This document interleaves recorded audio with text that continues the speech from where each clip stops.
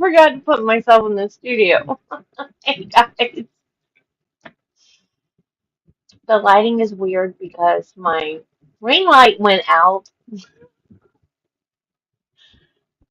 2026 is going to be better, y'all. It has to be. The tech problems, the health problems, the money problems. Why do they all happen at the end of the year?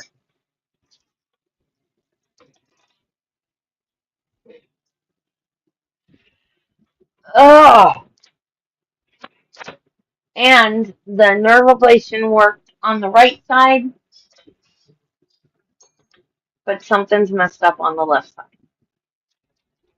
So I have to go. Well, I had a follow-up appointment with the doctor on the 16th to say it worked. Everything is fine, but everything is not fine because it didn't. It got worse on the left. I don't know what happened. Anyway, enough of my troubles. So a little birdie told me that there are some spicy Google searches in the Brian Walshe trial. I'm sorry that we had to miss yesterday. I could have come home and got us caught up, but it would have been horrible because I would have been a mess. I would have been crying and stopping and talking about all my problems, and you guys would have been like, I don't want to listen to this. So, I'm in a better mood today. I took a long nap yesterday, and Travis was like, you're not going to be able to sleep tonight. I slept last night. Oh my gosh. I'm not going to be able to say her maiden name. Oh, Serbia's in Yugoslavia? I thought it was in Russia. I'm awful at geography. Awful. Awful, awful. Because, like, okay, y'all. I'm not stupid. I just am bad at geography, okay? Because when, in that interview, when he said Belgrade, I thought Belgrade was in Ireland. And when the cop was like, Belgrade, that's in Serbia, I was like, oh, I thought it's in Ireland. And then when he said Serbia, I thought Serbia was in Russia. I'm terrible at geography. So bad at geography. Okay, so Ana, somebody Walsh, because I can't pronounce that, was born in Belgrade, Serbia, Yugoslavia in 1983. She immigrated to the United States in 2005, eventually becoming a dual citizen. She is thought to have met Brian Walshe during her 2 years working at a Wheatley Hotel in Lenox, Massachusetts. She and Brian married in 2016 and she took his surname. Yeah, I couldn't. I didn't even try. Nope, not even gonna try it.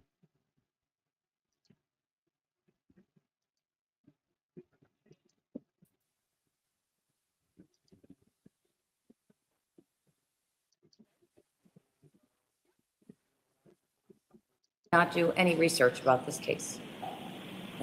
Oh, we're gonna do the staring thing again? Yes, we are. That is so weird.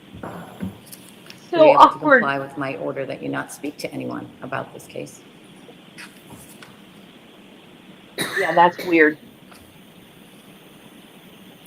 Have you stayed away from all social media and or news media?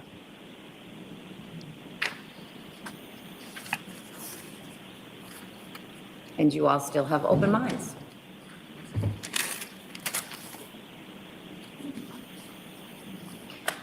With those four questions all answered by in So the affirmative by all 16 jurors, we're ready to begin today's work. Witness may be. if if I had been called, oh, duh, I muted it and didn't pause it. If I had been called, I don't know the answer to this because I'm not a lawyer. If I had been called to that jury and sat through opening statements, And then the judge asked me if I still had an open mind.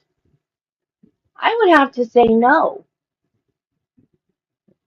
And then they would have to get rid of me. Is that a thing? Because I have a hard time believing that someone that loved their wife and came up to bed and found them dead wouldn't call 911, that they would dispose of the body so their kids wouldn't find out. That's ridiculous.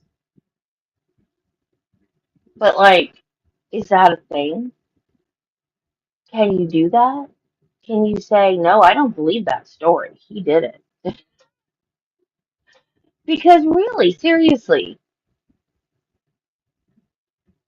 I don't believe that story. After the opening statement story, that's ridiculous. You know what I mean?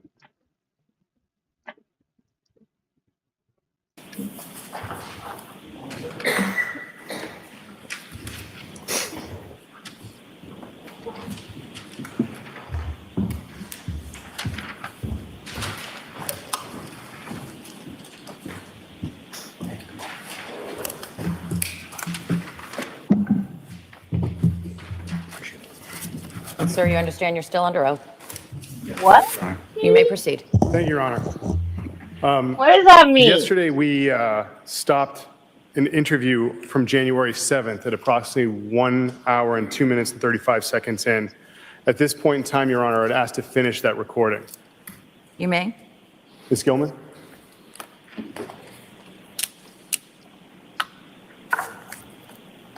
More than that, so.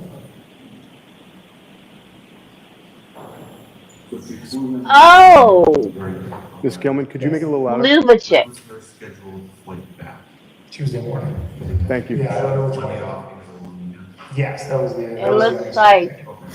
And then, to be correct me if I'm wrong, you said on Friday, Beach 30th, when she landed. she told Lubachick. you that Okay, She had a work issue, she had to go back. Lubachick. She was alluding to things being very busy with stuff on Nancy? Friday. And she was, I remember her being tired. Did she book a return flight earlier? Did she change the reservation? Did she book a new one? I don't, see, here's the thing, she sent me the flight coming to Boston, Yep. but she never sent me the return flight. All I know is that she told me she had a return flight on the 3rd, but I don't know. Marty, that's why I didn't put it on. That's why I didn't put it on the screen. I mean, like, I knew that Judy would never say anything inappropriate, but until I figured out what she meant, I wasn't going to put that on the screen.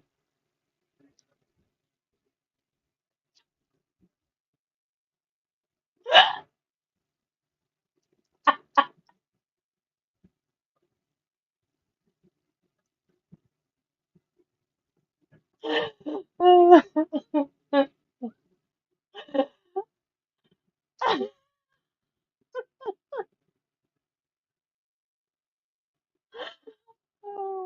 God. See, you guys, I love y'all so much. You make me happy. He's gonna be fine. He just has a bad back like his mom. He takes after me.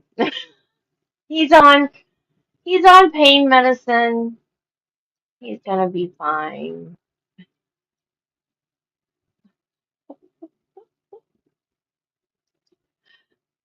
What time or what that was.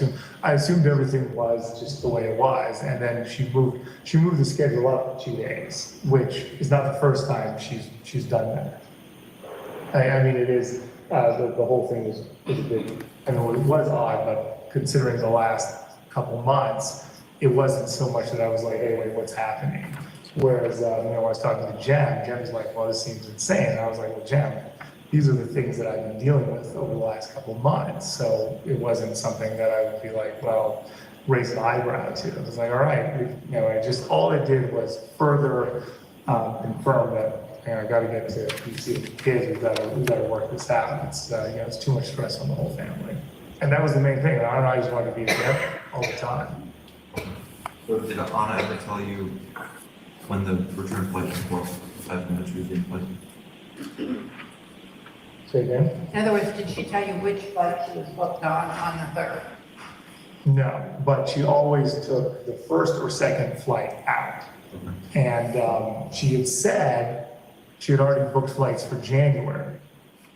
But we were supposed to talk about that. And then she said, she did say she was changing a flight, but not this flight. She was changing the flight for Martin Luther King Day. So I don't know if she did that or if she didn't, but she was talking about changing that flight. Too much But she was information. going to come in Thursday night, stay Friday, Saturday, Sunday, Monday, and leave Tuesday. And maybe try to leave, maybe even say an extra day. So she was offering 4 or 5 days, which is again, was normal when she said I was going to take Thanksgiving, like 2 weeks for Thanksgiving, but I'm going to stay 5 days when I come back. And she only stayed for 1 day. And then she was always like, I'm going to have more time. And it seemed like she was having less and less time. Okay. On New Year's Eve with Jem, Yes. was Jem aware that she had to leave the next morning? No. Did, why do you think that is? What, I don't know. I mean, Jem, we were probably because we just wanted to, I mean, most likely just to enjoy the, time with Jem. He's only here for 4.5 hours or so. And we hadn't seen him in Were person. you aware that she was leaving the next day? No, I wasn't. I was aware that she was probably leaving early. Again, the assumption or story that in my head is that she was leaving on Monday. So she was originally planned to leave on Tuesday. You were on the assumption by her leaving early it would be Monday. Yeah, I mean, I had no information otherwise, but, I was definitely surprised, like, I gotta go. Okay. So what were your plans with on New Year's Day? Yeah, so, it was gonna be the same stuff. The only difference is that, she might have, come up with me, to see my I'm mother. afraid to possibly, or ask, we would have, Marty. Or the whole family would have done something, like my, up in Swampscott or somewhere nearby. Because I said I had time, and I don't have to drop my mother off, so we can go see her and get her what she needs, and maybe we could do some stuff. So I was excited about that. Oh, good, thank you. No. But I didn't bring it up, but she was troubled by whatever happened with Abdella. She says, it can't be my friend. This is 30 minutes before New Year's. And she brought it up, she did bring it up with Jen at the time before. Okay. He said he couldn't be a friend? He texted on New Year's Eve, saying friendship is over or something to that effect, right? Yeah. What did he say? What did Ana say? She said, I'm sorry, I appreciate, give a leadership sort of answer, like, I accept, what you're saying. And then he called leave a message, and then I remember her saying, I'm not going to listen to this. That's actually when she put her phone upstairs shortly after. She didn't tell you problems? I think she understood it. I think he was saying that, because I haven't even seen you through the holiday season, you're in town, not seeing me in person, often enough, is that's not acceptable. I'm here to, support you, take care of you, or whatever it is. So, it was just a bit, I mean, it's not the relationship, I guess, she thought that they were having. He's married to the child, just by the way, and they've known each other for 10 years, so just to give you some background. Do you know how they met? Yeah, they worked at the Willard Intercontinental together back in 2012. That she went and put her phone upstairs after that? After that, she, I would say it was 10 or 15, and then I remember her putting her phone upstairs because then she came back down without it.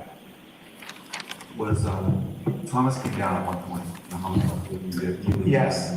Yeah, exactly. Was this before, during, or after Thomas was participating as well? Oh, yeah, Thomas went to bed at, he went to bed, and then he came over at like 9 or 10 or something. I think Anna took a bunch of photos. Jem and I don't have any because she didn't send them to us yet. But I think she sent one to Real Fast though. So that was that's when the photo was taken about. So it was 10, maybe 10 o'clock or something like that. You know, where upstairs she put her phone at that point? Yeah, on a bedstand. In your room? Yeah, or my room now. The one with the ceiling tile on it? Yeah. Not in the ceiling tile drawer, like on top, yeah. Makes sense. But she did seem disturbed by that, which was odd. And she did bring it up, she brought it up to me and Jen at the time. So, I mean, that was something that, not normal, but. Yeah, you kind of cut us off. Yeah, sorry about that. No, no problem. You had said that the plan for New Year's Day was to take Anna and the kids up to. Maybe, yeah, that was Did you a, actually have a plan? no, we didn't have a full-fledged plan at the time. But we had options and stuff, so. So was the nanny, Okay. was the nanny coming over Sunday, the last thing, was that? No, the nanny was gonna come over anyways, because I was gonna go, I set everything up in advance, because I was gonna have to go take my mother, so I wanted the nanny here, I didn't know what it was gonna look like, and what Anna was gonna wanna do, and things like that, so. Also, if I was gonna see my mother, I was gonna take the kids somewhere, then we're gonna meet up later, but, because I have so little time outside of the house, when I do try to make, most of it as a family, get everything done that we said we would do. You mentioned having options on New Year's. Yeah, because I had the time to go see my mother, so I was like, we'd go up and we wanted to do something, with her, with the family, we had those options were available to us, which, like today, they would not be, right, because I don't have any time. You guys had an argument after she said she was No, we didn't have an argument, it was just, I was a bit taken by surprise, not to be crude, but I was in the bathroom, and she came by and said, I have to go to sleep, and I was like, well, hold on, and she's like, I have to get up early, Brian, I have to go tomorrow, and I was like, oh, I wasn't expecting that, and then she said, I said I might have to leave early, I said, I didn't know it would be like that early. So, but I did have an argument with her for the Thanksgiving and the Christmas Eve, so I wasn't going to make the same 3 times. I was like, okay, and then she immediately backed it up with like, hey, I'm going to come 4 or 5 days and for Martin Luther King Day, because we were making a new schedule for January and February. I said coming every week is really not good. Is there any way that you could come every other week for more time? So we were working on that when she arrived Friday and Saturday. We were talking about that.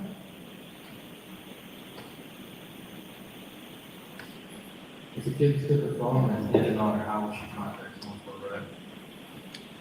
If the kids took her phone and hid it, how would she contact someone for a ride? She wouldn't leave I don't think she would leave the house without the phone. But let's say that I'm wrong about that. So sure, she would use my phone, right? But she put Lyft on here. I guess she would download Uber and get it. But I know where my phone was, and we didn't have this phone at the time. So there were phones in the house. Did you use any iPads potentially? Oh, there you go. She probably wouldn't be able to use the iPad to do it. I would not, but she would know how. The only thing I saw was one phone, and her laptop. That other iPad that I'm telling you about should be at the DC. She did have a laptop with her, but she programmed all of these. When did Thomas get his phone? I think my mother bought it on I forget when we got the phone, because she had to get the phone and, or my mother had it and she was bringing it with the watch and everything, so it probably came here She probably brought it on the 2nd or something, everything came on the 2nd. When you didn't have your phone, when you sent those emails, was the emails? Yeah. Who were they to again? So Zach and Daniel, my business partners at Let's, my wife and my mother. How did you send those emails? My laptop.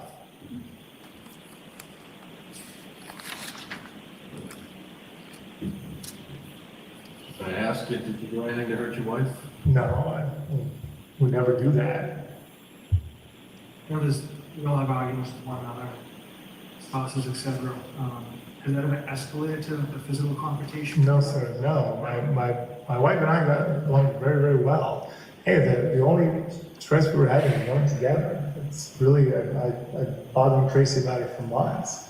The family doesn't work without my wife. Never hurt my wife. I mean, I love her, and what would have been, I think about my kids too. She's a wonderful mother on top of being a wonderful wife.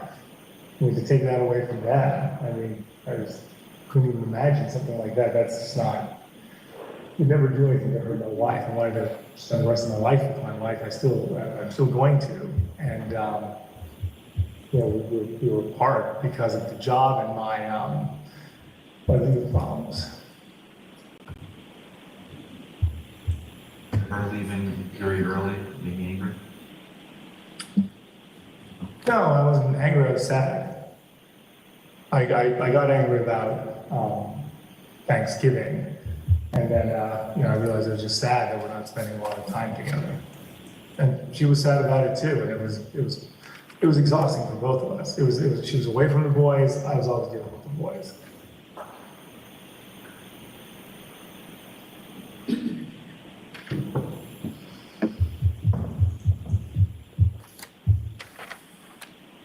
But my wife and I were a very good team. We agreed on, you know, almost everything. We agreed on, I have to get to DC, just didn't feel like we were the authors of our own lives. So that's why she wrote that on the thing, we have to be the authors of our own lives to make this happen, Brian. We're always working together.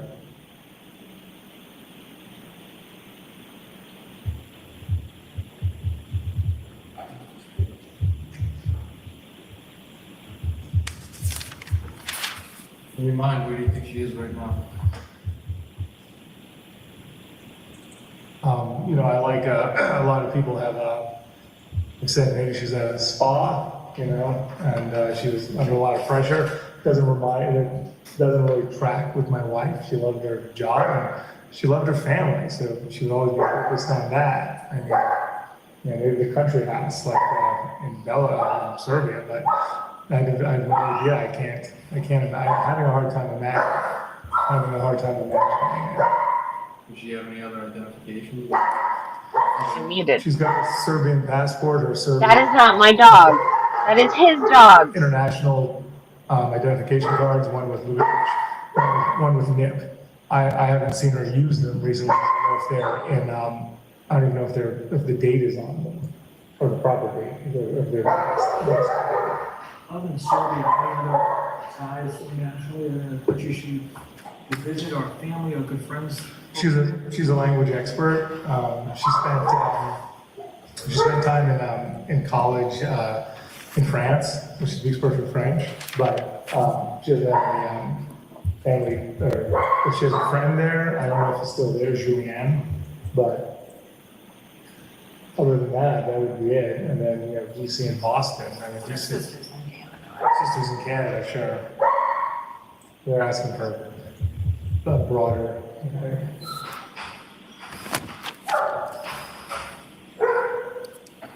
Anything else right now? You have international flights. Was she scheduled, it appeared in the newspaper, not that I ever believe the newspaper, which is why I'm asking you guys. It appeared in the newspaper that she did have reservations to go back to DC on January 3rd. That makes sense, yeah. I'm just asking if that's confirmed. That's our understanding, yes. Do you know what time?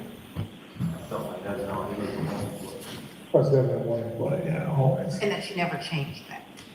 To our knowledge, it's not canceled or adjusted. The chatter between JetBlue and her over the last few months is because when she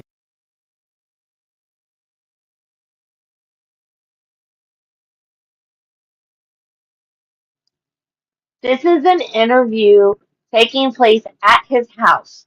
So you're going to hear the kids in the background, his dog in the background.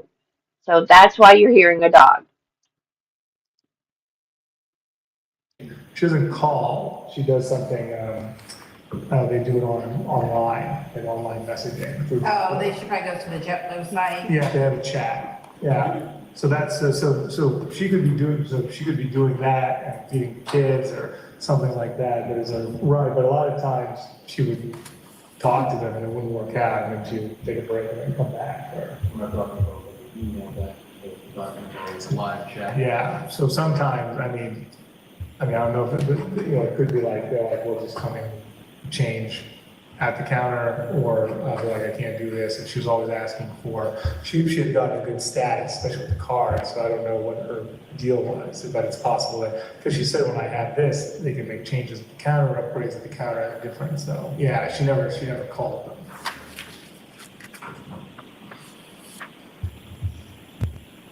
Anything else at the moment? What about like brunch reservations or any brunch plans on New Year's?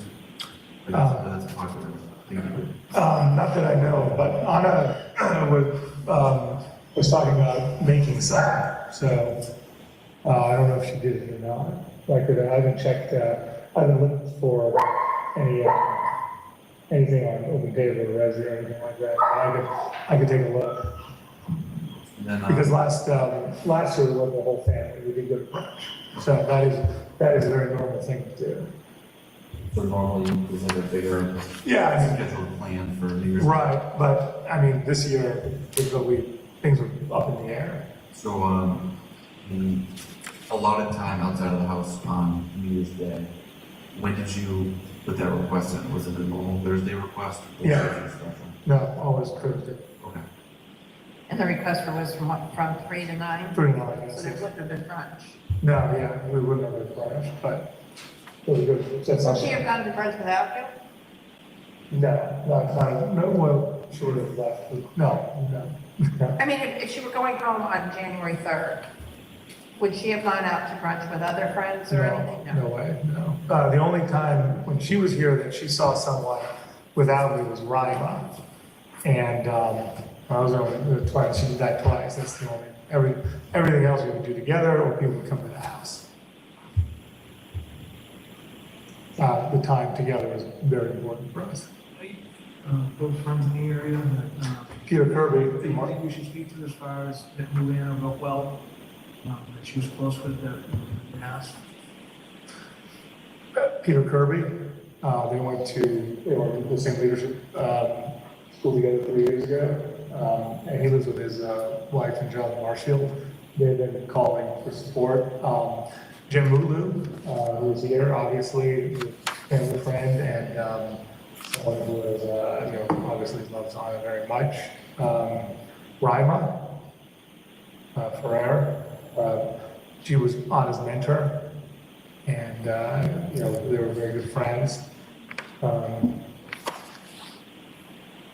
Those would be the main ones that I would think of.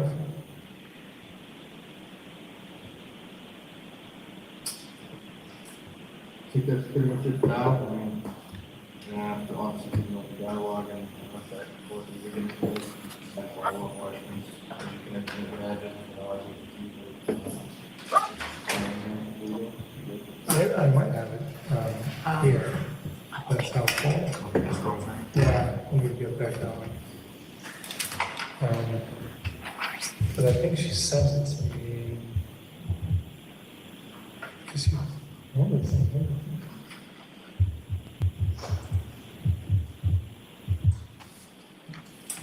Could this be it?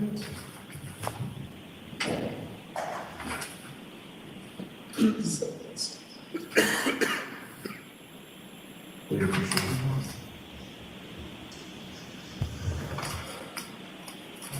Where?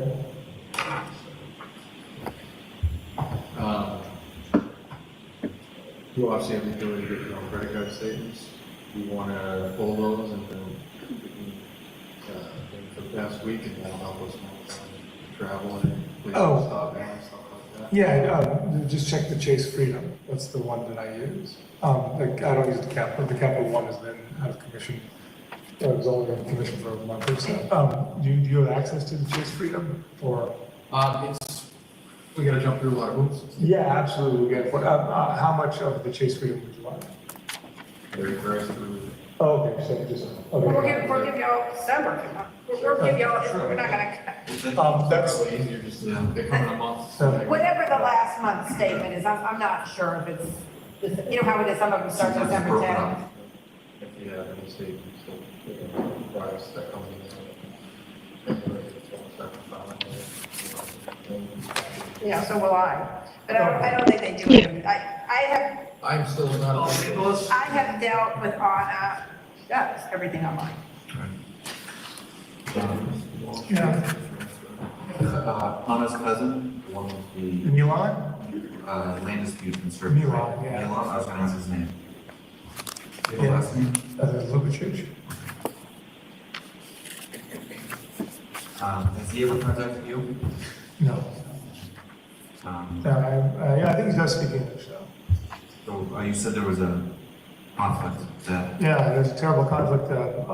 If you speak to Alexandra, she'll know more about it. But since I've known Ana, basically what happened 2 generations ago in Serbia, in Belgrade, Ana's father's mother, so her grandmother, bought a piece of land with her sister or something, and then they had kids, and there's been a land dispute over it because now it's worth a lot of money, and you can build a large building there.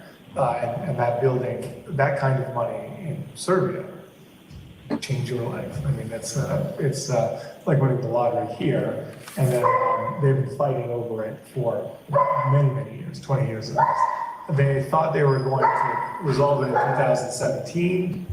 And then things didn't work out. Things went back and forth. And then just this Thanksgiving, they, basically dissolved the deal. So they had a deal that it took 15 years to put together. 5 years later, they couldn't perform on it. They were to split. so aside from that, and the, is there any, business conflicts with properties or with this new job? Is there anybody that would be upset with that? Yeah, people ask me that same question. I can't think of anyone that would be, would be upset with Ana. I mean, everyone loves Ana. She's wonderful. So, and when if you see all the texts and emails coming in, like, what can we do? Love Ana. I can't think of I can't think of anything like that, honestly. That would be upgraded to anything like this, especially. Whether it's her fault or not, like any issues at work that comes up that somebody would be slighted? Not that I know. I mean, the only people I know are the people that she was working with, and actually had a very good working relationship with everybody. No, again, it would be very hard to. No, I wouldn't have a name to give you for that. Okay, what about you? Any previous business partners, any current partners, anybody that would be, upset with you that would want to try and hurt you in some way? Well, I mean, what about the guy in LA? Oh, but there's a civil lawsuit. Yeah. A Well, civil lawsuit is not the same as wanting to hurt you. okay. There's a civil lawsuit in California. I don't think that reasons any. Okay, yeah, I I don't. understand somebody suing you. Yeah. But Ana too. Trying to hurt your wife is different. Yeah. Right, but they're suing Ana as well, and he called Ana during the thing. So I mean, that's the one, that's one person. But I don't think so either. But that would. We have the name just to. Yeah, what is it, Ron Like the gallery. Gallery thing? But he had Ron. Rivlin. Yeah, but he did call. He called Ana, and he brought her into the case. What do you say was called? Well, he sent her threatening email, Facebook text at one point. You stole from me. I know the police and the FBI. I'm coming to get you. Things like that. But that was 6 years ago. And we had, other than when I was arrested, he tried to contact her via Facebook or something, 2018. But we haven't heard from him since. What would the 18 contact? 2018. I think it was just, he was trying to friend her or something like that. With all that, the criminal stuff started. That's right when the criminal stuff started, yeah. But that would be, I mean, someone who, I mean, certainly I have a, you know, a different situation. So, you know, him and, you know, I mean, there's Jung and Lee in Korea, but highly unlikely. I mean, he's you know, he's a son of a billionaire. I don't think he would. What in Korea? His name is Jung Lee. It's another person involved in it. They're getting restitution and everything. Also, The guy is- Jung could care less, yeah. Yeah, I don't think anything of that would rise to that. Yeah, same with Arno Dubuis. And besides, they would be pissed at him, not. Yeah, you know, Ron is the only one that like tried to bring us, like, you know, Jung Lee is what's, and what was the other name you said?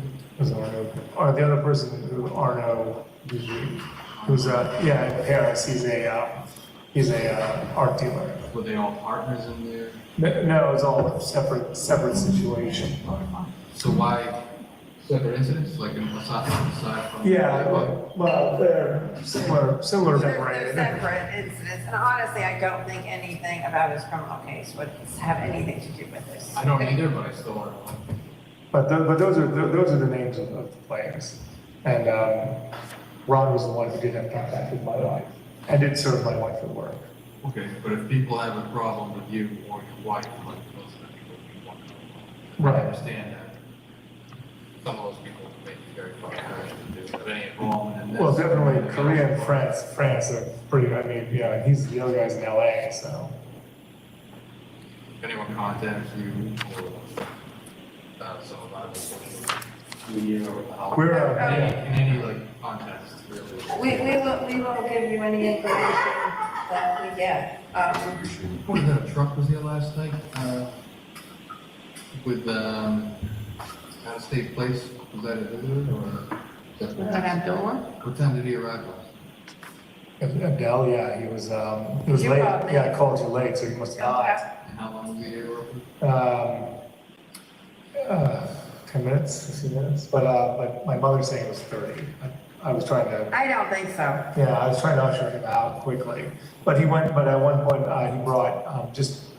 he brought Dane Ryan, who was one of Anna's mentors 10 years ago, I haven't seen in a decade, which was weird. And then I was speaking to James, but he went over and spoke to the kids to Zach, the kids for a minute, but. I'm hearing a lot of talking about his friends and real affairs and leadership. What exactly is going on with these groups that you guys are part of? Yeah, so how to explain, it's something called Lost Breakthrough Academy, and it was it was a leadership training program, and you know, we formed pretty close relationships there, and we, as I said, that we raised a lot of money through our community service projects, each from Loving Spoonfuls, Torch Foundation, things like that. So we've stayed connected. It was more than 3 years ago. I guess I started this month 3 years ago, and Anna graduated in February 3 years ago, so 2020. Well, it's a 4 or 5 month program, and then you get a graduation. And you know, he says that you've graduated or have a certificate of completion of your of work. So Okay. it's not accredited, to be clear. Okay. Is Adele is a member of that? He is not, no. He's not. But The guy he brought in. James Ryan, no. I thought it said. A mentor from her when she was young at work, yeah. Okay. And I had a good, someone that she considered. They, I guess they had spent time together, I don't know, 4 or 5 months ago as well. When was that? How much of that leadership group that you mentioned? Oh, yeah, it was 3 years ago now. The Yeah. last time she was part. Part of it, yeah, but we stay in touch. Okay. All right. But, Jan, Alyssa, and Peter Kirby, all of them have gone through that training. But if you have any other questions, please let me know. Anything from the pool today? No. Very dirty pool. Okay. It is Oh, 1536, shut up. Your Honor, Yes, could the Commonwealth request that identification D is read into the record? sure. So George, from time to time, I will read you what are stipulations. They're simply agreements between the parties. I sometimes say they're facts you can take to the bank because the parties agree to them. I'm going to read such a stipulation now, marked for identification as Exhibit D for ID. At 5:18 a.m. on Saturday, January 7th, 2023, Cohasset Police Detective Harrison Schmidt received an email from Richard Walker 9984 at gmail.com, which stated, "We have the so-named Ana Walshe with us here. We had a deal worth $127,000. She messed up. We have her here with us, and if she doesn't pay the money, then she'll never be back. And we know that the police and the FBI are involved. Good luck finding us." Detective Schmidt received a second email from Richard Walker 9984 at gmail.com, which stated, "Here is Ana Walshe. Unless she pay the money we deal, she isn't coming back, comma, comma. Thanks and good luck." The second email had an image of a woman who was not Ana Walshe, and using an image search, police found the image on iStockPhoto.com under, quote, "kidnapped stock photos," end quote. On January 7th, 2023, police obtained a search warrant for data associated with the account Richard Walker 9984 at gmail.com. The search warrant was sent to Google, and investigators learned that the Internet Protocol address, the IP address, with the Richard Walker 9984 email account geolocated to Nigeria, and no IP addresses located in the United States were associated with the account that sent the Richard Walker 9984 at gmail.com email. The Commonwealth is not alleging that Brian Walshe sent the Richard Walker 9984 at gmail.com email. Thank you, Your Honor. So, Sergeant, a couple questions about that interview. There's mention of an application, Viber. Could you tell us what that is, if you know? It's a messaging application. And there's also mentioning of WhatsApp. Do you understand what that is? Yes, that's also a communication app. There was mentioning of a person named Abdullah. Do you know his name? Yes, Dula Almatari, And what is his relationship to Ana Walshe? a previous coworker from the hospitality industry. There was also mention of Peter Kirby. What is his relationship to the Walshes? A family friend. During the interview, a dog can be heard barking. Where was the dog located in the home? In the crates in that sunken-in family room. And you had the opportunity to be at the home a few times between the 4th and the 7th. What issues did you ever have with the dog? None. There was also mention of the pool today. What was going on at the pool that day? During that wide-scale search, we had drained the pool to get a better look at it. Now, after January 6th, when the Cohasset Police Department had a press conference, what happened to your voicemail and email? I was inundated with messages and tips from the public. Why is it that your voicemail and email were inundated? I was the point of contact for any information, so my department email and phone were listed and disseminated to the news and social media. And was Richard Walker email one of those things that came into you after that press conference? Yes. Now, Ms. Gilman, could we have what was marked yesterday as Exhibit 44?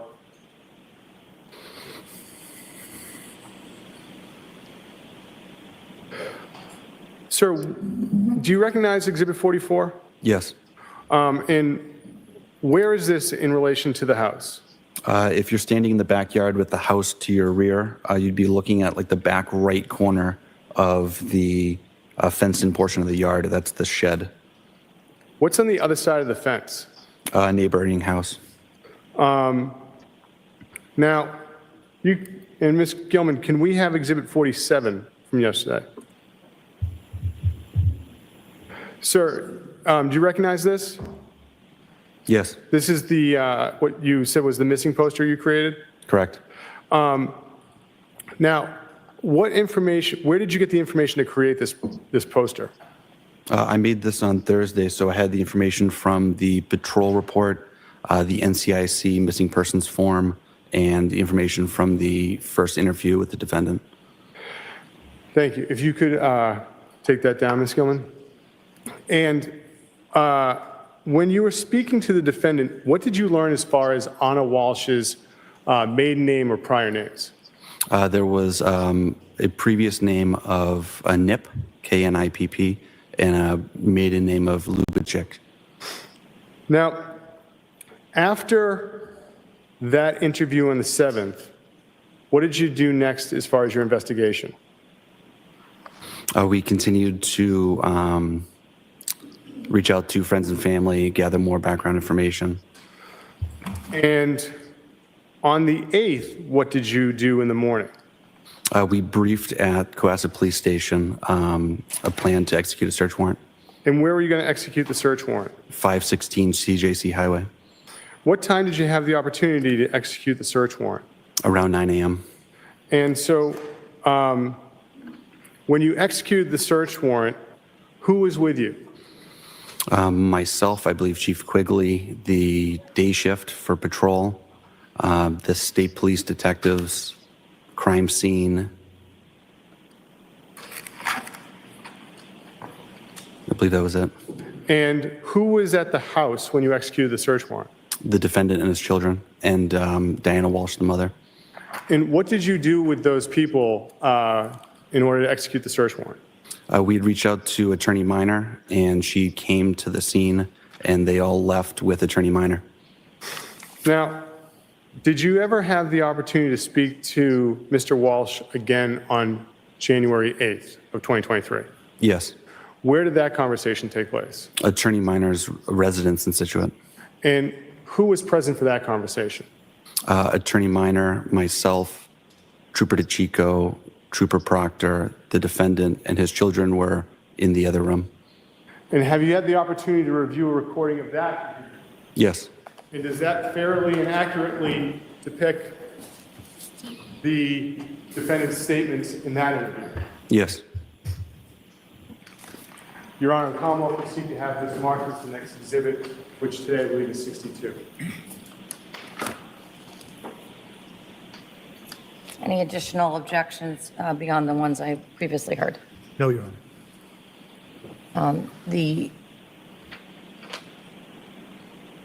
1/8/23 audio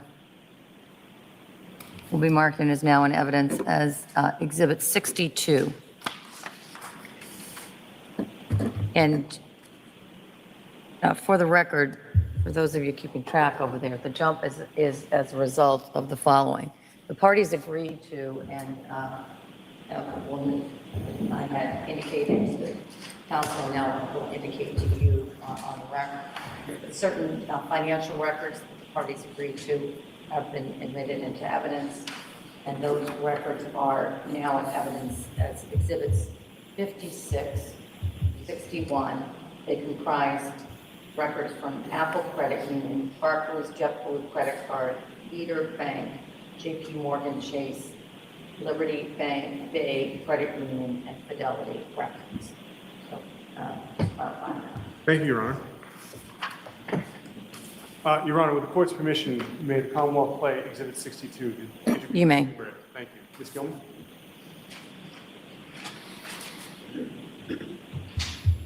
(11:13) on Sunday, the 8th, 2023. My name is Harrison Schmidt. I'm a detective at Cohasset Police. Trooper Michael Proctor, Norfolk County DA's office. David Chico, Cooper, Norfolk DA's office. Tracy Minor, attorney for Brian Walshe. Brian. So we're here at 244 Gannett Road in Situate. Did you see the time? Yep. Okay. Let's see. So, yes, the last time we spoke was yesterday, and I think we asked you to give us a good account of where you went when you left your house on the 1st, and you told us that you'd gone to visit your mom, went out, ran a few errands for Whole Foods, CVS, and thank you, ma'am. You told us that the Whole Foods was across from the house, and your mom lives in Paradise Lane, and the CVS was in Daniels. Which CVS in Daniels was it? No, sorry, maybe the one, by the nail salon that, and I used to do videos there, What road was that on? by Kathmandu, Plaza Shop. Kathmandu? Okay. And what did you purchase there? It's probably the alcoholic wipes or the other wipes, whatever it's called, I forget what it's called. Okay, and the method of payment, Cash, okay. and the time that you would have been there? 7? About 7 p.m.? Yeah. Okay. I was looking for, how long for the shoulder. Okay. Because, it's very hard to Well, get. we know that you got back to Cohasset by 8. After 11:30, yes. I probably don't remember exactly. It's not an exact science, but like a general approximation. Before 7, most likely, it gets dark out, so we're like, Was it dark when you got there? yeah, It was. Okay. You think it was before 6:30? I don't. Okay, But so it could have been at 6:30. did you go anywhere else other than that CVS and Daniels? That was the only place I went. In the whole group. And you went there, Earlier. at the time? Yeah. I've been going to Walgreens. Anytime I go, my mother asks me to get tough off for the kids. That we should be trying to get some. And on the 2nd, the only place you went was the press. Hang on, Spike. On the 2nd, may I have a look at this? Check, shows, press. eBay. Hang on. You get purchases of vegetables. Okay. Thank you for getting that together for me. Okay, so obviously there's a lot of electronic devices in your house. And you've been kind enough to consent to downloading several of them. One of them being the iPad mini that's Thomas's, is that right? Okay. Now on previously you told us that Thomas had gotten up on New Year's Eve and spent some time with you, with Jem and Ana, and then he'd gone to bed, right? And that's what, like 10:30, is that correct? Around there. Around there? You can combine the photo that was sent by Anna, you give it more exact time. Okay. Do you use any other devices in the house? I use my phone, and Anna and I only use our phones and the, everybody does everything, but I only use the, gold laptop. The gold laptop? Is that an Apple or? Everything we have there is Apple, except Anna's, work computer was, not Apple. So again, we downloaded the iPad mini, and you've been fairly consistent in your story, your account in the morning. You said that Ana gave you a kiss at 6:30 in the morning. Is that right? You said that, and then where do you want to make breakfast? That's correct. Right. So how do you explain at about 4:54 in the morning, the iPad mini is querying the 10 best ways to dispose of weekend body 54? in the morning? I have no idea. Thomas is asleep. And Well, she's Thomas behind it. is in his room with the iPad, Thomas is usually in. I mean, I don't use an iPad, so that's really weird. He's 6, right? Yeah, He's, but he does not have the, is he the average intelligence for a 6-year-old? oh, no, I think so, yeah. Okay, but 6-year-olds typically, I mean, I have a 4-year-old who's, has a hard, he can't spell his last name. No, 6 is exactly. obviously way more advanced. If you have a 6-year-old who, you know, there's no. No, obviously not. Okay. There is dozens of searches on that iPad on the morning of the 1st that ask how to dispose of a human body, how to get blood out of hardwood floors, how to dispose of a body in the trash, how to stop a body from decomposing, and how do you explain that? I don't have no idea. So you're not using that iPad? No, that's not. I mean, only to get it for his speaking meetings. Okay. Ana left at 6, right?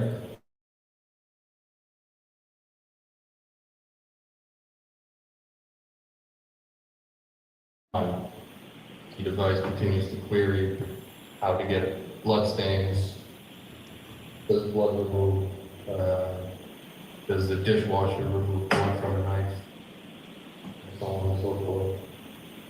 Does the dishwasher remove blood from a knife? But saw dismember body, things of that nature. Wash it by hand. Hey, It Ken. is 11:21, What the fudge? still January 8th, 2023. Shutting off the recording. We're still on day 2, Sergeant, Ken. after that interview I was had over, a what did you do? snafu yesterday and couldn't stream. We went back to the Cohasset Police Station. If you could keep your voice up, sir. Sorry. We went back to the Cohasset Police Station. And did you ever have the opportunity to see Mr. Walsh again that day? Yes, About what time? about 4 p.m. And where was that? at Attorney Minor's residence in Situate. And what did you do with him at that point in time? I placed the defendant under arrest. Now, No, you gotta go out. where was I the will kill defendant you. taken after you placed him under arrest? The Cohasset Police Station. And did you ever have the opportunity to see his hands on January 8th and January 9th? Yes. The Commonwealth would seek to publish what's been marked as Exhibit 48, which is file number 7697. That's one of the previously admitted exhibits from yesterday morning, yes? Thank you, Your Honor. You may publish it.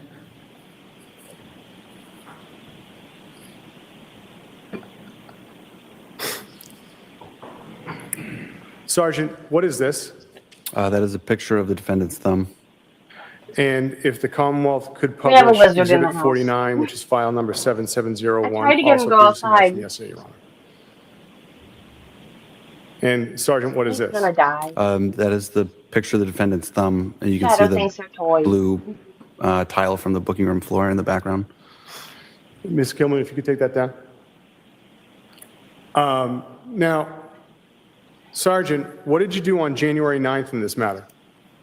I went to Life in the 300 Forest Street in Peabody And about what time did you get to 300 Forest Street in Peabody? around dusk. And why were you there? We had collected 2 dumpsters from the apartment complex at 330 Paradise Road.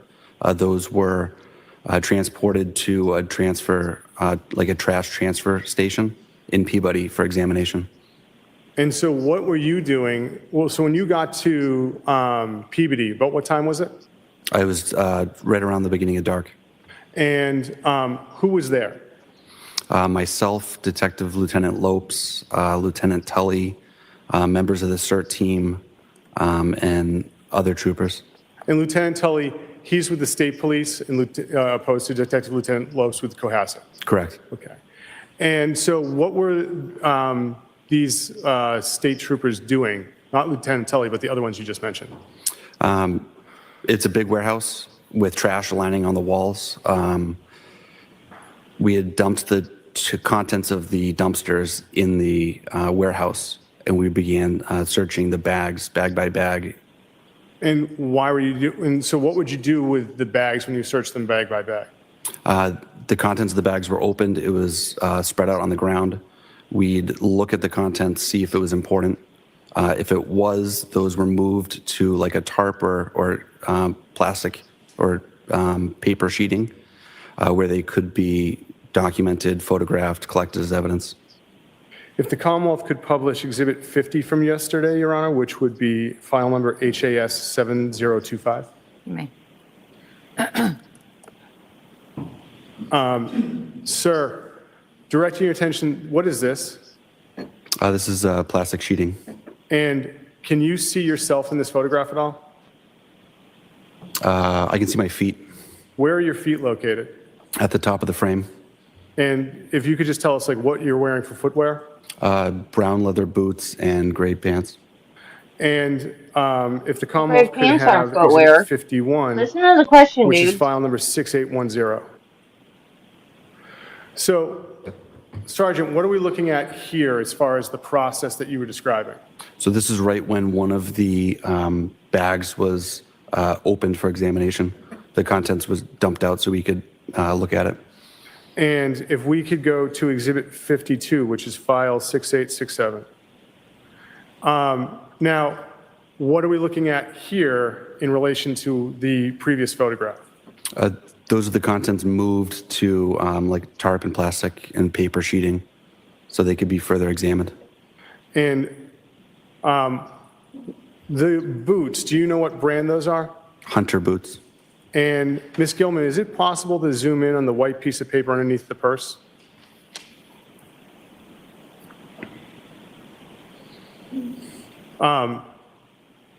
Sergeant, did you see that white piece of paper that night? I did. What was that?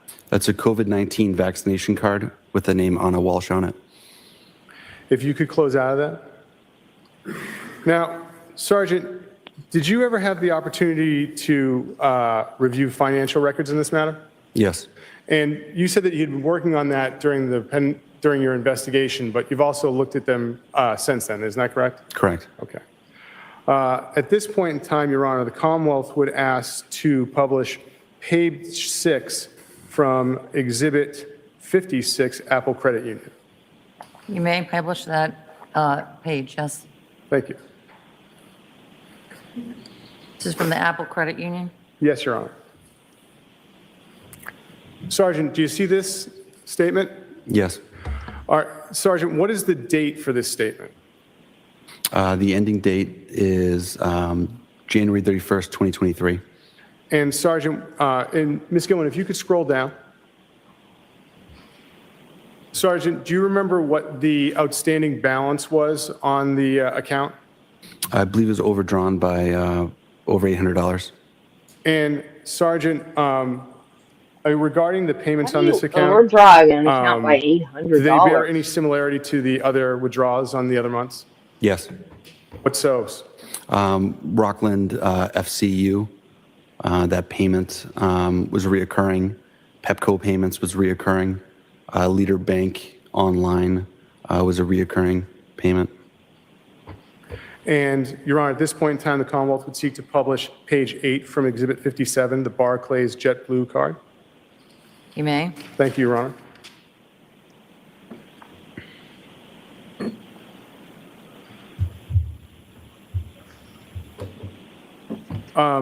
Sergeant, what is the date for this statement? Statement period ending in January 17th, 2023. And what was the balance for this statement? Statement balance as of 1/17/2023 is $2,145.69. And Ms. Gill, and Your Honor, if we could publish page 10 from the same exhibit? You may. Thank you.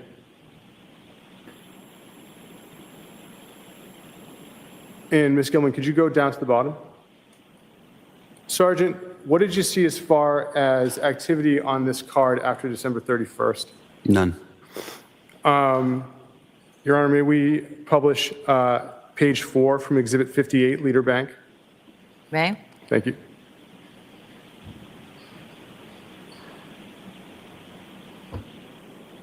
Sergeant, do you recognize this statement? Yes. What is this for? This is a mortgage payment for an investment property. And do you see an address associated with it?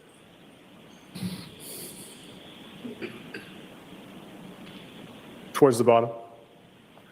Yes, the collateral property is a condo at 35A Tudor Street, Unit 35A-5, Lynn, Mass.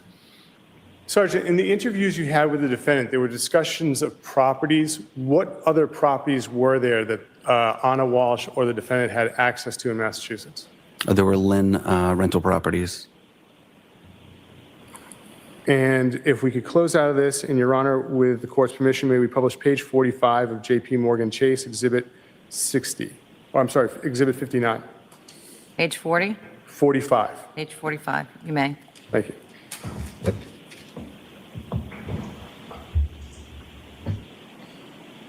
Sergeant, what is this account? This is the Chase Freedom Card. And when is the period ending for this account? Ms. Gilman, could you scroll down just a little?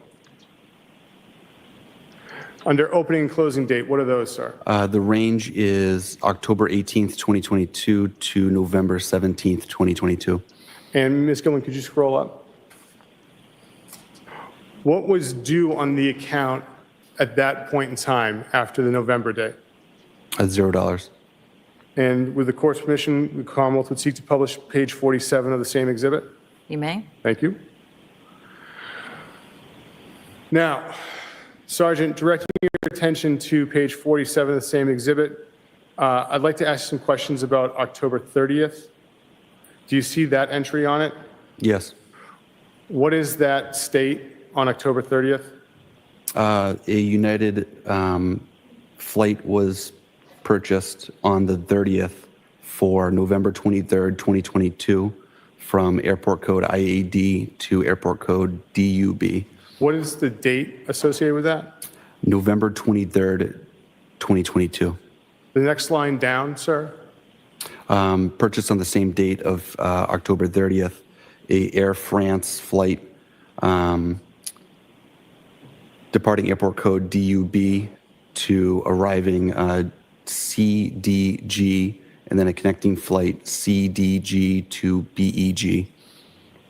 And the next line after that, sir? Oh, and by the way, what was the date associated with that airline? That was 11/27/2022. The next line on October 30th, sir? A flight from Lufthansa Airlines for the date of December 7th, 2022, leaving BEG to airport code FRA, and then a connecting flight FRA to BOS. Do you know BOS's airport? Boston Logan. Do you know IAD? IED is Dulles in Virginia. What is DUB? Dublin in Ireland. What's CDG? Charles de Gaulle in France. What's BEG? Belgrade. What is FRA? Frankfurt. Now, if the Commonwealth could publish page 97 on, one moment.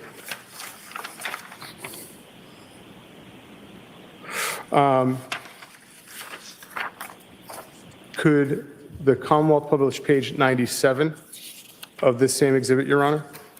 Page 97 of 59? Yes, thank you. Okay. Thank you, Your Honor.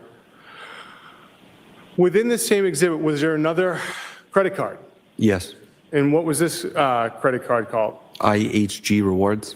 And looking at page 97, what is the balance owed on this credit card? $2,690.97. And Ms. Gilman, could you scroll down? What is the closing date for that account? January 23rd, 2023. And Ms. Gilman, could you scroll down some more? What is the name on that account? Ana Walshe.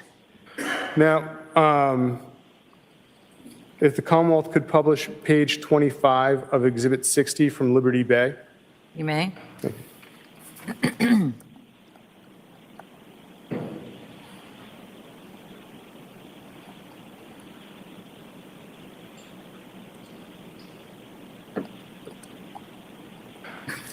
Do you recognize this statement, sir? Yes. What is this? This is a Liberty Bay Credit Union statement ending in January 31st, 2023. And who's the name on the statement? Ana Walshe.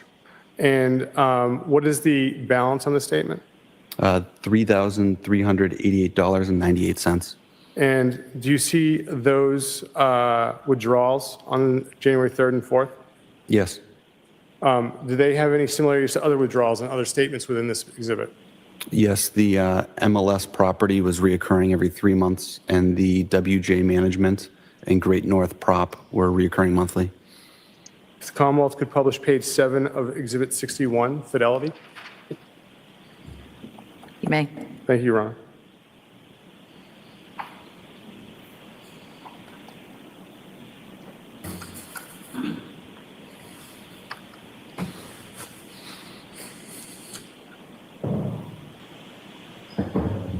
Oh, page 7.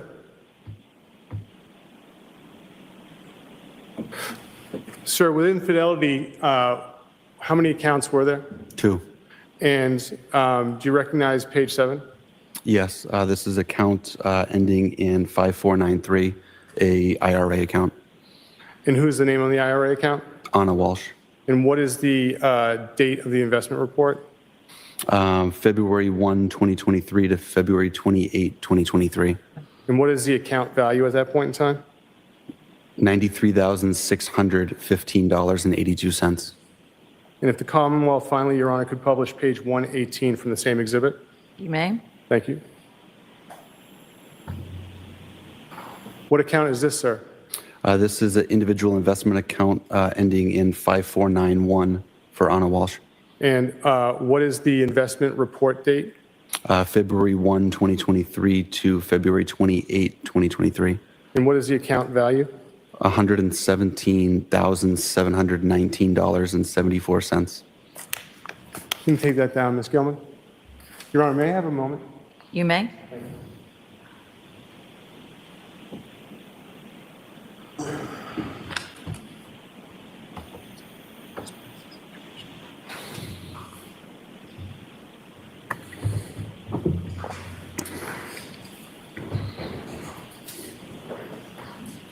Your Honor, at this point in time, could the Commonwealth ask that you read in G for identification, another stipulation? Yes, may I have G, please?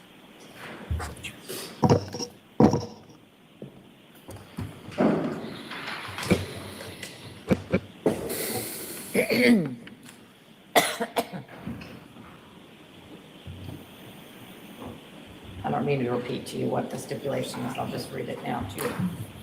Brian Walshe was arraigned in United States District Court in Boston, Massachusetts on May 11, 2018. On April 1st, 2021, Brian Walshe pled guilty to indictments for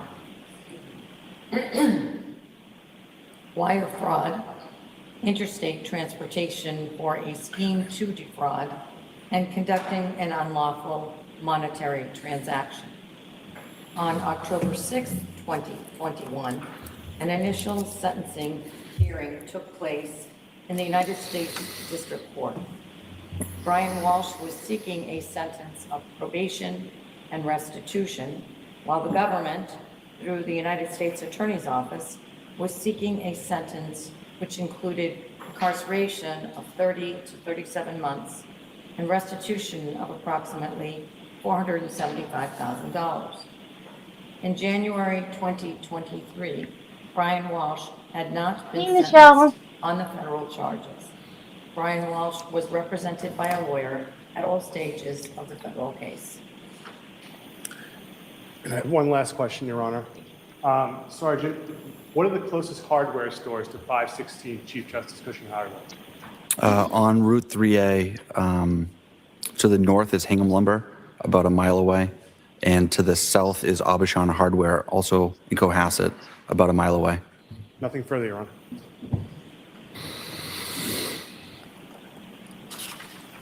Any cross-examination? Yes, Your Honor, thank you. You may proceed. Morning, sir. Good morning, sir. Those financial records that were just displayed to the jury, tell us in your own words, what's the significance of those?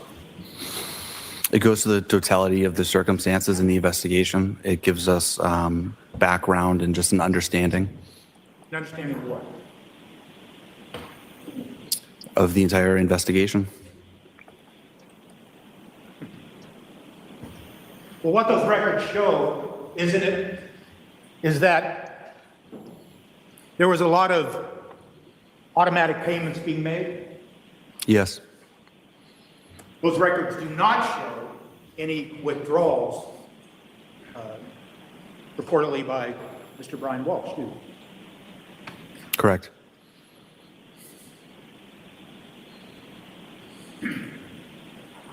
And for instance, those records that were related to the Freedom card that you then told the jury about the indication of the flights and you identified DUB as Dublin, where'd you get those records? From Chase Freedom.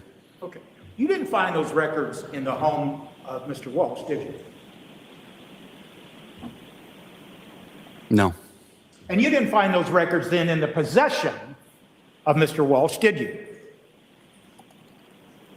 can I explain? Can you answer the question? I can. What is it? Physically in his possession, no. And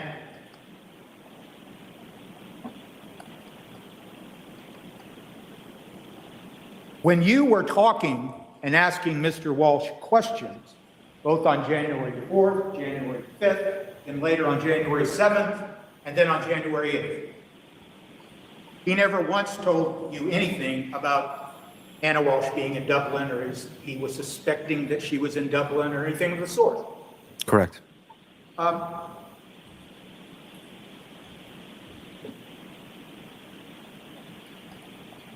When you were talking to Mr. Walsh back on January 4th and January 5th, he forthrightly told you about the federal case, didn't he?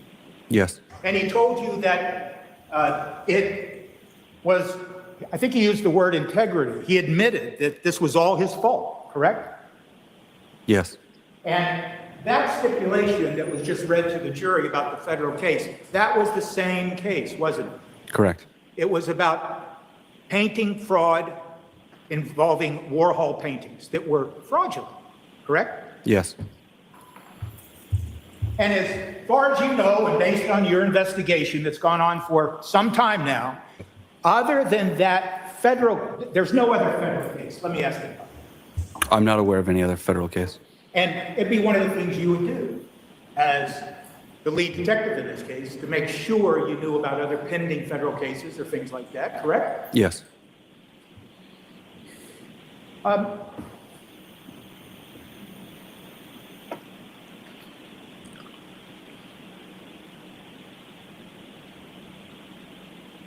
Let me just ask this.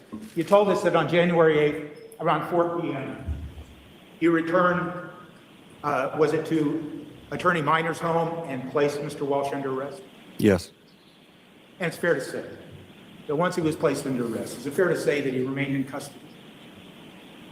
yes, And so, just getting to that Richard Walker stipulation, fair to say that one of those ransom notes that we had to hear about, that occurred after Mr. Walsh had been placed into custody, correct? yes. I believe it was February 10th, the second one I received. So,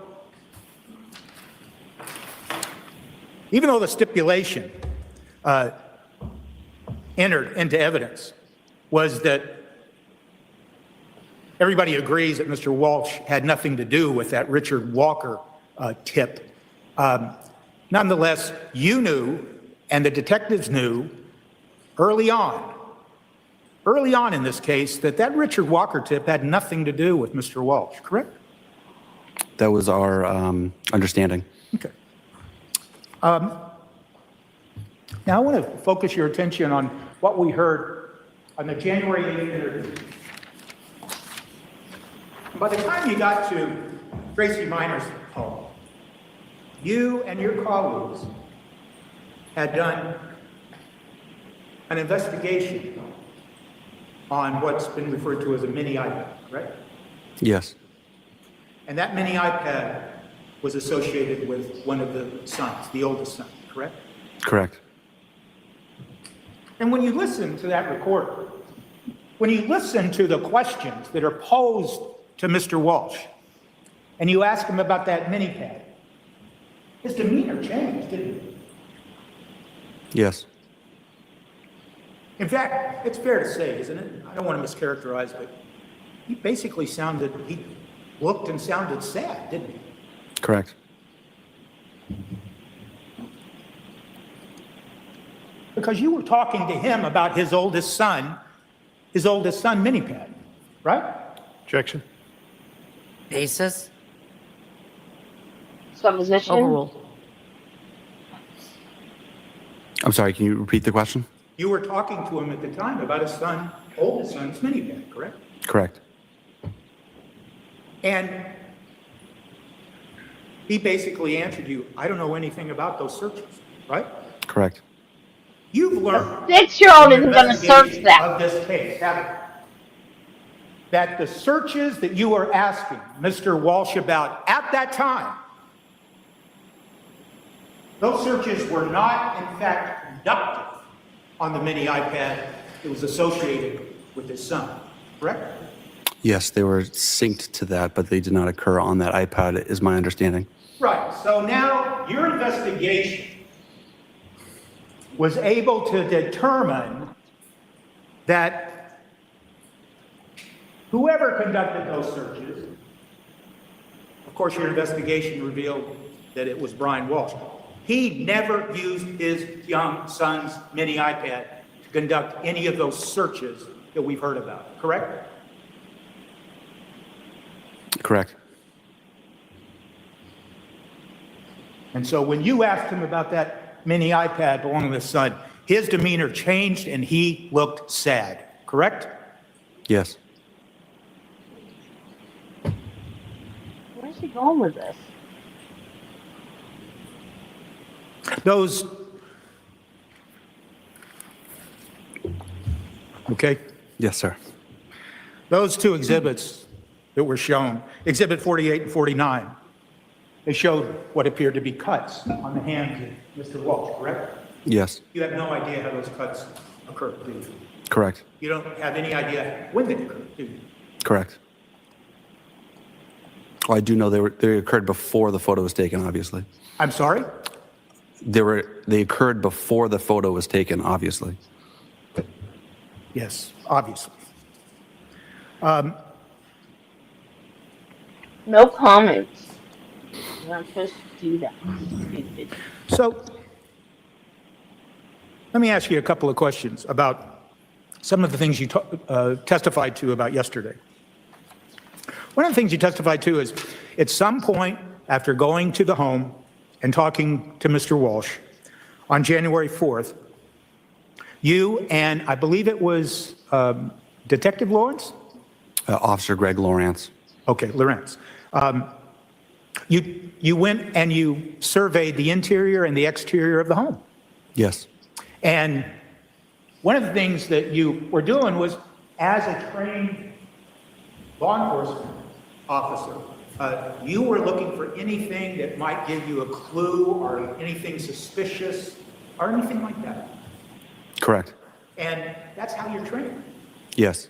And you're a very competent officer, aren't you? I think so. And in this case, you exercised that competency. And when you saw, for instance, that Volvo out in the parking lot, you walked out there and you looked inside the Volvo, correct? Correct. And is it fair to say that Mr. Walsh was with you at the same time? Right. But then he said that, so Brian looked sad because he thought his 6-year-old son did the searches, but then he said, but it wasn't, they didn't come from the iPad, that they were mirrored on the iPad and Brian made them. Like, so what is he trying to say? He looked sad. Well, why did he look sad? If he made the search, I don't understand that line of questioning. Like, at first I thought, yeah, he was implying that the 6-year-old made the searches, which is stupid. No 6-year-old would search those things.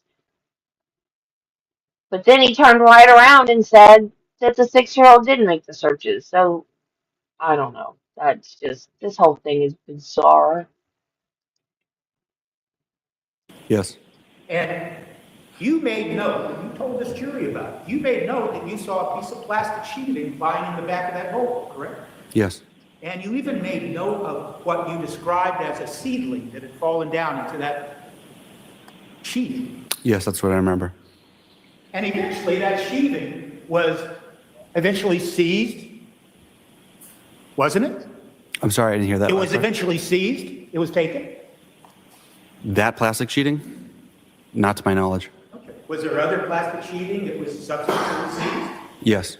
And did that subsequent seized sheathing that matched the sheathing that you observed in the Volvo? It looked familiar. I'm not aware of any scientific comparison from one sheeting to the next. Okay.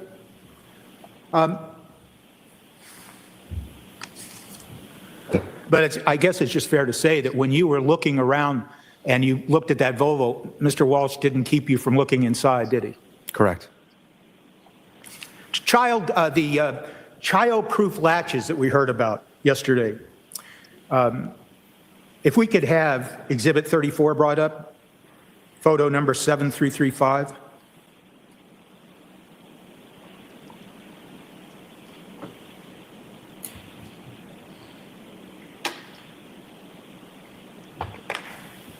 That's that door that you testified to yesterday? Yes. That's the door to the basement? Correct. The childhood latches are at the top of the door? Yes. Anybody can undo those latches as long as they're tall enough to reach them? I assume with the proper grip strength, yes. Okay. And so any adult could probably release that plastic latch, correct? Yes. And as far as you know, on the door handle, there was no key lock or anything of the sort preventing somebody from going down into the basement? I don't recall a key lock on that door. And when you saw that door for the first time, was it open or shut?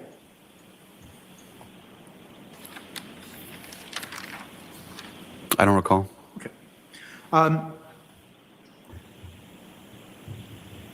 We heard some evidence yesterday about a hole in the ceiling in Mr. Walsh's bedroom, correct?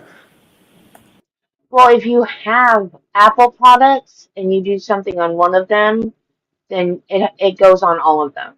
So if I do something on my iPhone, it goes on my iPad. And I don't have a Mac because I can't afford one. Not that I'd want one. I like my PC. But I imagine the same thing happens if you have a Mac. So if he did the searches on a MacBook or a Mac computer, and his son's iPad is connected, the searches went on the iPad. So he should have known that, unless he's an idiot. It sounds like he is. Yes. I'm sorry, you can take that exhibit down. I apologize.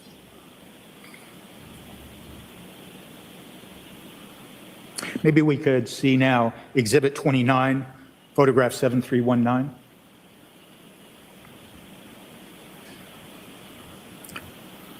Now that's the hole we're talking about, correct? Yes. And is it your testimony that you saw that hole on January 4th, the first time you were taking a tour of the house?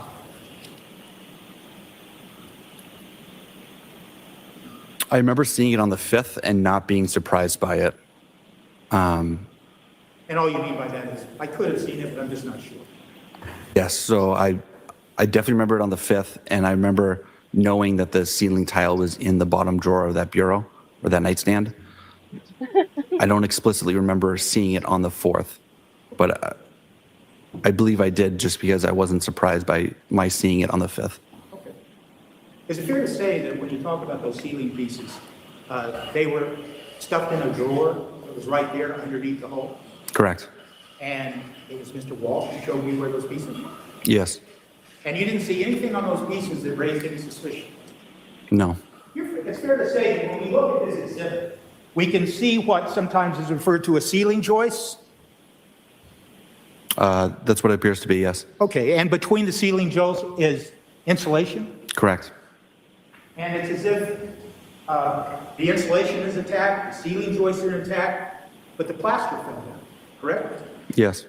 And it's fair to say that plaster falls down without any pressure on it, depending on what happened, correct? Depending on the state of disrepair, possibly. Okay. You have no idea how that hole occurred, do you? I believe in one of the audio recordings, the defendant states he goes up there and was walking around. Okay. But you don't have any idea what he was walking around for. Correct. And in fact, in that conversation, the context of that was that that occurred long before January 1st. That was my presumption. Presumption based on the context of the conversation. Yes.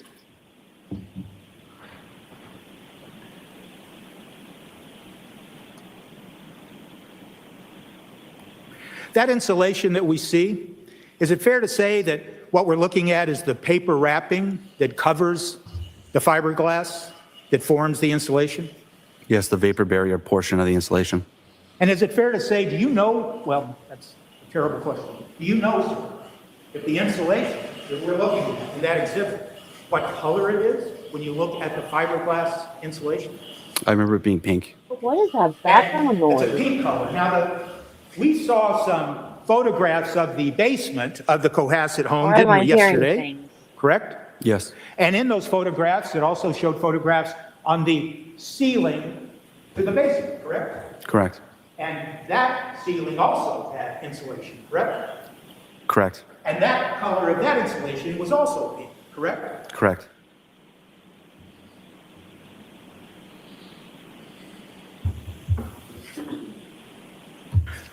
You talked about going down into the basement, and you saw some bags down there. You recall that? Yes. Could we have exhibit number 33, photograph 7343? Well, I got the wrong number. I apologize.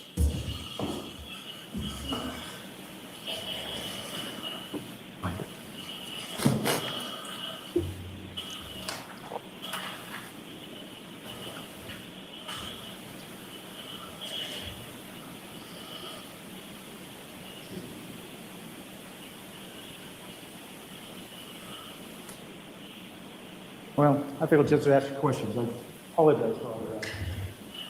You went down into the basement. Yes. Did Mr. Walsh go down in the basement with you? Yes. You found some bags down there, I did. and you didn't open the bags. Correct. But you pushed on the bags or touched the bags, didn't you, Yeah, I manipulated it with my boot. with your boot? And what did you think was in the bags? Like a piece of a rug or like carpet sample sized. Okay, but you didn't look in the bag, correct? Correct. But based on your training and experience, you thought it was pieces of rug. That's what I assumed. Okay, and this was on January 4th, wasn't it? It was either the 4th or the 5th. Okay. Whether it's the 4th or the 5th, there were still bags down there in the basement that may have contained pieces of rug. Correct. And Mr. Walsh was right with you when you were using your boot to touch those bags, and using your training and experience. Why did he look at determined him? it Sounds like, it feels like they have rug pieces in it. Correct. And down in that basement, those stairs, they're wood stairs, aren't they? They are. And did you notice the very bottom stair to the stairway to the basement, that it was cracked or broken? Not at the time. And of course, the flooring for that basement that you entered, that was concrete, correct? Yes.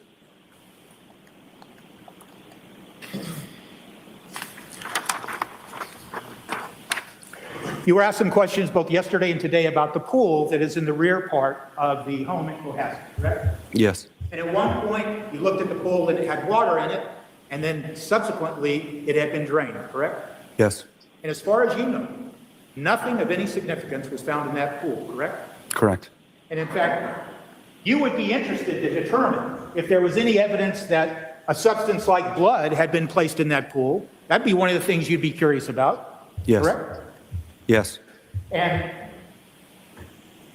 after you and your fellow officers had uncovered the searches that we've heard some about,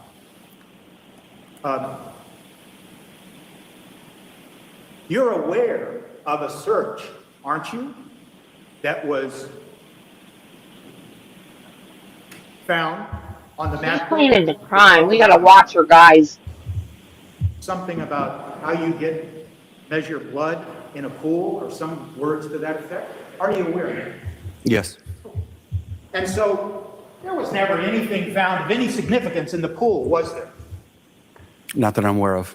And in fact, I think it was, you talked about a canine search in the back area, correct? Yes. And that canine is a human scent canine, correct? It's a patrol and tracking dog. And it didn't hit on, if that's the proper term, it did not hit on anything in the backyard whatsoever. I believe the canine was on the outside portion of that fenced-in backyard doing the track. Okay. It didn't hit on anything significant or related to your investigation of this case today? No.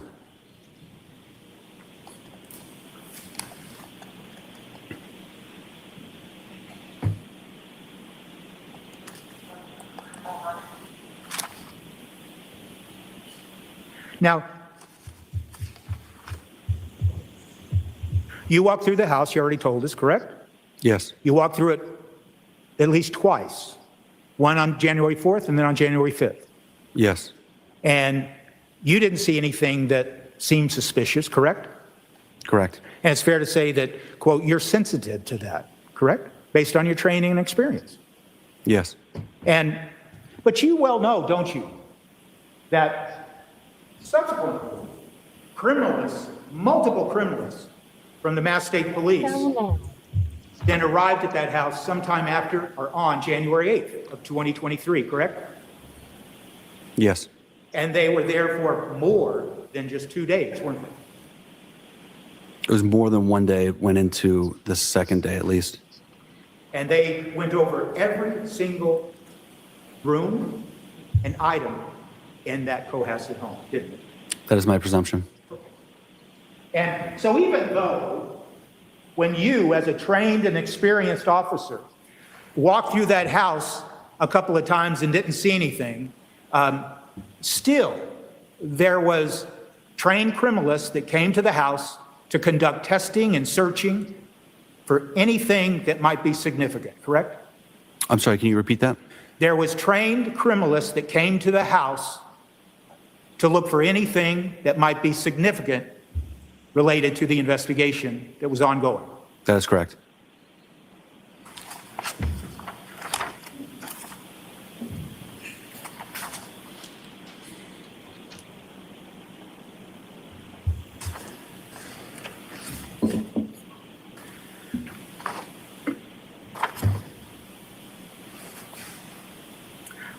I want to ask you some questions about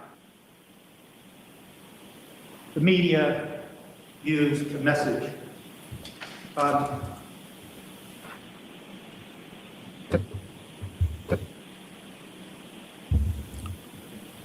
There's no such thing as something called iMessenger, is there?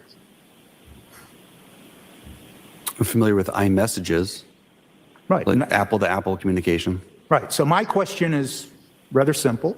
There's no such thing called iMessenger, correct? At that direct quote, not that I'm aware of. Okay. And when you were talking to Mr. Walshe on January 4th, he used the term iMessenger, didn't he? It was either iMessenger or iMessages.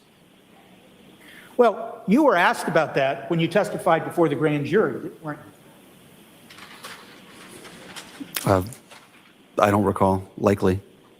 Well, do you recall that at the grand jury, based on a series of questions, you determined and stated in part that when Mr. Walshe was talking about iMessenger, he was really talking about Facebook messaging.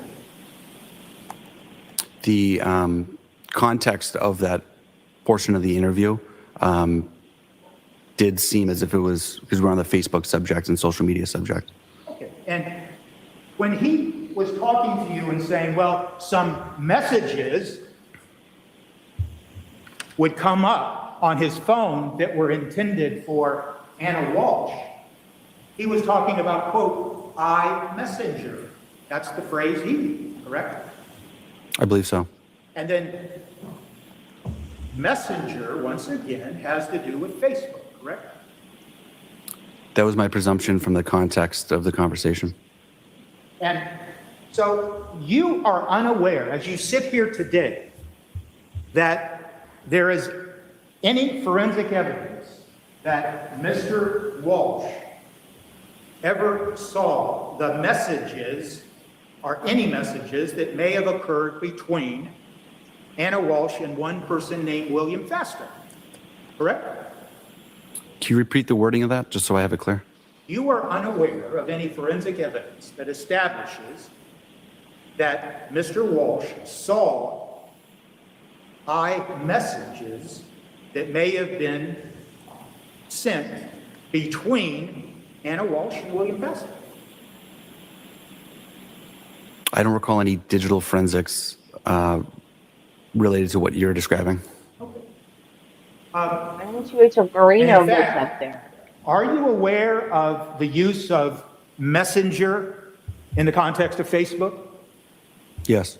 And is it fair to say, and just correct me if I'm wrong, that somebody can friend somebody on Facebook and then they can trade messenger communication, correct? That's my understanding, yes. And anybody who is a friend will see those messenger communications and can respond to them? No. In the context of Facebook Yes, in the context of Facebook. Messengers, they're DMs. messages, my understanding is messages between people They're would be DMs. only between the people that are included in Yeah. that message. Well, when you talk about messenger, you're talking about messengers, the format used. on Facebook Messenger, yes. It's fair to say that if someone's trying to hide an affair, they don't communicate using Facebook Messenger that might be open to people that they don't want to find out about an affair. No, Sustained. stupid. Those are DMs. Nobody else can You see are them. unaware, as you sit here today, of any forensic evidence that indicates that Mr. Walsh saw any Facebook Messenger communications between Ana Walshe and William Fastow, aren't you? Correct.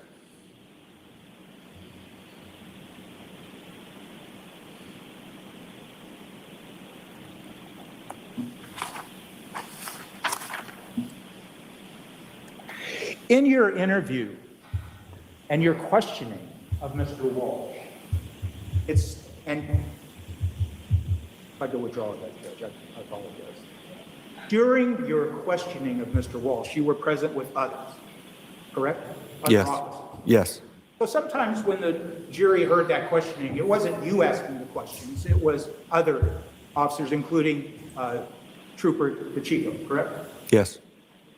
But during those questioning, you were asking, and when I say you, I mean you or your colleagues, you were asking Mr. Walsh for names of people that might be helpful, correct? Yes. And he gave you a number of names, people who he knew Anna may be friends with in DC, and names of people that she might be friends with in the Massachusetts area, correct? Correct. And one of the names that he gave you was William Fastow, correct? Yes.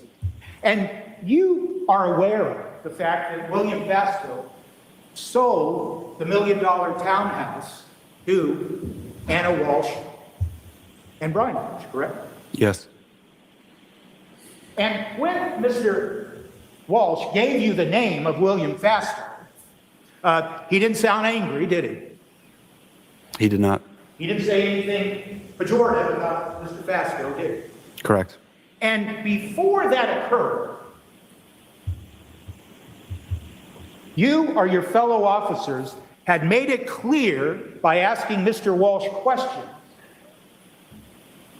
of whether he knew anything about an affair or affairs that Ana Walsh might be involved in. Yes, we asked about that. And you asked him about it more than once. Correct. And you were asking about it because it could be something that you'd use in your investigation, correct? Yes. And by the nature and the context of your investigation, you were making it clear that, well, an affair could be some evidence that could be either good or bad in our investigation. Potentially. Right. And so anybody who's trying to hide the fact that they knew about an affair that could be bad evidence, you wouldn't expect them to give you the name of a person that they knew was having an affair with their wife. Objection? Sustained. Well, isn't that part of your training and experience, officer, that you don't expect people to give you harmful information when you're asking them questions? Objection? Sustained. In any event, you had made it clear to Mr. Walsh that evidence of an affair could be either good or bad, correct? Can you repeat that? But you made it clear, you and your colleagues, in the multiple questions about an affair, that evidence of an affair between Anna and somebody else could be good or bad evidence. I don't recall speaking about an affair being good or bad. In any event, we can all agree that he just gave you the name of William Fasto in the context of anybody that she may know, Anna, may know in the DC area, correct? Correct. Along with other names, correct? Correct.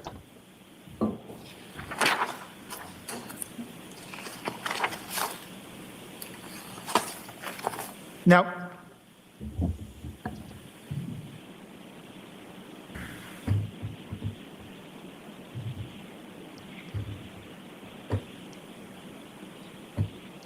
on January 7th, during the interview of Mr. Walsh,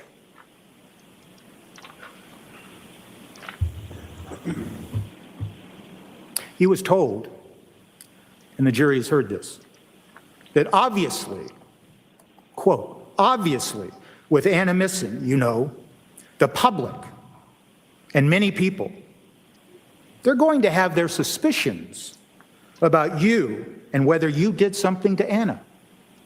That was told to Mr. Walsh on January 7th, wasn't it? Correct. That's the truth. I don't In see fact, the you harm were- in telling him that. The point of that question was you were warning Mr. Walsh that people are going to suspect him, correct? It was the topic of discussion. Okay. And so it's true, isn't it? When something happens like a missing person, people don't believe somebody that they think might be responsible for the missing person, correct? Objection? I'll have the question back. I'm sorry, Joe. I'll have the question back. What does that mean? Sorry about that. I'm Or a sorry. new question. I'm, sure. Oh, I'm sorry.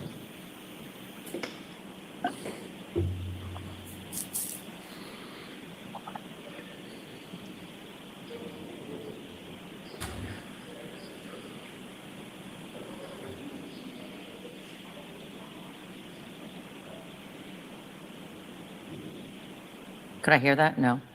If I was supposed to. Maybe I'll, the best thing to do is withdraw the question and start over. Start another one. Thank you. What? She didn't hear the question or didn't understand? You were warning Mr. Walsh that What's people happened? weren't going to believe it. I didn't make that statement, so I was not warning him that. Okay, but you were there with your colleagues, correct? Yes.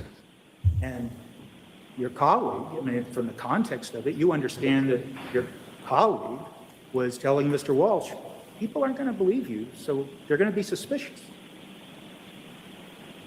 I don't know if it was under the context of people aren't going to believe you, but we were discussing Uh-oh. the subject that he may, people may suspect him. And I remember he said that his attorney exposed him to that. Okay. Uh-oh. Uh-oh. He said suspicious. Don't be suspicious. No, don't be suspicious. Don't be suspicious. Don't be suspicious. Don't be suspicious. Don't be suspicious. Don't be suspicious. Don't be suspicious. Don't be suspicious. Don't be suspicious. Don't be suspicious. John Ralphio?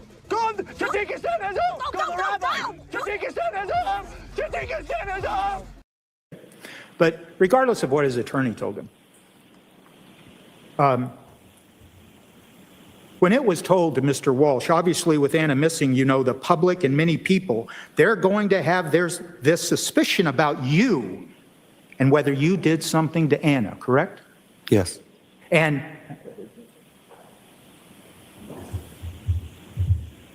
You're welcome. an experienced police officer, you know that to sometimes be true, correct? Sometimes. People don't believe you when you say something happened, correct? Objection. Overruled, but I am having a little hard time. I don't know if it's the monitor or the tone or the largeness of this room, so keep your voice up. And if you can on the microphone, I know you like to move around. Maybe I should just stay right here. It's all right. You can move around. I just need you to keep your voice up. Thank you, Judge. You know, sir, that in investigations, for instance, for a missing person, people don't believe the person that they might think is responsible, correct? I've always been under the premise of trust but verify. Trust but verify. Okay. So we're not talking about lay people, we're talking about the police. They're supposed to believe innocent until proven guilty. Well, I guess That's all that's I have. not the Thank you. police. I Redirect. guess that's No, Your Honor. The witness may step down. Thank you, Your Honor. Garino. Is Garino next? Please be next. Is Garino next? I need something to cheer me up. Commonwealth may I mean, call its I'm more next cheered up witness. than I was this morning, but I need something else. Commonwealth calls Trooper Nicholas Garino. Yes! Does he have to? Ugh! Spike has diarrhea. Not that y'all needed to know that, but. No! What is that up top doing? Cut it!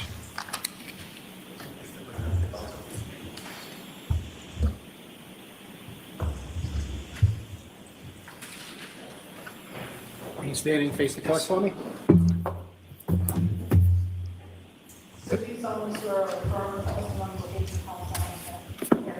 And a name I don't have to wait for him to spell. morning, Because I know this one.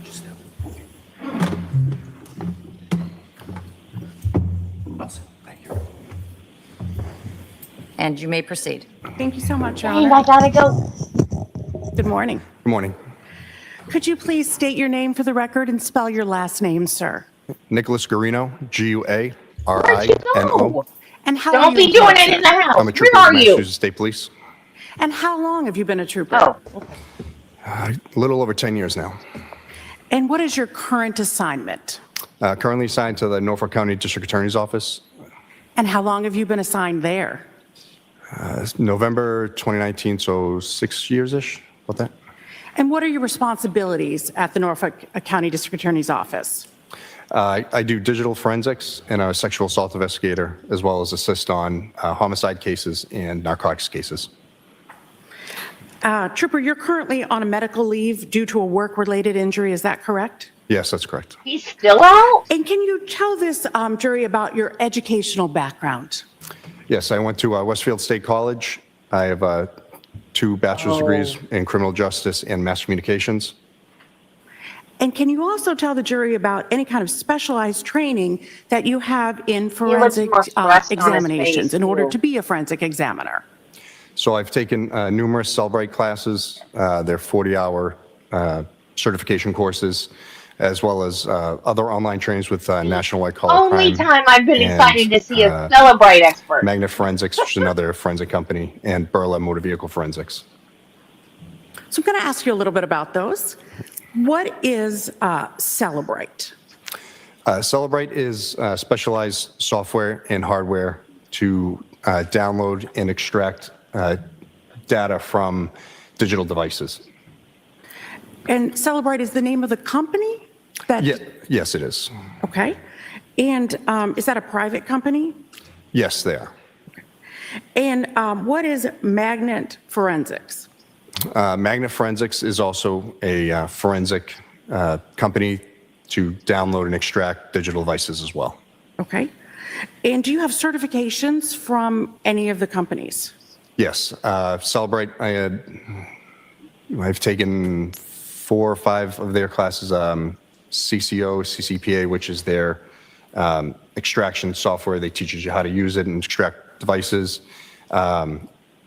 Celebrate Mobile Forensics, their Cert F class, which is to repair and fix digital devices and cell phones. So if you have something that breaks, you can still get the data from it.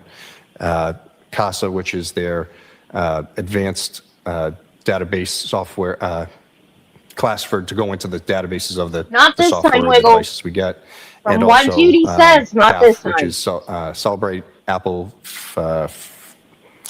Forensics Fundamentals, I believe is the acronym, for Apple devices and MacBooks.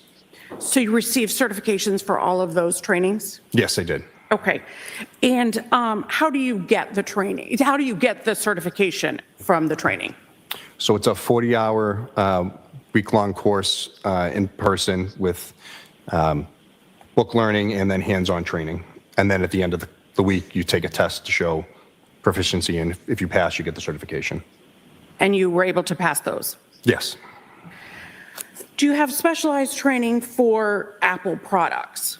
Yes, that's the CAF class that I took. Okay. So prior to being a Massachusetts State Trooper, did you have any law enforcement background? Yes, I was a Norwood police officer for just under 11 years. And any military background? Yes, I was in the Army National Guard for 7 years. And have you previously testified about examination of digital forensics? Yes, I have. Thank you. Your Honor, would this be a time that you'd like me to stop before I begin the full examination for the break? Sure. So jurors, we're going to take the morning break, and we'll see you back in about 20 to 30 minutes.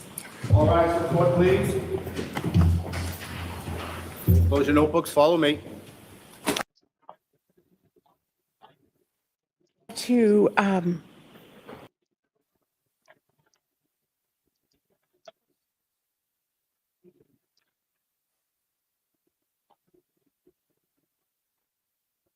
I can't believe one of the searches was, will a dishwasher get blood off a knife? Scrub it with your hand, stupid.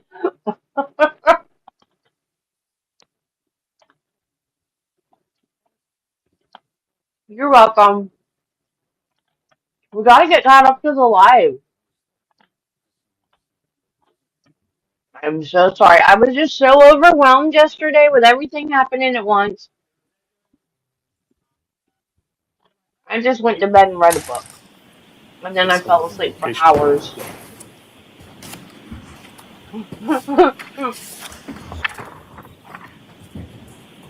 Why are they so stupid? They all have Google searches that tell on them.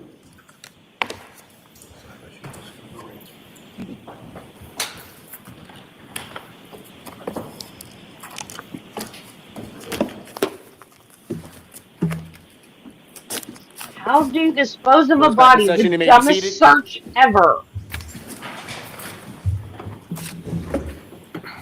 You may proceed. Thank you very much, Your Honor.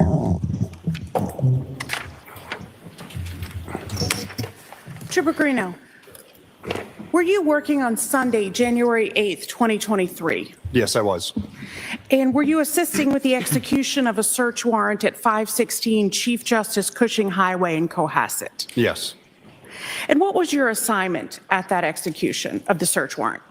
I was assisting with the search of the home, and if any digital devices were located, I was to take them and put them into evidence bags and then hold on to them to transport back to the DA's office. Okay. And what digital devices in general did you seize that day? There were 3 MacBooks, 2 iPhones, and 3 iPads. Thank you. And were pictures taken during the execution of the search warrant? Yes, there was a member of Crime Scene Services there photographing where we found items. Your Honor, at this time, I'd like to show pictures and publish them to the jury. They've been previously marked and agreed to by the defense. How many? It's a very good question, Your Honor. Jeez. Number 63 through 78. So court reporter has been nice enough to count for me, and we believe that's 16. All right, so 16 photos, and they are all of digital devices or electronic devices, or they have other things as well? They are of the electronic devices in the home and then of just the electronic devices separately. All right.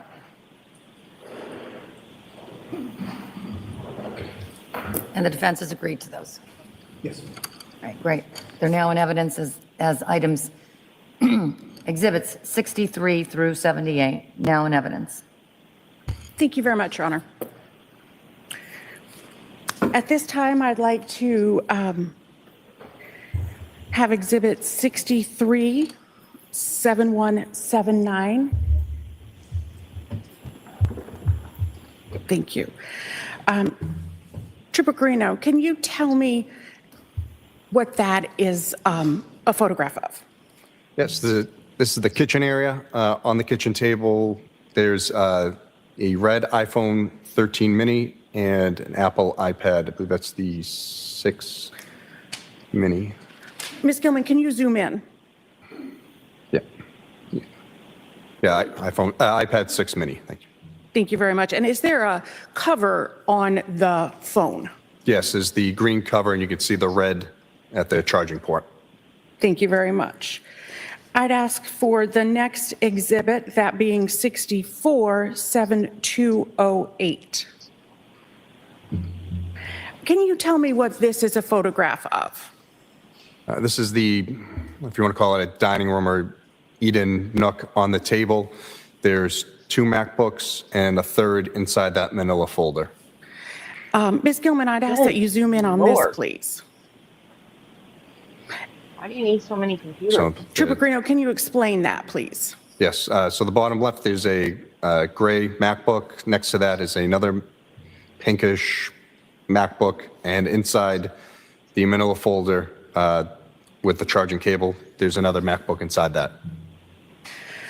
Thank you. I'd ask for the next exhibit, that being Exhibit 65, 7414. What is this, Trooper? This is that pinkish MacBook that was inside the manila folder. That looks gray to me. That was on the dining room table? Yes, that's correct. Thank you. And these are all where you initially found those devices? That's correct. Thank you. Why Looking is it in a at manila folder? the next exhibit, Exhibit 66, 7304. Could I please have that? What is this a photograph of, Trooper? This is the upstairs master bedroom. On the bed, there's the iPhone SE that's plugged into the wall. And could you zoom in, please?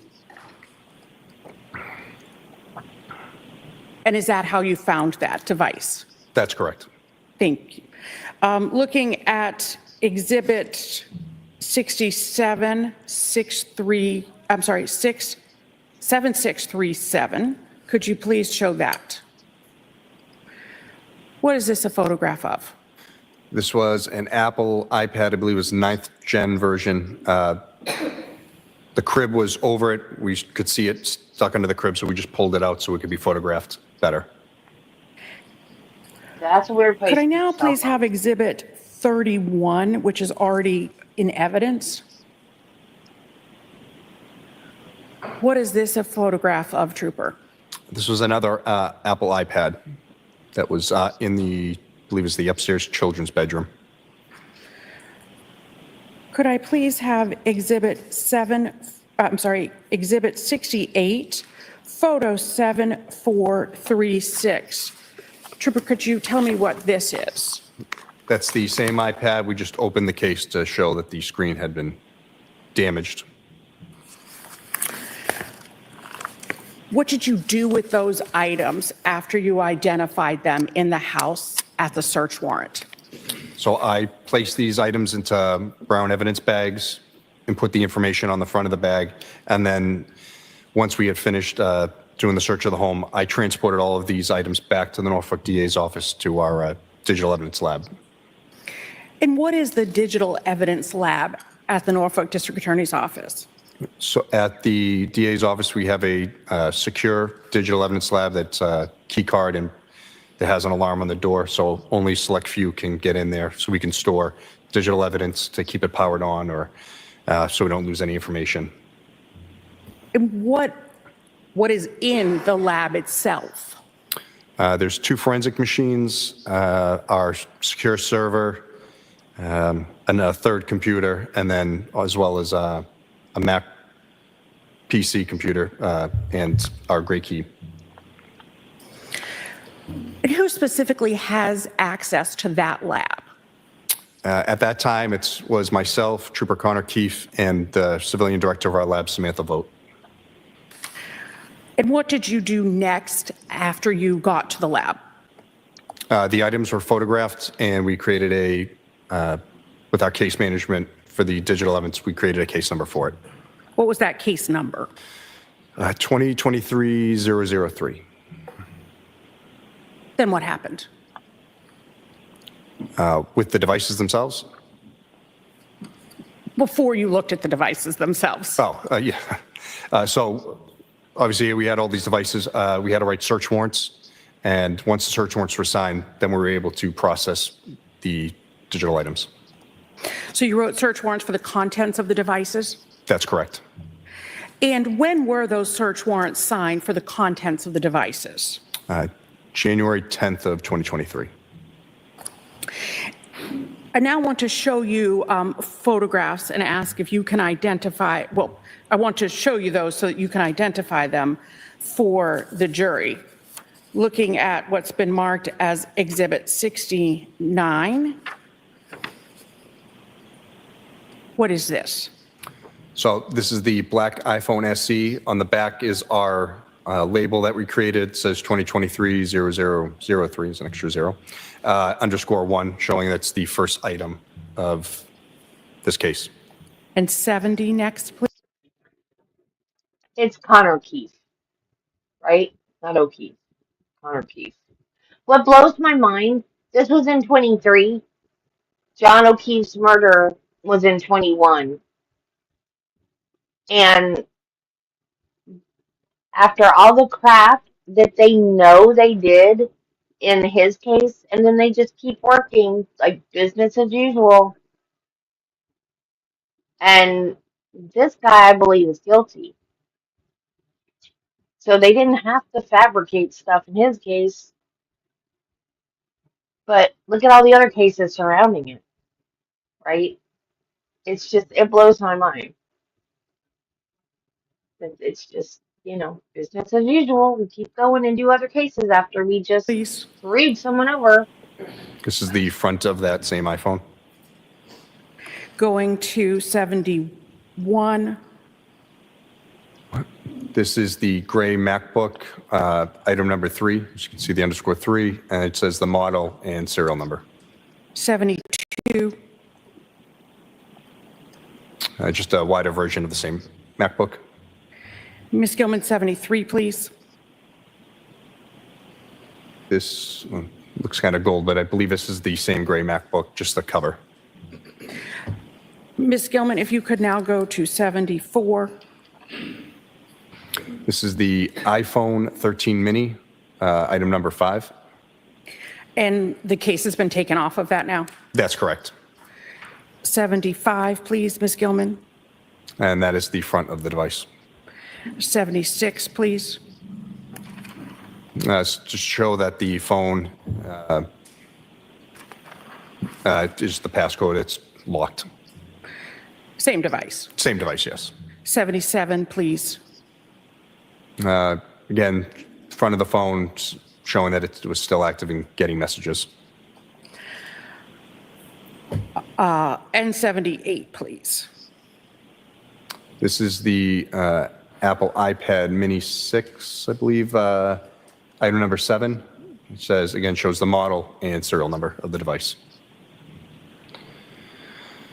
You can take that down, Ms. Gilman. So all of those devices and all of the devices that you seize pursuant to a search warrant at the Walshe home at 516 Chief Justice Highway in Cohasset were all Apple products, is that correct? Yes, that's correct. And what are Apple devices? Apple devices, they're just a brand of digital devices, phones, MacBooks, iPads, they're all electronic devices. That's the manufacturer? That's correct. What is an Apple ID?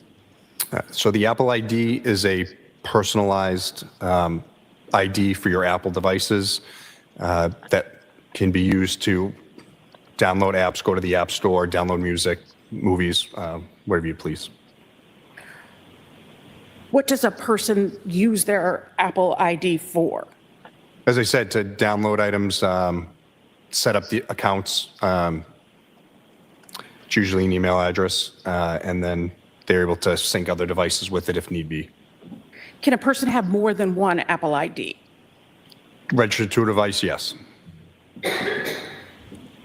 How can an Apple device be secured? Either Face ID or 4 or 6-digit passcode, or alphanumeric as well. What is a web browser? The web browser is whatever program you're using to view the internet, whether it be Microsoft Edge, Safari, Google Chrome. You mentioned Safari. What specifically is Safari? So Safari is Apple's web browser that they have installed on all their devices. Can other web browsers be used with Apple devices? Yes. So I want to These talk are like now about baby internet examining, forensically examining Like, if you devices. use the internet, you know these questions. When did you begin forensically you know all of it. extracting or making forensic copies of the devices that you seized from the house with the search warrant? After the search warrants were signed, the 10th we began extracting, but we're limited to Why? I thought that was the Great Key safest. machine, so we have to place one on it, download it, and then we can swap the devices to the next and so forth until we get through everything. And did any other troopers assist you with the extraction or copying of the devices? Yes. Detective Lieutenant Ed Keefe, Lieutenant Sean Quirk, and Trooper Connor Keefe were all assisting. You discussed Trooper Connor Keefe before, but who are Lieutenant Sean Quirk and Detective Lieutenant Ed Keefe? At the time, both of them were part of the cybercrime unit for the Mass State Police. In general, what is a forensic copy of a device? When we create a digital copy of the device, it's all the information that we're able to obtain from the device that we can work from as to not use the device itself and change anything in it. So we always work from that copy to make sure that nothing's changed for, if we have to ever re-image it or if the item's returned, we won't have the device in our hands. How do you keep from changing the data on the original device when you're making a forensic copy? We employ write blockers. Write is in like WRITE writing. So we can't write to the device. It only writes from the device. So it's a one-way street. That way we can get the information and not change anything on the devices themselves. And where is the original device kept after it has been forensically copied? If the item was given on consent, we'll return it as soon as possible. If it's evidence, then it'll get tagged with an evidence number and placed into our evidence room. So now I want to talk about the MacBook,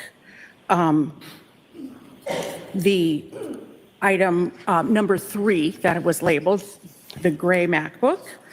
How did you make a forensic copy of the MacBook? I have both So on for mine. MacBooks, we can't use Gray Key, so we have to use, I use Celebrite Digital Collector. It's basically a write blocker that plugs into the MacBook itself, and we're able to do a live acquisition of the device to a separate hard drive, creating a copy of everything that's there. So after you make a copy, then what do you do? I place that onto our external storage device for the Apple system that we had.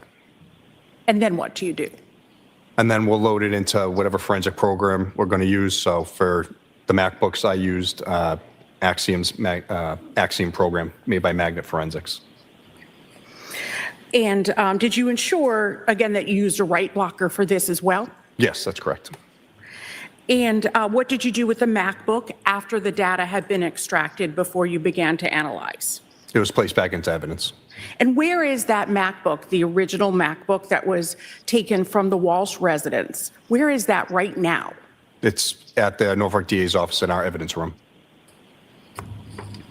What was the date range, sorry about that, what was the date range that the search warrant allowed you to examine on that MacBook? December 25th of 2022 to January 8th of 2023 when we seized the device. And you said that you used Magnet's Forensic Axiom? Yeah, Magnet Forensics, Axiom is the name of their program to view the hard drive contents. And did that allow you to determine if there was an Apple ID associated with that MacBook computer? Yes, it did. And was there an Apple ID associated with the computer? Yes, it was brw@10saleconsulting.com.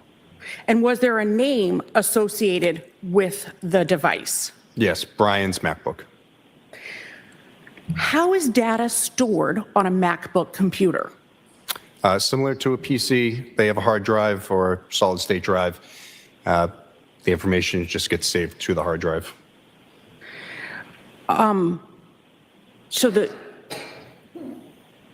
What do you mean that it's saved on the hard drive? Is it in components on the hard drive? Is it specialized in the hard drive? Yes, so Apple products save to a knowledge C database, which is Apple's way of, it's like the C drive in a Mac and a PC computer. It's just where the information is located into different parts of the computer. Does a MacBook store data of websites visited by the device? Yes, it does. Does a MacBook computer store the search terms a user inputs into the device? Yes, it does. Where on the device is that data stored? In that knowledge C database, the actual database, if you drove down into it, is the history.db database, which keeps all of your internet history. It's like a folder in a regular computer.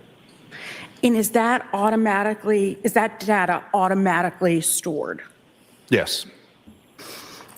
During the examination of the data from the Yep, Green there's a MacBook, jury. which is item number 3 from that you've labeled item number 3, did you examine data in the internet search history? Yes, I did. Okay. What internet web browser was used on the MacBook? So there are 3 listed, but the majority of all searches were done in Safari. What is a search engine? The search engine is whatever, it's like Google, Bing, whatever you go to search whatever search terms you're looking for. So if you type in Boston Bruins into the search engine, it'll bring up all the Bruins web pages in your web browser. And what's the difference between a search term and an internet history? As I said, the search terms are the words you put in to do the search. The history is the actual websites visited. Using the parameters from the search warrant from December 25th of 2022 to January 8th of 2023, were you able to compile the Safari internet search history from the MacBook, which was labeled in your lab as item number 3? Yes, I was. And were you able to create a physical printout binder of that? Yeah. Yes, that's what this is here. That's kind of the way he's acting, huh? Don't think he likes his Your job Honor, very much that anymore. will be remarked as exhibit number 79, this binder. Are you offering it? I am offering it as the next exhibit, please. I'll see counsel at the side of the bench.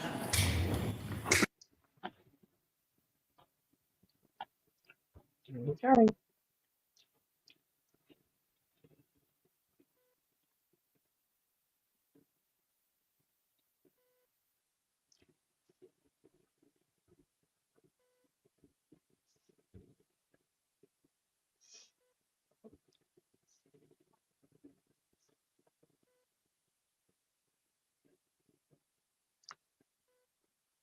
How long is this bench conference?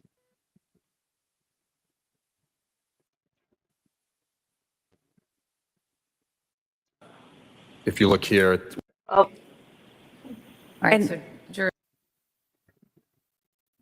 record, it's the item. stop it, Debbie.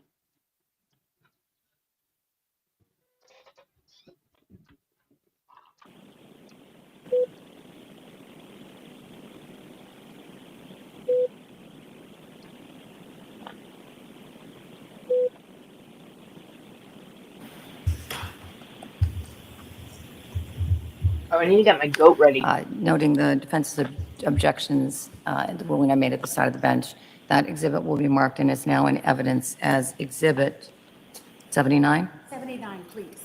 That's item 3.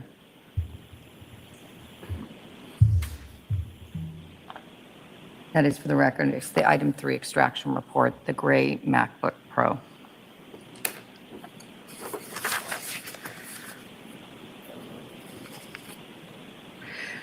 Your Honor, I'm going to ask that item 79 be published to the jury through the screens now, because it's so big.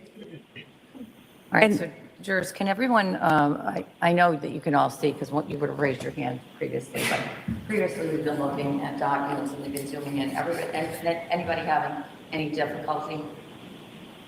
Juror number 9, you're probably the farthest away from the screen. Yeah. You all set? All right, same for juror number 1. Good. All right, let me know if that changes. Go right ahead. Thank you very much. Your Honor, I'm going to ask now that we show page 526 of the binder, marked Exhibit 79.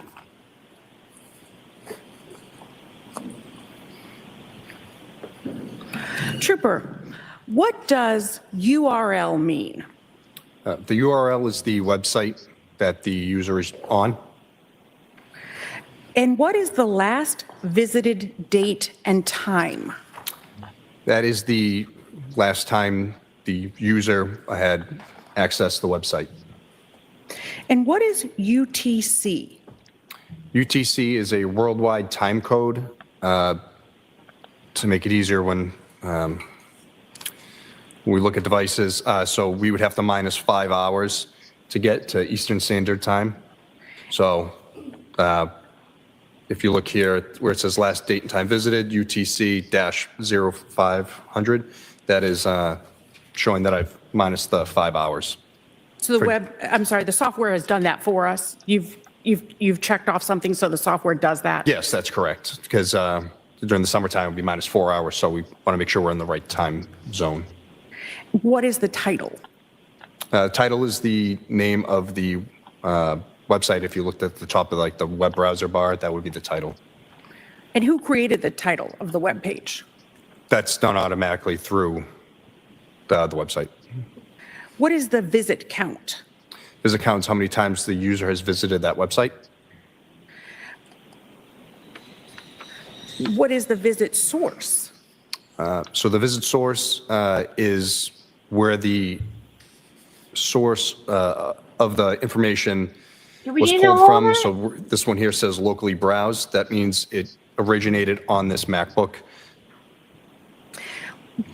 What is source? Not visit source, just source.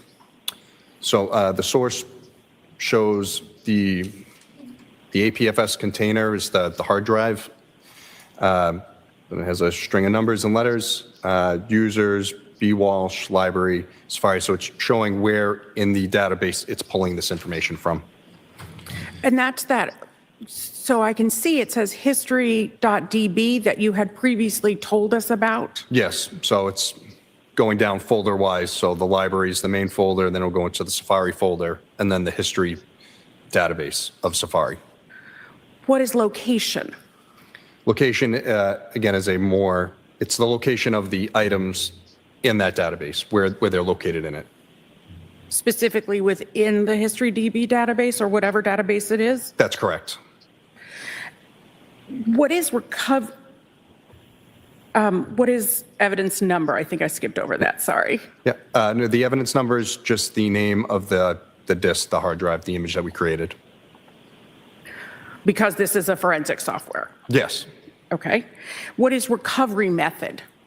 The recovery method is how the information was pulled from the data extraction. So there's two options, parsing or carving. Parsing just pulls the Hey, guess immediate what? information Just that now the here. tool sees, where carve goes deeper into the database to try to find stuff to pull the information. It's just different locations and different means of getting the information so I can see it. What is item ID? The item ID is the ID number for this whole image we're seeing. Now, often there are two records with the same time when you go down in the records. Mm-hmm. You'll see the exact same time. Why is that? So this one here shows parsing. If you scroll down to record 1953, it's the same date and time stamp as the top one. It's just the recovery method is showing carving. So it's gone to a different area of the database and pulled it from a different location. So does that mean that the search was done twice? But Nope, it's just how Apple has a program to store information. okay. Can you give us an analogy about that? Can you explain why that is? Is it like a, Yeah, so if you think of databases, if you're familiar with like Excel spreadsheets, that's basically all this is. It's different rows and columns of information, and it's where the software is pulling the information from. It's different rows and columns, that's all. thank you. So I'd like to look at page 526, record 1952. What is the title? Best ways to dispose of a body - Google search. What time and date? This is done on January 1st, 2023 at 4:52:16 a.m. And that's Eastern Standard Time. That's correct. What is the URL? I'll just do the beginning part. It shows www.google.com/search with the query equals best plus way plus to dispose of a body, showing the client Safari, and then it has a whole list of letters and numbers and everything else after. And what does that mean? Well, it shows that it was done, the search was done through Google, and the query words where it says Q equals best way to dispose of a body, that means that the user input those specific terms and hit enter to create the search to happen. Okay.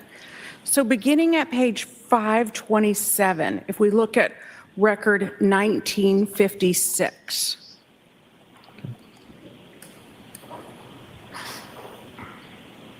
See that? Yes. Okay. And then if we go to page 533, record 1, to page 533, record 1980? let me just check it.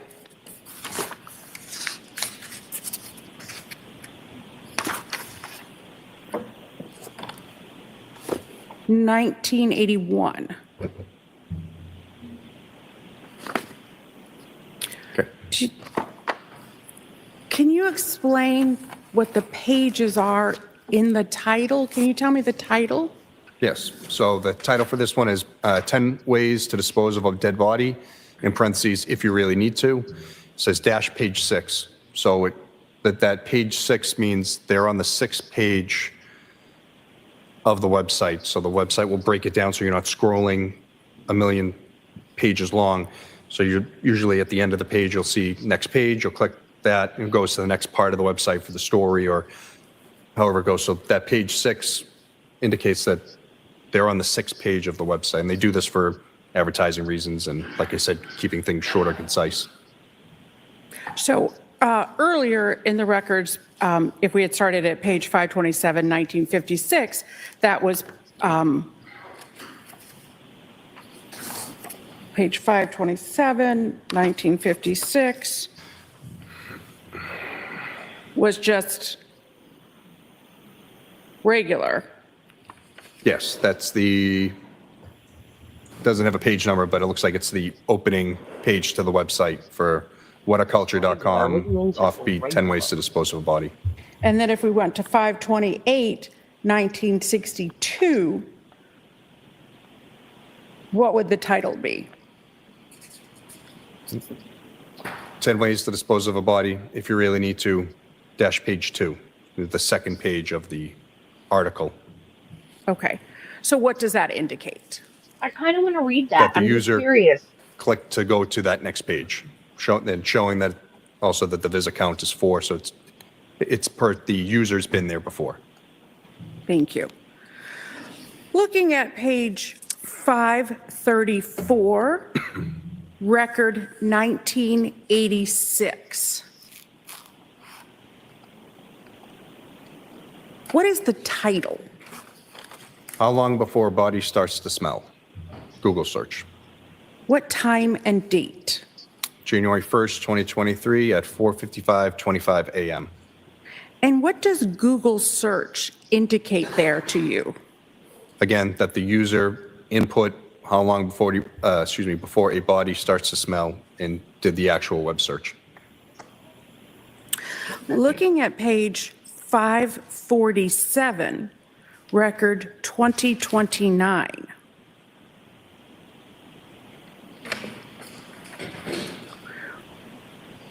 What is the title?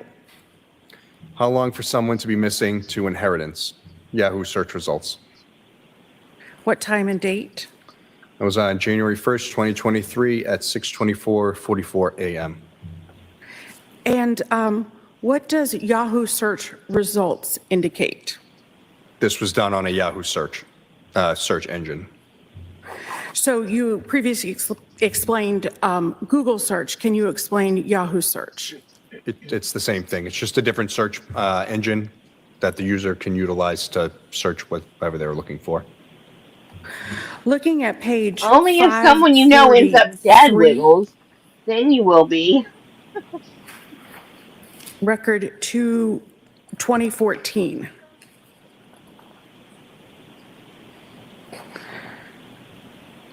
Can you tell me what that title is? It's the same whataculture.com article, 10 ways to dispose of a dead body. If you really need to, page 7. And what is the time and date for this? January 1st, 2023 at 5:47:38 a.m. So what does this indicate? Again, a user had physically gone to page 7 of this article on the website. And is this at a different time than had gone to the article pages 1 through 6 that we previously saw? Yes, I believe there was a 45 or an hour difference. And if we go to page 545 and 545 into 546, what page does this article end on? Record 2023 shows it at page 11. Yeah, does it go to the following page? Yeah, that's where it ends. Yeah, page 11 at 5:48:22 a.m. And what is the significance of that, seeing that page 11? As I said, that the user physically went 11 pages deep into this article.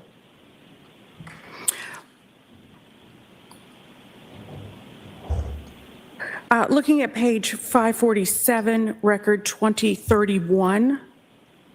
What is the title? How long for someone to be missing to be dead? Yahoo search results.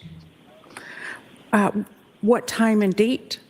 January 1st, 2023 at 6:25:17 a.m. Looking at page 563, record 2082.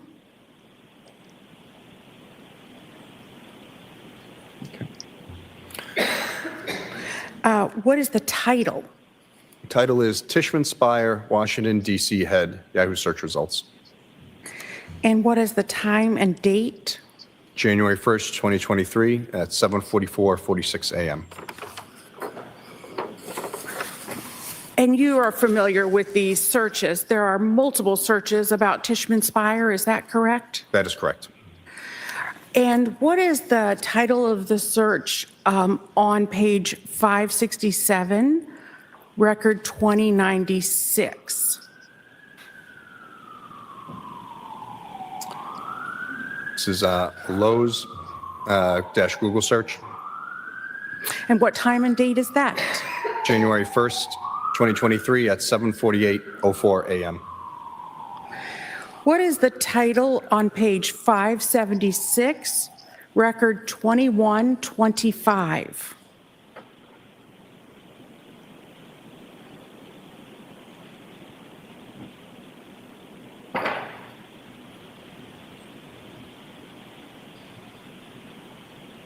Uh, 2125, 576. Should be down further. Sorry, Ms. Gilman, I know I'm asking a lot.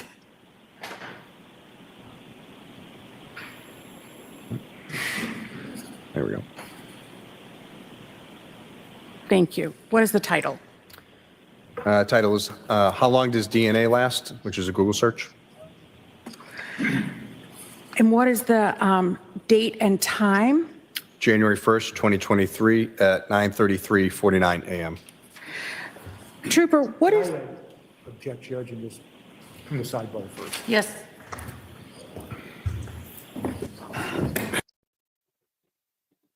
Why? You had to know these searches were coming in. She's gonna ask, what does this mean? What does that mean for everyone? She's drawn this out longer than it needs to be.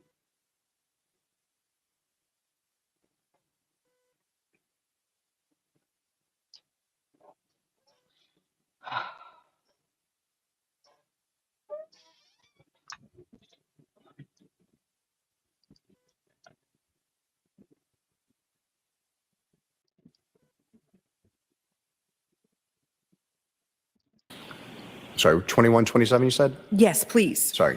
Is it possible to clean DNA off a knife? Question mark. What is the date and time? January 1st, 2023 at 9:34:39 a.m. Did the user go directly there, or was the user redirected? From this, it looks that the user was redirected from the original search term items that they put in. And did the user stay on that website? It shows visit count 1. If you can go down just to the That's what I next do. couple, I could tell time difference wise.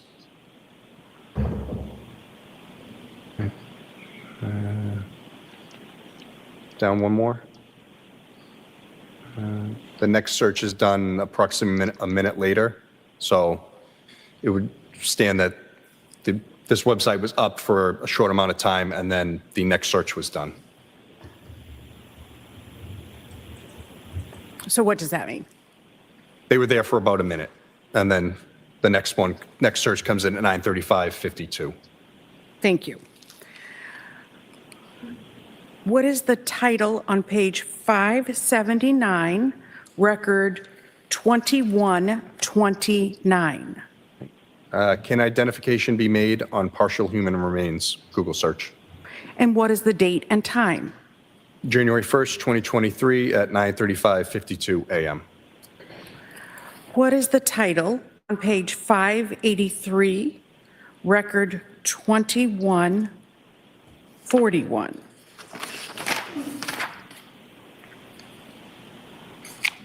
How to dispose of a cell phone, Google search. What time and date? January 1st, 2023 at 9:59:25 a.m. What is the title on page 584, record 2144? How to dispose of a computer, Google search. What is the time and date? January 1st, 2023 at 9:59:55 a.m. What is the title on page 589, record 2159? I am a user on my wife's credit card. She is missing. Can I still use the card? Google search. What is the time and date? January 1st, 2023 at 10:29:16 a.m. What is the title on page 591, record 2166? My wife is missing. What should I do? Google search.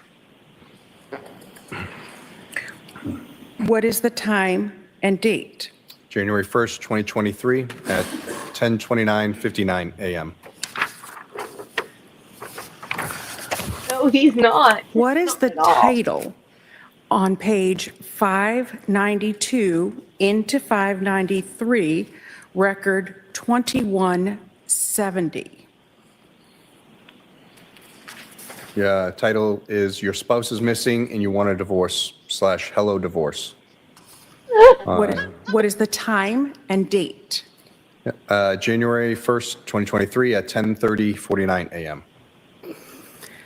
What is the title on page 596, record 2185? Best ways to dispose of body parts after murder. Yahoo search results. Dadgum. What is the time and idiot. date? January 1st, 2023, 11:28:43 a.m. What is the title on page 597, record 2189? 6 ways to dispose of a body - murder, murder, murder. And what is the URL? www.murdermurdermurder.com/blog. 2017 522 6 ways to dispose of a body. What is the time and date? January 1st, 2023 at 11:28:47 a.m. What is the title on page 596, record 2193?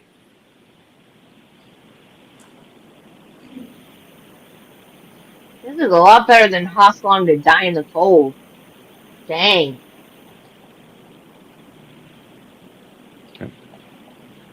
Patrick Kearney, Google search. Did you review that search? Yes, I did. Who is Patrick Kearney? He is he was named the trash bag killer. He would murder victims and throw their corpses away into trash bags. What is the time and date? Objection. You want to be heard? Yes. See if- Objection on time and date? What?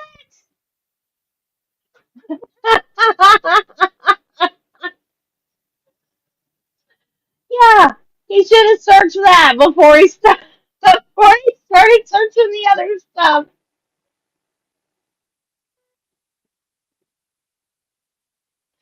Why objection on time and date?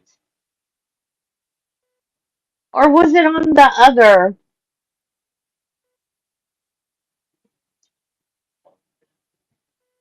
Hey, Travis and I were talking about this with my search history because of doing true crime stuff.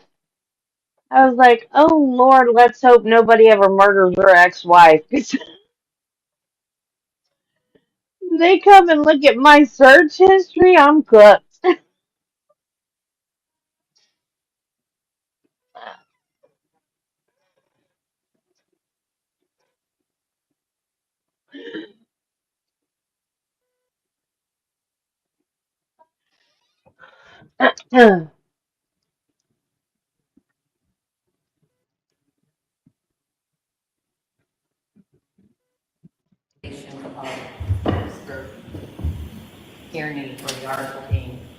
an individual, Mr. Kearney, that killed people and put them back.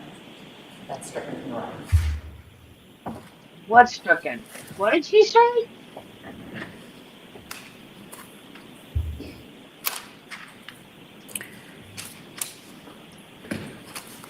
Looking at page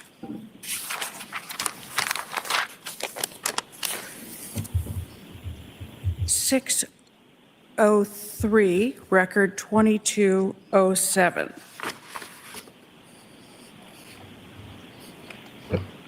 Can you tell me what the title is? Cleaning up a dead body / wired YouTube. So it shows a YouTube video. I was just going to say, what is YouTube? YouTube is a video website where people, companies Crying can out upload loud. What we're watching whatever right videos now, they want. lady. And what time and date is that? January 1st, 2023 at 11:41:50 a.m. What is the title on page 605, record 2214? How to clean blood from a wood floor, Google search. And what time and date is that? January 1st, 2023 at 11:44:32 a.m.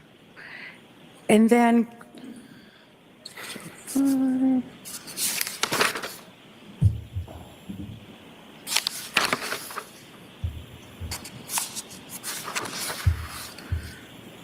page 609, record 2229.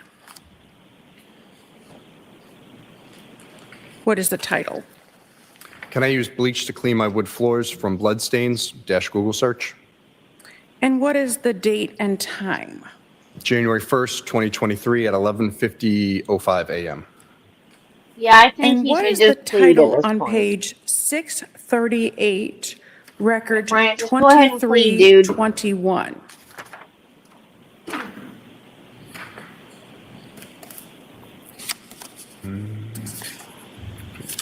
You said the title?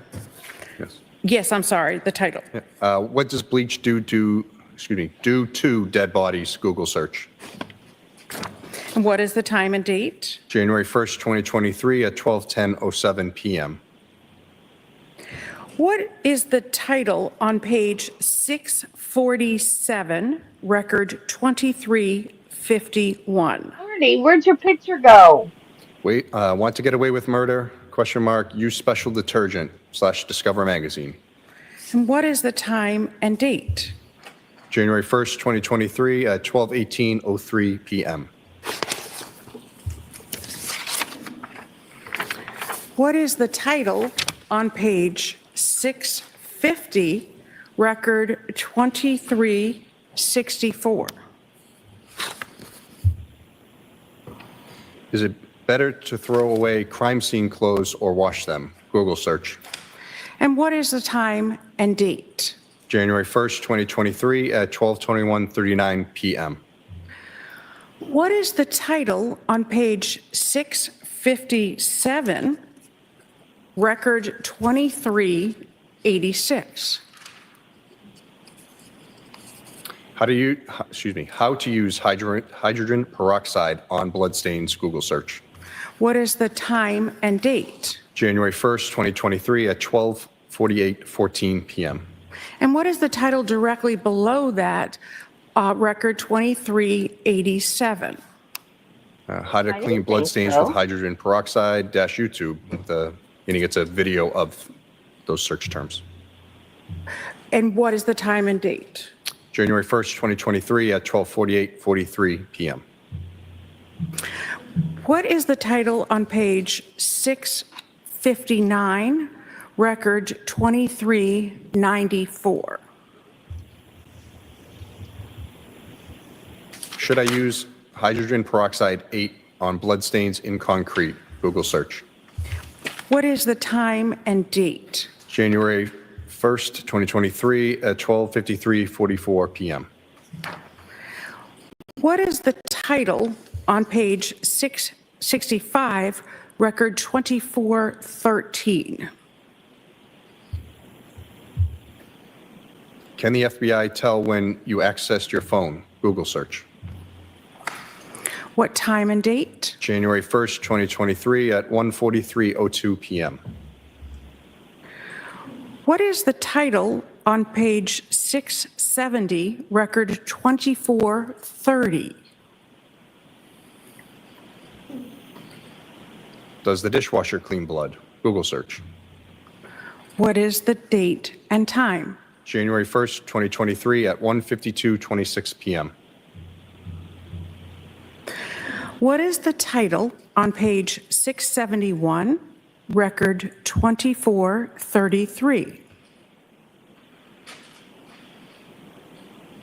Is it possible that a knife which had blood on it remains contaminated with HIV after it has been washed with hot water and dishwasher soap, Quora? What is the date Who and has time? January HIV? 1st, 2023, 1:52:57 PM. What is the title on page 693, record 2502? How to remove a SIM card from an iPhone, Yahoo search. What time and date? January 2nd, 2023 at 2 o'clock in the morning, AM. And what follows that search, record 2503? The Apple support website, remove or switch the SIM card in your iPhone - Apple support. And what is the date and time for that? January 2nd, 2023, 2 AM in 15 seconds. What is the title on page 694, record 2507? How to remove a hard drive from an Apple laptop - Yahoo search results. And what is the date and time? January 2nd, 2023, 2:01:19 AM. What is the title on page 699, record 2524? TJ Maxx near me, Norwell - Yahoo search results. What is the time and date? January 2nd, 2023, 5:24:08 AM. What is the title on page 717, record 2580? How long do stores keep security footage - Google search. What is the time and date? January 2nd, 2023, 10:32:43 AM. What is the title on page 724 into 725, record 2608? How to saw a body - Google search. What is the date and time? January 2nd, 2023, 12:27:31 PM. What is the title on page 725, record 2610? How to dismember a body - Google search. What is the date and time? January 2nd, 2023, 12:27:43 PM. What is the title on page 730, record 2626? Hacksaw, the best tool for dismembering a body - Google search. What is the date and time? January 2nd, 2023, 12:33:48 I cannot believe PM. you can actually look this stuff up and get What is the answers. title on page 733, record 2633? Details of dismemberment discussed in murder trial / Wayne 15. What is the date and time? January 2nd, 2023, 12:42:59 PM. What is the title on page 735, record 2638? Can you be charged with murder without a body - Google search. What is the date and time? January 2nd, 2023, 12:47:01 PM. What is the title on page 738, record 2647? Murder conviction without a body - Wikipedia. What is the date and time? January 2nd, 2023, 12:47:10 PM. What is the title on page 738, record 2649? No corpse, ? No problem. Notable murder convictions without a body - A&E True Crime. What is the date and time? January 2nd, 2023, 12:51:47 PM. What is the title on page 745, record 2670?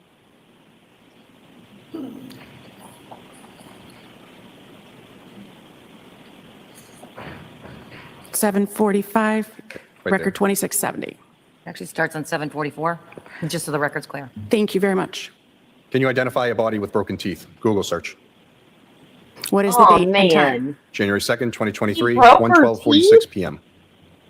What is the title on page 746 into 747, record 2674? Disposing of a body in the trash, Google search. What is the date and time? January 2nd, 2023, 1:14:51 p.m. What is the title on page 769, record 2747? Chatham West Apartments Rentals, Dash Brockton, MA, Zillow. What is the date and time? January 2nd, 2023, 1:34:35 p.m. What is the title on page 777, record 2768? The Claremont Apartments Rentals, Abington, Mass, Zillow. What is the date and time? January 2nd, 2023, 1:36:14 p.m. What is the title on page 787, record 2798? What powder mass smells the best? Google search. What? What is the date and time? January 2nd, 2023, 2:51:28 p.m. What is the title on page 797, record 2830? Can I mix white vinegar to stop smells? Google search. What is the date and time? January 2nd, 2023, 7:09:03 p.m. What is the title on page 798, record 2832? Can baking soda make a dead body smell good? Dash Google search. What is the date No, and time? nothing can January make a 3rd, dead body smell 2023, good. 1:15:55 a.m. What is the title on page 807, record 2856? Cleaning up blood without leaving a trace. Dash 5 tips. Aftermath services. What date and time? January 3rd, 2023, 5:03:06 a.m. What is the title on page 819, record 2900? Are footprints easy to wash away? Google search. What date and time? January 3rd, 2023, 6:55:58 a.m. What is the title on page 858, record 3025? How long for a dismembered body to decompose? Yahoo search results. What date and time? January 3rd, 2023, 1:02:23 p.m. What is the title on page 860, record 3033? Body found at trash station. Yahoo search results. What date and time? January 3rd, 2023, 1:05:50 p.m. What is the title on page 866, record 3056? Can a body decompose in a plastic bag? Yahoo search results. What date and time? January 3rd, 2023, 1:12:50 p.m. What is the title of page 888, record 3127? Can police get your search history without your computer? Google search. What date and time? January 3rd, 2023, 7:38 p.m. What is the title on page 904, record 3184? Does a cell phone track your historical location? Yahoo search results. And what is the date and time? January 4th, 2023, 8:55:27 a.m. Are there any searches from January 4th at 8:03 p.m. to January 7th at 3:58 p.m.? I don't believe so. From the MacBook on? On the MacBook, from January 4th at 8:03 p.m., January 4th to January 7th at 3:58 p.m. Well, this last search was done at 8:55, so it wasn't going to be 8:03. Okay, so from 8:55 p.m. I don't believe so. I'd have to see. May I approach, Your Honor? You may. Just see that there's more pages. I forget the exact dates.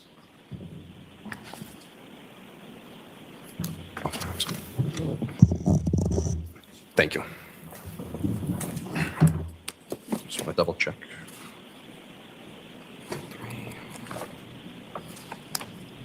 You planning to kill somebody, Marty?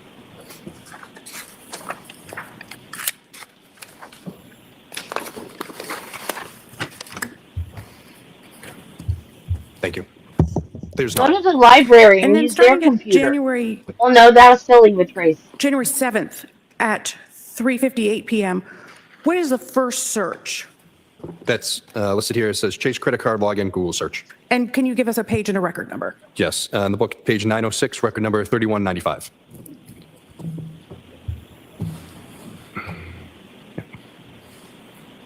Thank you. So did you look at any searches prior to January 1st? Yes. And I'd like to start with page 521.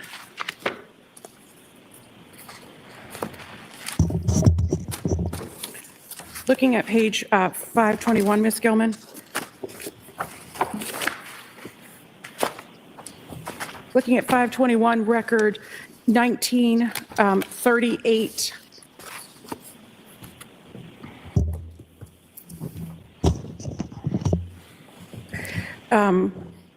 I'm sorry, 1939, please. Trooper, can you tell me what time this occurred?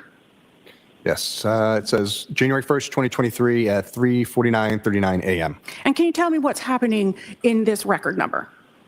It shows the URL for accounts.google.com for it's like the Gmail, a login through the web. And going to 1940, record 1940 on the next page, that being 522, does that continue? Yes, it does. Okay.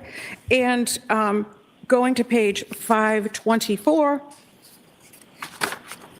does that continue until record 1947? Yes, it does. And what date and time does that end? The last one shows January 1st, 2023, 3:50:06 a.m. And then the following is about an hour later. Thank you. Now looking at page 225 into 226, record 825. Can you tell me the title being looked at? Yeah. It says cheating wife seduces another man to impregnate her. Scarlet scandal, Seth Gamble, erotica x-pornhub.com. And what is the date and time? 12/27/2022, 12:06:28 a.m. And this continues on record 826, is that correct? Yes, it's a duplicate from the previous. Okay. And 827, could you go down, Mr. Gilman? Could you go down, please? Yep. It's there. The title's on the right there at the top. Okay. If you could keep going down, though, please. Okay. And if you could tell me, if you could keep going down, I'm sorry, to 828. And what is this? It says chat with Miss_B and a live adult video chat room now. And what time is that? 12:06:28 a.m. on December 27th, 2022. Okay. And if this continues until record 831, if you could go to 831, please, Ms. Gilman? Is that correct with Pornhub, Trooper? Yes, it's there for about 7 or so minutes. Thank you.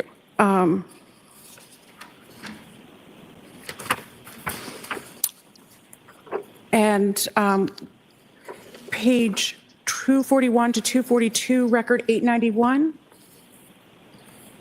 What is that title, please?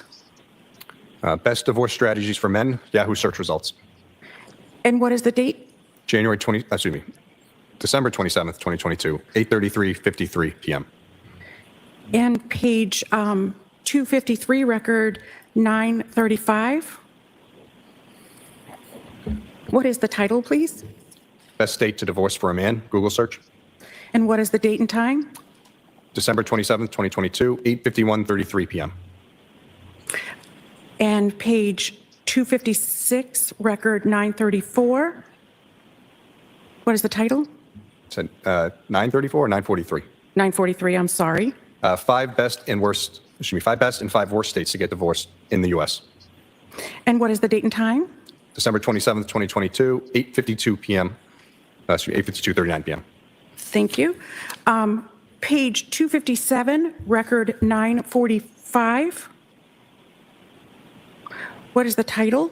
Washington, D.C. divorce laws, Google search.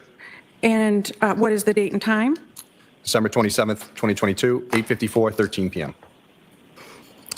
And you have the binder exhibit in front of you, but if you look between records 891 and 934, what does the Safari history show to you between those record numbers, 891 and 934? What topic articles are being looked at? Are we up? Is this, I'm sorry, what number is this one we're on? The divorce laws, if you scroll up? Yeah, I'm sorry. This is 945. Yes, I'm sorry. Yeah. If we look at record numbers 891 through 934.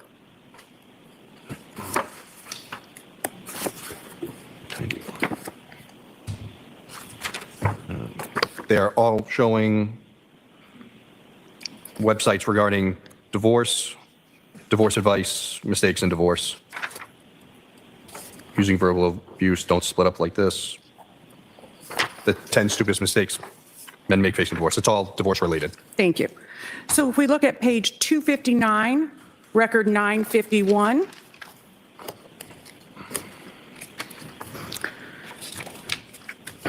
What is the title being looked at? Can you scroll down a little more? There. Oh, if you scroll back up, I'll just read it from the URL. So it's a Google search for Chase login credit card, and then it does a redirect to the Chase. It does it again. It's duplicated. Okay. And what is the date and time? December 27, 2022 at 8:57:13 p.m. Okay. And this goes on to record 1026 on page 279 if you look in the binder. Is that correct? Yes, showing all Chase account information, the Chase website for the account. Yeah.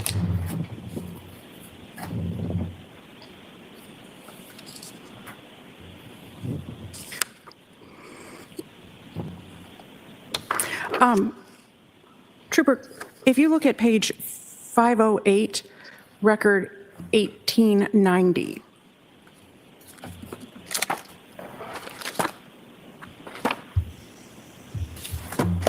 Okay. What is the title? Replay poker dash Google search. And what is the date and the time? 12/31/2022, 6:53 p.m.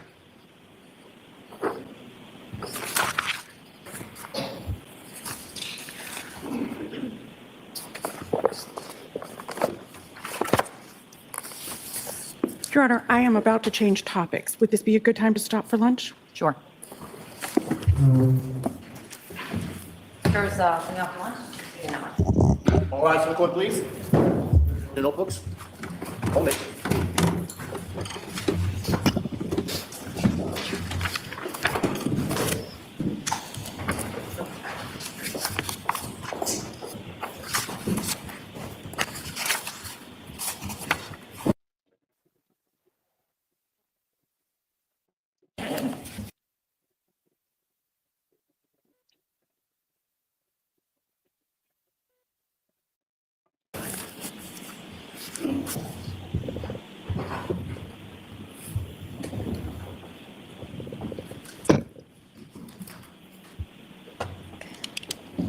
One in my head, one in my hands.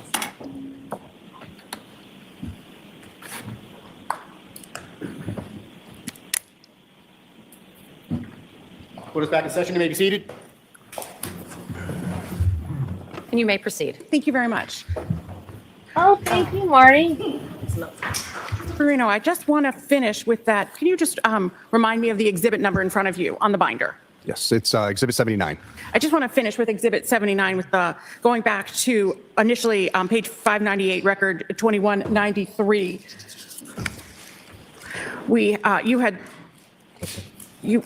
If you could just tell me the title for that. Yes, Patrick Kearney, Google search. Okay. And going then to page 600, record 2198. Yes, this is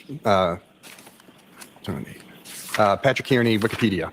And could you please tell me the date and time for that? Yes, January 1st, 2023, 11:30:57 a.m. And in the course of your investigation, did you do anything to determine who Patrick Kearney was? Yes, I did. And what did you do to determine who Patrick Kearney was? I went to the Wikipedia site that the user of the laptop went to. And what did you learn? That Patrick Overruled. Kearney was called the trash bag killer. Thank you. Your Trooper, I want to ask you if you were able to, I want to ask you about what day you received your search warrants from the court. You had previously told us that it was January 10th of 2023. Is that correct? No, I messed up the days. What date was it? I got the warrants on January 9th. I did the device extractions on the 10th. Thank you. So that's still 2023? Yes, that's correct. Thank you very much. So, Trooper Carino, you made a forensic copy of the iPad Mini 6. Is that correct? Yes, it is. And that was item number 7 that you gave in the lab. Is that correct? Yes, that's correct. And after getting that search warrant on January 9th, how did you make the forensic copy of the device of the iPad Mini 6? So I used Gray Key, which is specialized hardware and software, to extract the information from the device so we could look at it later. Okay. And what date did you use the Gray Key? That was January 10th of 2023. Okay. And can you just explain the process to the jurors of using the Gray Key? Yes, so we get the device, we plug it into the system. If a passcode is known, you enter the passcode. If not, it has the ability, depending on iOS and Apple product model, to brute force the passcode to guess it. And it can take anywhere from days to years. Okay. And then once the information is extracted or a copy is made, what do you do with the data? So we save it from the Gray Key server to our secure server so we can load that into whatever forensic software we want to use to look at it, whether it be Cellbrite or Axiom. Because it's not in a readable format at that point. Is that correct? That's correct. It's in an encrypted zip file. Okay. And where is the actual device now, that iPad Mini 6? That's at the Norfolk DA's office evidence room. Okay. And after you made the forensic copy, then what did you do? Well, the device would stay in evidence, and then we would load that, like as I said, into our forensic software to start looking at the information. And what software did you use? I use Cellbrite for this one, their Okay. physical analyzer. Trooper, had you previously examined this device, that same device, the iPad Mini 6? Yes, I had. And when was that? January 7th of 2023. And how did you have possession of the iPad Mini 6? It was given to us by Brian Walshe, the police. And what forensic tool did you use when you first examined the iPad Mini that Brian Walshe gave to you? I used the same products. I used Gray Key for the extraction and then Cellbrite Physical Analyzer to view the data. And at that time, did you have the password? Yes, I did. And what was the password for that device? 121212. And after making a forensic copy of the data, what did you do with the iPad that the police received from Brian Walshe on January 7th? Devices were returned to Brian Walshe. And was that same device in the Walshe residence on January 8th when you executed the search warrant? Yes, it was. And how do you know that it was the same device? So when we plug a system into Gray Key, it creates a progress report showing the date and time that we plugged it in, the process it goes through, and creates a PDF. When we plug that same device in days later, as long as the extraction has been deleted off the server, it rereads and knows this is the same device, same serial number. The hash value for the information may be different because time has changed, so user input and changes to the device will show. So, But the serial number is the same. yeah, serial number is the same. The Apple ID, the model number, all that stays the same. And who assigns the serial number? Apple, when it's manufactured. Okay. So when you examined the device on January 10th, after the search warrant issued, did you determine who the iPad, whose Apple ID, for this iPad, whose Apple ID was associated with it? Yes, I did. And what was the Apple ID? brw@tensaleconsulting.com. And was there a device name? Yes, Brian's iPad. And when you first examined the iPad Mini 6 on January 7th, what was the Apple ID? The same, brw@tensaleconsulting. And what was the device name? Again, the same, Brian's iPad. Were you limited in the dates that the search warrant allowed you to examine? Yes. Objection from sidewalk? Sure.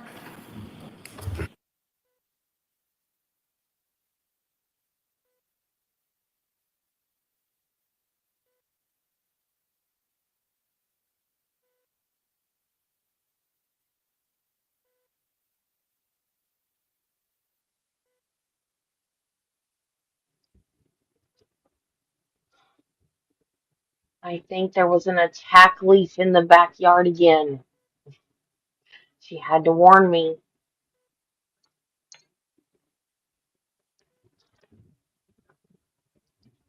Those darn attack leaves.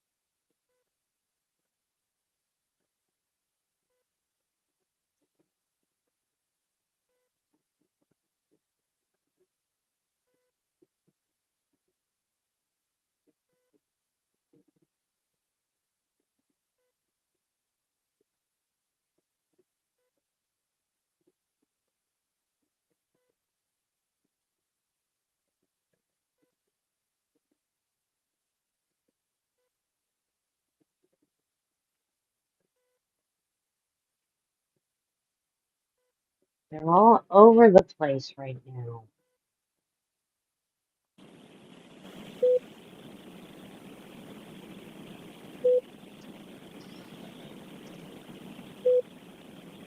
What in the world is my earbud doing? It just started beeping and making a weird noise.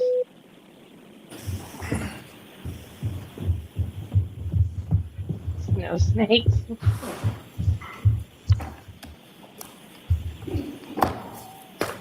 Cooper, You guys hear beeping? the warrant that you wrote, that you sought, you limited the dates to Maybe it was on the 12/25/22 thing. through January 8th of 2023 for the data that you could look at. Is that correct? Yes, that's correct. And so you followed those dates when you were doing your search.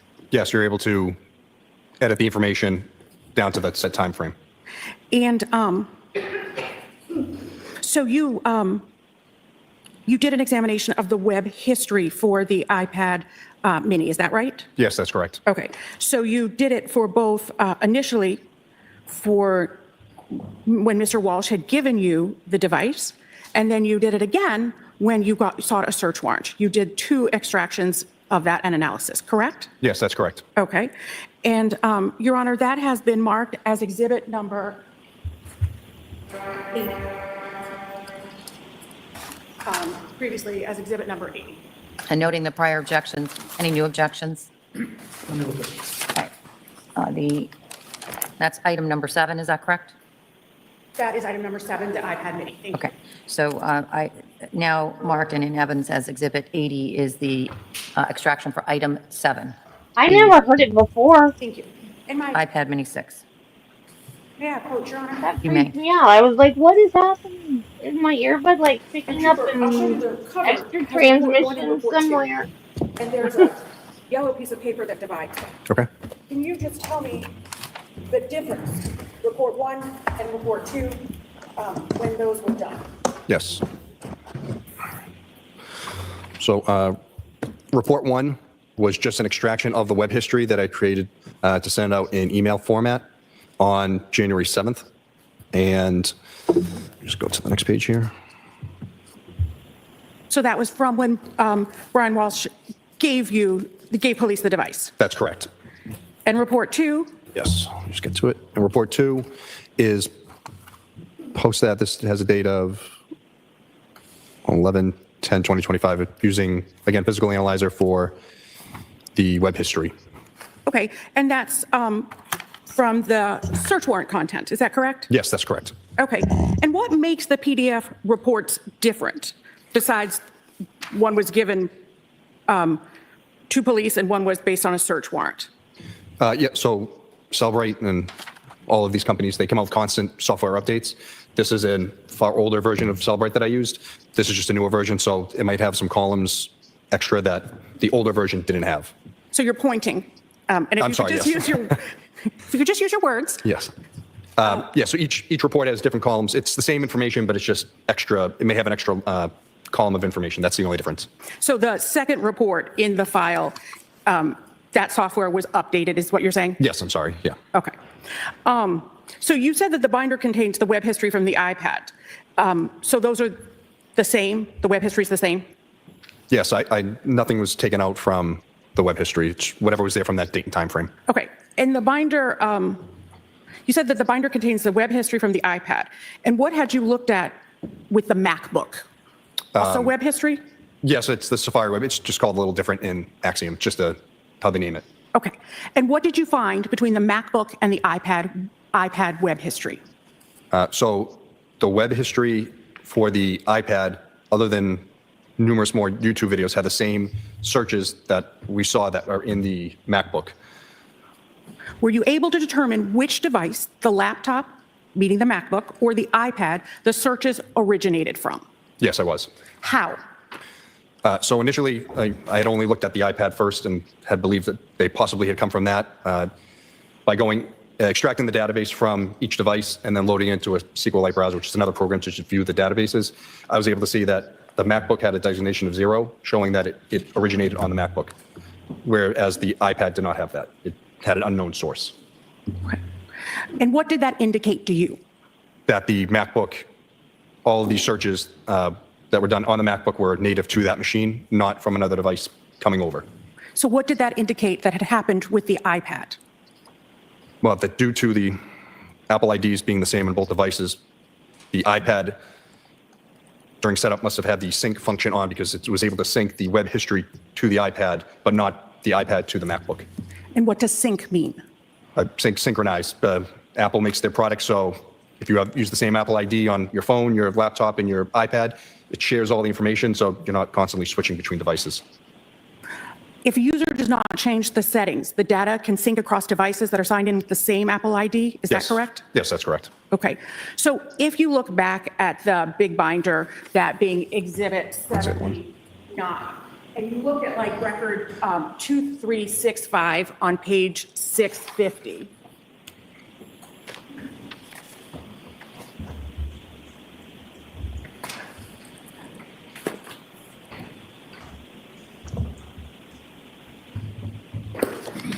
Thank you. It says, What's the record number we're looking at? 2365, Your Honor. Okay. It says in the, I'm sorry, if you could go up, Ms. Gilman. Yeah, 2364, I should have said. In that URL, it says channel equals iPad underscore BM and source. What does that mean? So it's reading that channel is iPad underscore BM. BM stands for bookmark or favorites. So it's that the Google search engine is a favorite in the iPad. Does that show that the search originated on the iPad then? No. So why is that appearing? I'm not 100% sure of how or why Apple codes it this way, but it's that the iPad and the MacBook are synced. So the iPad has Google as its saved bookmark search engine. Thank you. You can take that now. Thank you very much. Did you forensically copy the iPhone 13 mini and iPhone SE pursuant to a search warrant? Yes. And these are Apple products? Yes, they are. Okay. And are you familiar with an iMessage? Yes, I am. And what is the difference between an iMessage and a text message? So the iMessage is going from Apple device to Apple device, whereas a text message is going Apple device to an Android. You'll know this if you have an Apple phone, you get the blue messages, and if you send it to someone who doesn't have an Apple phone, you're getting the text box is green. So what was the process that you followed to make a forensic copy of the phones? The same as the iPad, plugged it into Great Key, did the extraction, and then from there saved it to our server and would be able to load it up later into Celebrate to analyze it. Same process. That's exactly. Okay. And could you forensically copy both phones at the same time? No, as I said, we only have one Great Key machine, so we have to do one device at a time. Okay. And then were you able to look at the device on a program like Celebrate? Yes, that's what I use, Celebrate Physical Analyzer. And had you previously viewed the data on the iPhone Mini 13? I did a cursory look with Trooper Connor Keefe, but I didn't go deep into it. Okay. And how had you accessed the iPhone 13 Mini previously? The same way. It's through Great Key, downloaded it, and Celebrate Physical Analyzer to view it. But had Mr. Walsh given that to police? Oh, yes, that's correct. Okay. And when was that? January 6th or 7th? January 6th, I'm sorry, of 2023.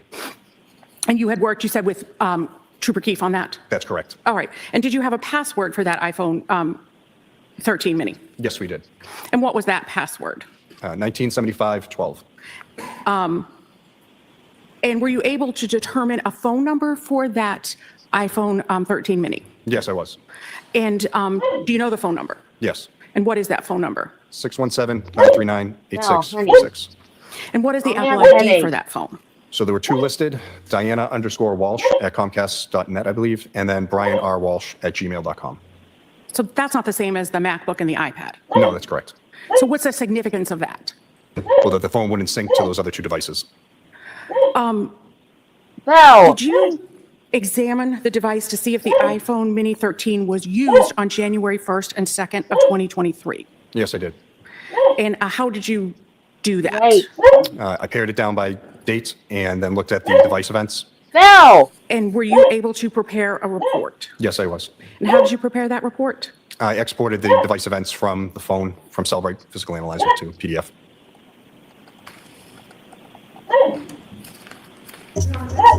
Marked as Exhibit 81. Any new objections?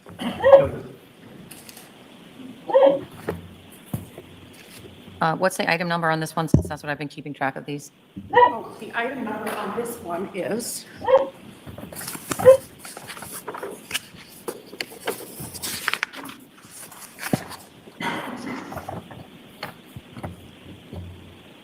five. Thank you. Thank you. The extraction for item 5, the iPhone 13 mini, is now in evidence. It's Exhibit 81.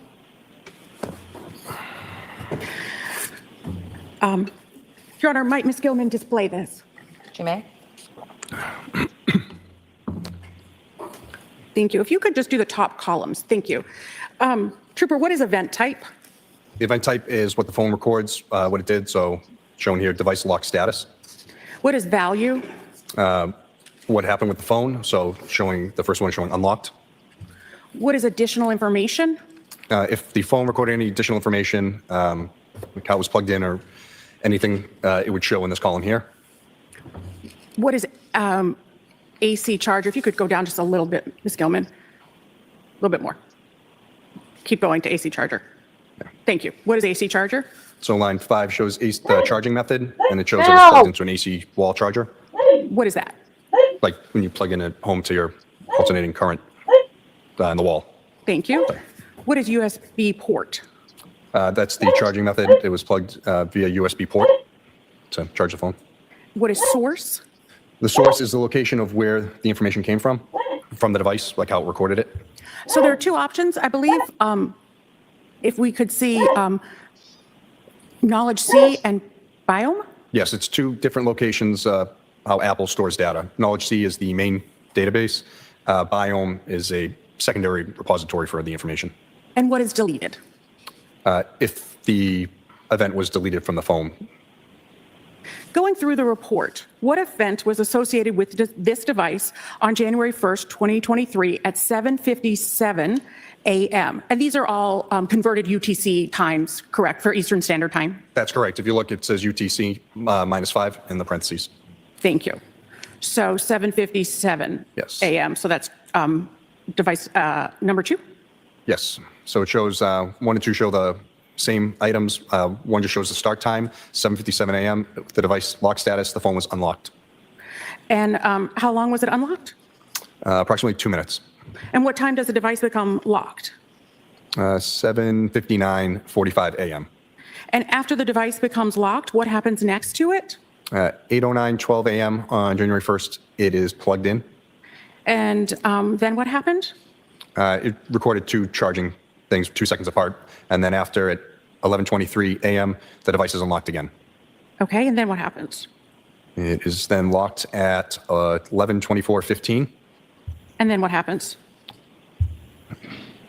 The device is 12:38:40. It's unlocked again on the first. And then what happens? And then it's locked again at 12:39:20 on the first. And then does the phone get unlocked? Yes, 12:45:20 And then what happens? and locked again at 12:46:49. And then what happens? It is unplugged on the first at 1:42:02 p.m. and then unlocked on January 2nd at 2:25 p.m. How can an iPhone be unlocked? There's two ways, Face ID or by inputting the passcode. Trooper, in addition to your digital forensics work on this case, did you transport evidence from the Office of the Chief Medical Examiner to the crime lab? Yes, I did. And generally, what did you pick up? I believe there was 7 bags of rug, some metal tissue, and I believe hair. And how large were those bags? The bags of rug were like not as big as a lawn leaf bag, but a large brown bag, and the other ones were smaller. And when was that? January 11th of 2023, And where did you take those? to the Maynard Crime Lab. And what did you do when you arrived at the lab? I turned them over to Crime Lab staff and filled out their intake paperwork. And did you submit those for processing? Yes, that's correct. And you got a receipt for that you Yes. dropped those off? Yes, they gave me a copy of the intake form. If I might have one moment, Your Honor. Yes?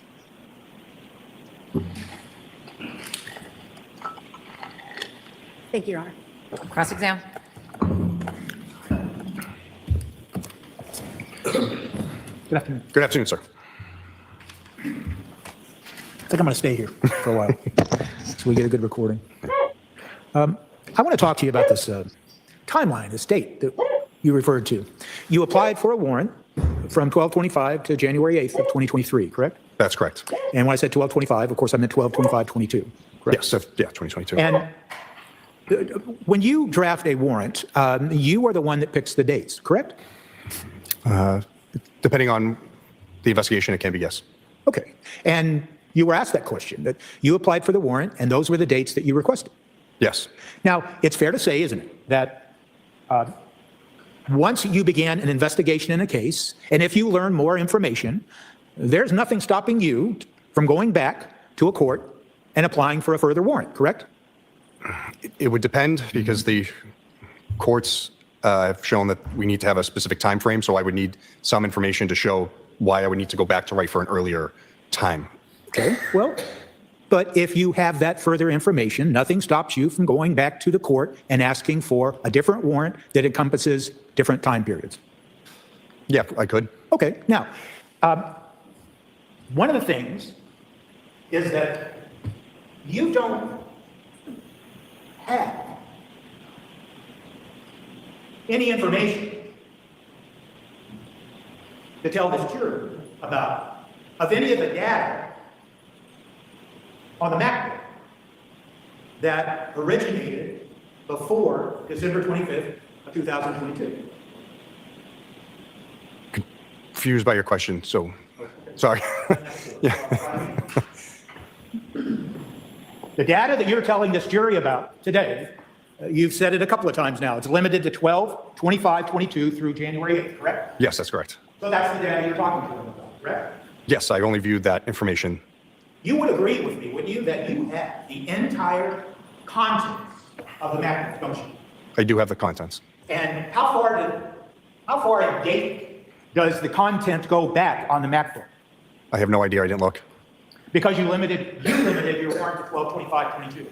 That's correct. So if you thought, as an officer involved in an investigation, that there might be some important information that predates 12/25/22, you have every right, and there's procedure for you to go back to the court and explain to the court why you think there might be more information back before 12/25 and see if you could get a warrant to cover that earlier information. If I had information showing that there was more, then I could, yes. Okay, and you never did. I don't believe I had any other information showing that I needed to. And you didn't have any information that you thought it would be important to your investigation to go back before December 25th, did you? For my role, that's correct. Okay. So when we heard about, for instance, this Pornhub search that occurred on 12/27, remember that? Yes, sir. And we heard about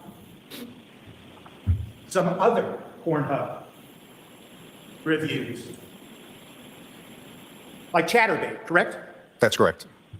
And something about Miss Bell, correct? About what? Miss Bell? I don't remember it off the top of my head. I'm sorry, Miss B. I still don't remember, but okay. Okay. Do you remember seeing record 831? Do you have, I apologize. I don't have that book up here to see it. Let me ask you this. Do you remember seeing also a reference in the very same data that you've told the jury about that talked about a movie called, or something called Slade, Dominant, Scarlet? I would have to see it, but could I double check it?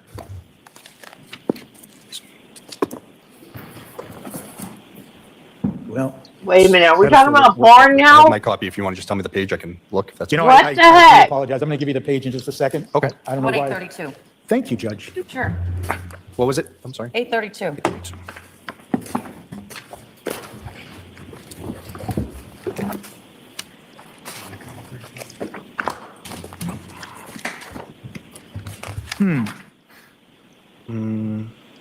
Oh, record 832. I'm Record sorry. I thought you said 832. No, no, 832. it's on page 227. Thank you. All right. All right, I'm there. And yep. Thank you very much, Your Honor. Sure. So now I want to focus your attention to record 831 Yes. on page 226.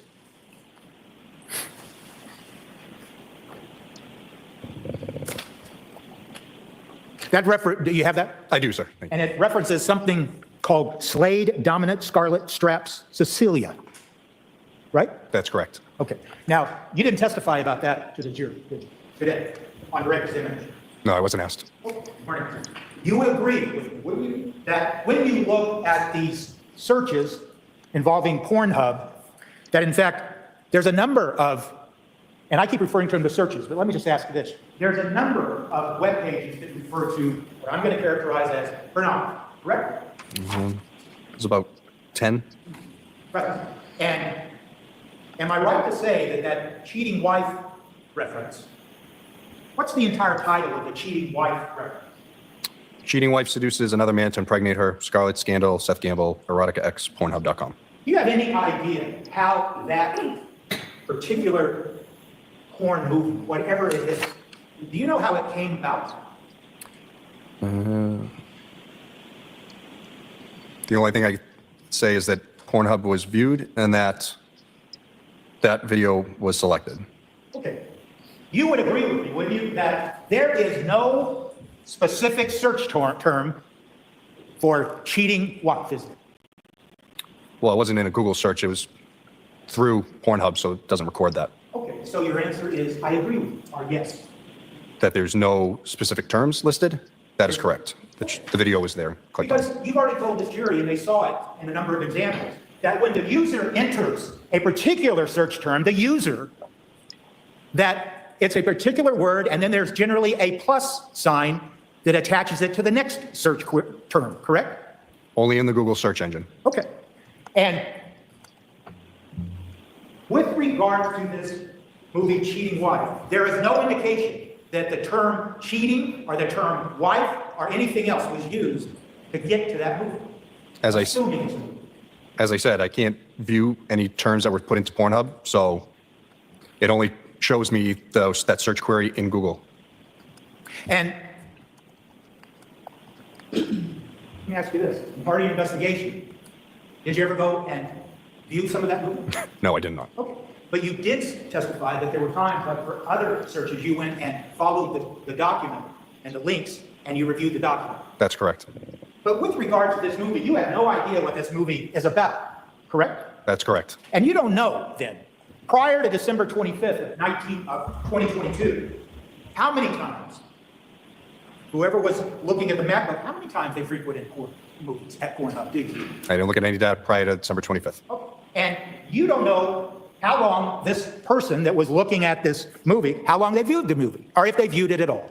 I do. It shows me a time frame of 7 minutes. Okay, 7 minutes. And how long is the movie? I have no idea. So someone started watching that movie, they watched it for 7 minutes, and that was the end of it. Is that your testimony? That's correct. And then I went to that Slade Dominant Scarlet video. Okay, and that's Slay Scarlet. Do you recognize the fact that there is some actress referred to with regards to the cheating wife thing that's also named Scarlet? That's correct. So it's fair to say, isn't it, that you have no idea, as you sit here today, whether the person who is looking at this porn hub video, if they're trying to get access to movies that have perhaps their favorite actress or anything else of the sort, do you? I don't know who this person is, so I have no idea. So your answer is no. That's correct. I don't know.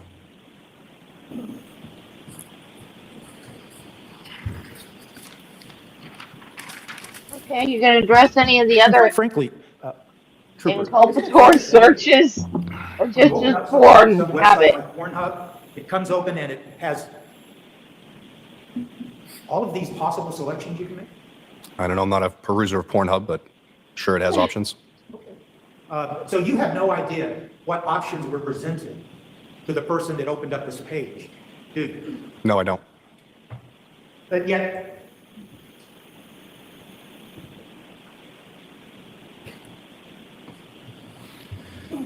it was important enough to include it in the data that you put into that binder.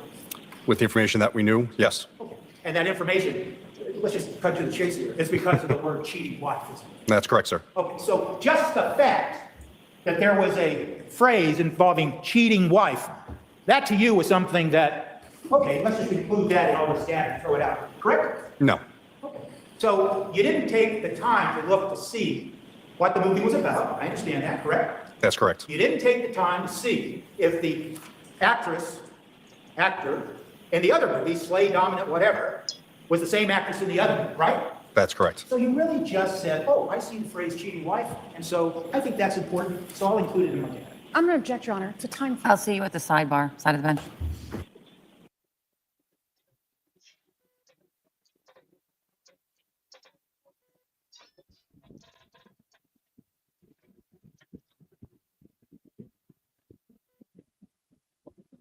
That's correct. And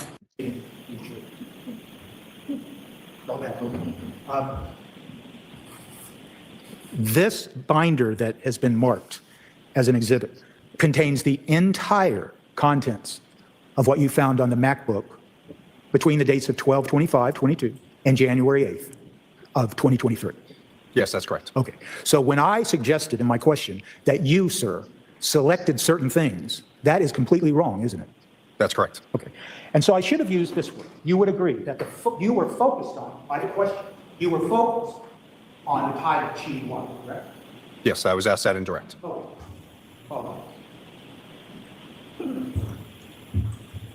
But you were never focused on direct examination as to the other porn movie, the Slay Dominant or whatever the content is, correct? That's correct.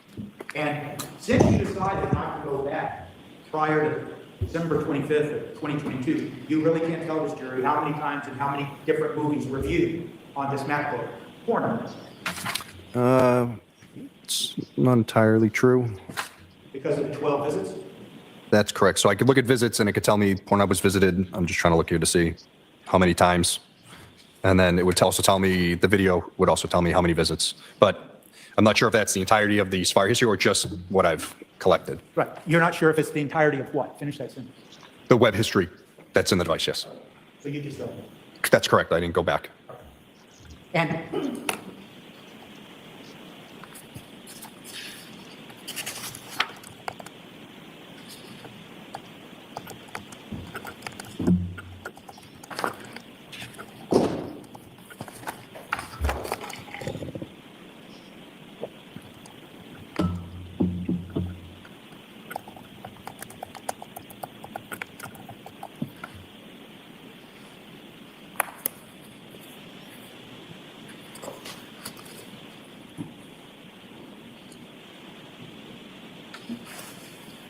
Can I just have a second, Judge? Sure.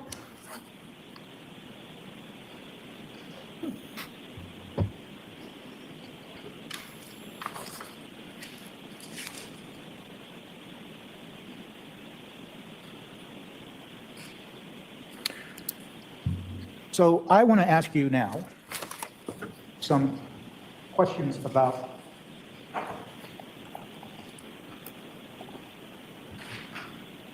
what you testified to on direct examination. Okay.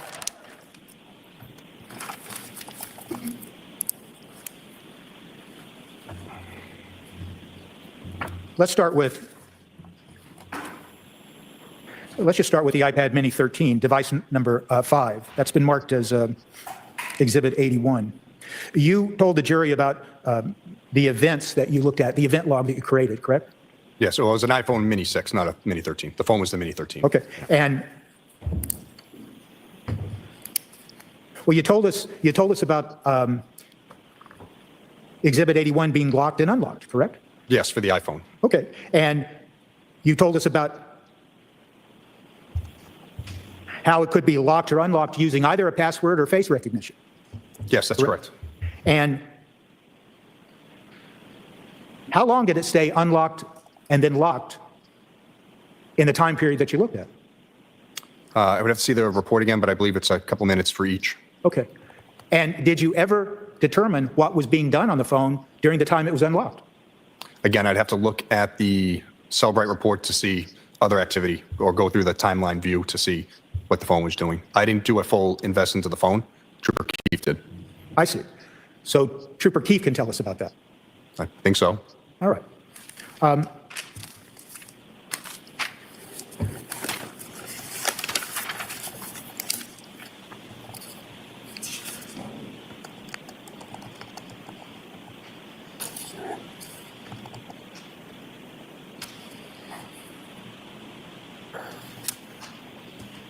It's fair to say that using Cellbrite, this software you told us about, you can create reports that include certain information and exclude other information. Yes. And you can create reports, so to speak, with the Cellbrite software that are restricted by date, correct? That's correct. And you can do term searches, correct? Yes. Well, you can, yeah. Well, I was thinking my question was going to be if you're doing like an entire phone search or you're just looking, say, messages or web history, because there's different places to search these terms or whatever you're looking for, say a phone number or whatever. Okay. So you can decide what information you want to look at using Cellbrite, and then whatever information you're looking at, you can dictate what terms you think are important to search for, and then you can search for them. Yes, if I had specified terms that I need to look for, yes. And did you do a term search on the MacBook for instance, divorce? No. For the MacBooks, I didn't do any term searches. I just did by timeline from what was allowed in the warrant.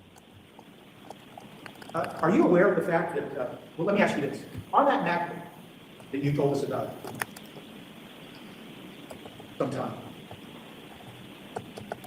the reference to divorce and all the things we heard on direct examination, that only occurred on 12/27 of 2022. Is that fair to say?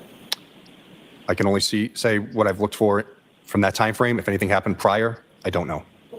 But my question is, what you testified to, the references that you were asked multiple times on direct examination regarding divorce only occurred on 12/27.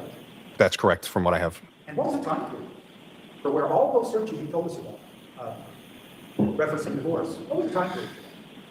I don't remember the exact time. I believe it was around 11 o'clock in the morning, but I could be mistaken. I would have to look. What was the time period that was encompassed that covered the entire divorce searches that you referenced on direct examination? As I said, I don't know the exact time. I would have to look to see. And what time did those divorce searches that you referenced in direct examination, what time did they occur? Again, I'd have to look at the notes to see the exact date and times. But you would agree they only occurred on 12/27? I believe that's the when they all happened, yes. And one of the searches that you told the jury about had to do with something like 10 best states. I think it was 5, but yes, 5 best states. Did you take the time to look at those documents that referred to those searches? I don't know if I looked at all of the divorce ones. I did look at some.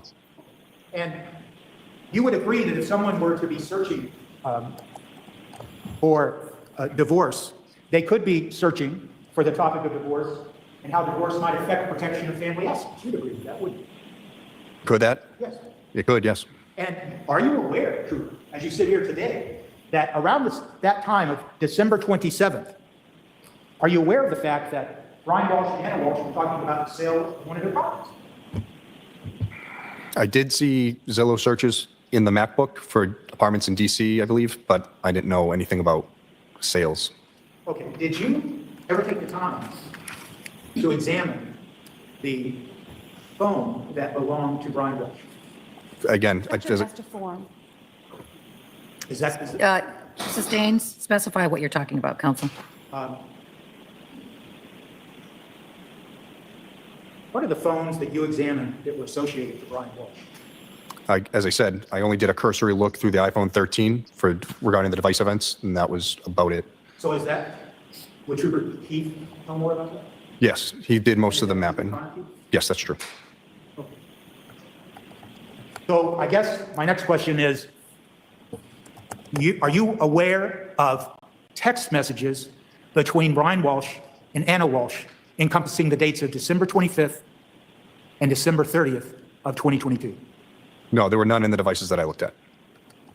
So when you were asked questions about your review of the MacBook and references to the divorce on or around 12/27, you, as you sit here today, you have no idea what was going on in text messages between Ana Walshe and Brian Walshe. That's correct.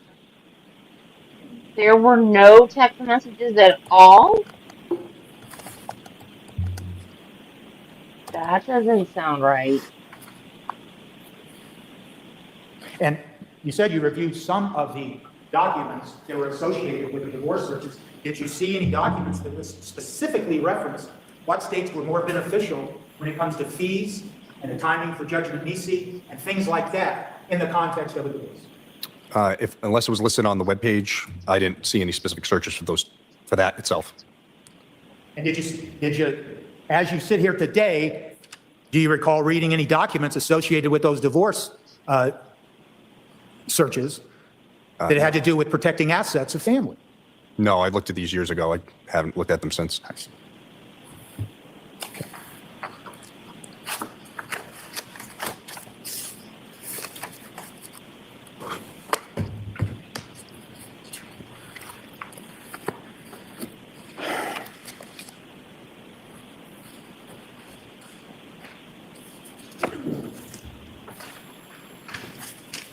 Those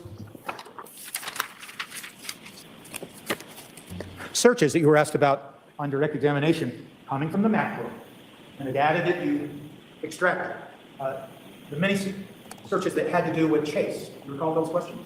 The Chase Bank? Yes. Yes. And it's fair to say that by looking at the data that you based your direct testimony on, you cannot tell at all what specific data was being reviewed. Again, if I can see the websites listed, sometimes it'll say you're in the accounts dashboard. It could list out, but again, I'd have to see exactly what you're describing. Cooper, I guess the reason I'm asking, let me ask you this way. You investigate a case, correct? Yes. You're charged with looking at data like this, and you use specialized forensic tools to look at the data, correct? Yes. And you're trained to look at the data and try to interpret what the data is, correct? Yes. And then you share that information, don't you, with the Commonwealth, correct? Correct. And so now you were brought in here as a witness, and you were just asked questions about all of these searches that occurred. You don't understand how it works, so Yes. shut your face. Is it your testimony then today that the Commonwealth never sat down with you and said, tell us what you can tell us about what's being looked at on those Chase searches? I wasn't asked to explain every Chase website to them. But were you asked a simple question? Can you tell us what the person actually viewed with regards to a Chase account? Again, if I see the data, I can explain it, but I can't say everything. No, I understand. Yeah. And I'm not. Yeah. Well, I don't understand your question then. Well, have you sat down with the Commonwealth in the context of this specific case and those Chase searches and tried to explain to them what it is as the digital expert in the case, what was being viewed on the Chase accounts? Just that Chase had been, the website for the Chase account had been visited. And that's it. That's correct.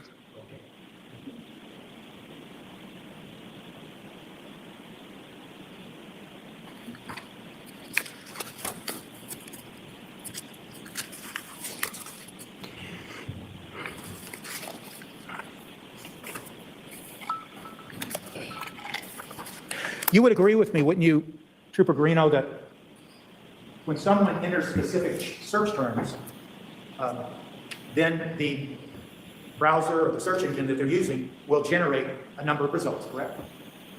Yes. And then the user can click on some of those results or bypass some of those results and just go to some other results. That's correct. And when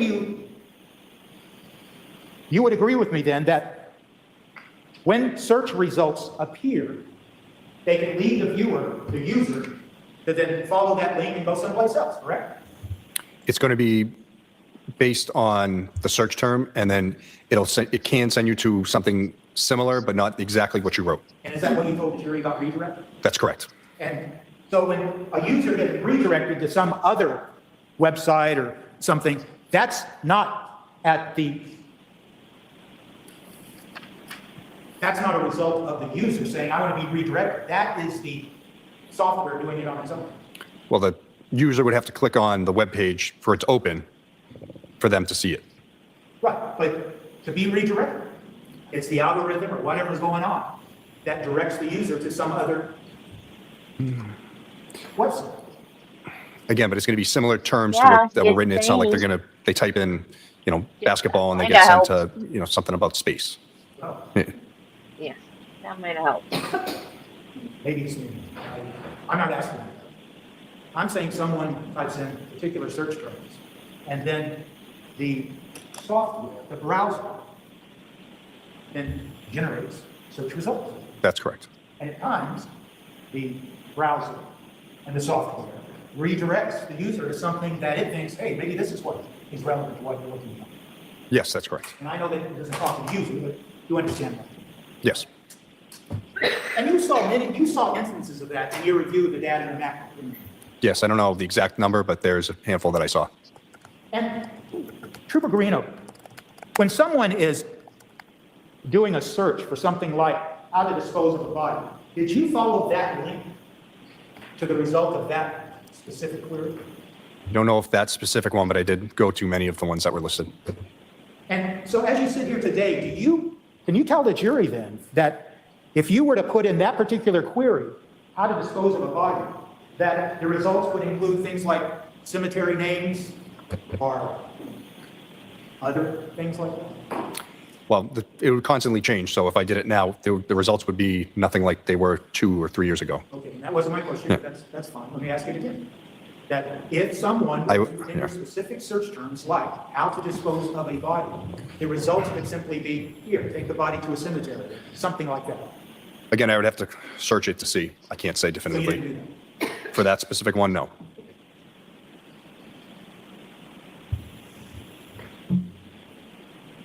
And so it's fair to say that when someone is using specific search terms, sometimes you have to add additional terms to get information that might be more helpful to what you're asking about. You'd think that So like adding more lawyers words? would be Is that what you're saying? That could be caught yes. up. So it could be the fact that to get more specific information about, for instance, how to dispose of a body, you would then Did you have just to go add there another with me search term again? like murder No, to get more specific You're driving me information nuts. that you might be looking for. I can't say. So you didn't try that out in the context of your investigation of this case. Again, this was years ago that I did this, so I have no recollection of it.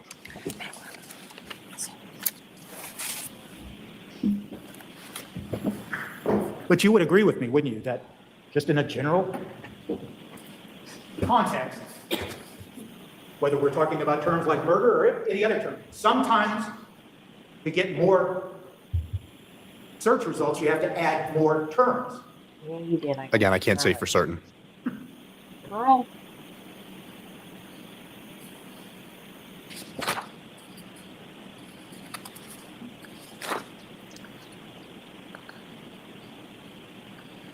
So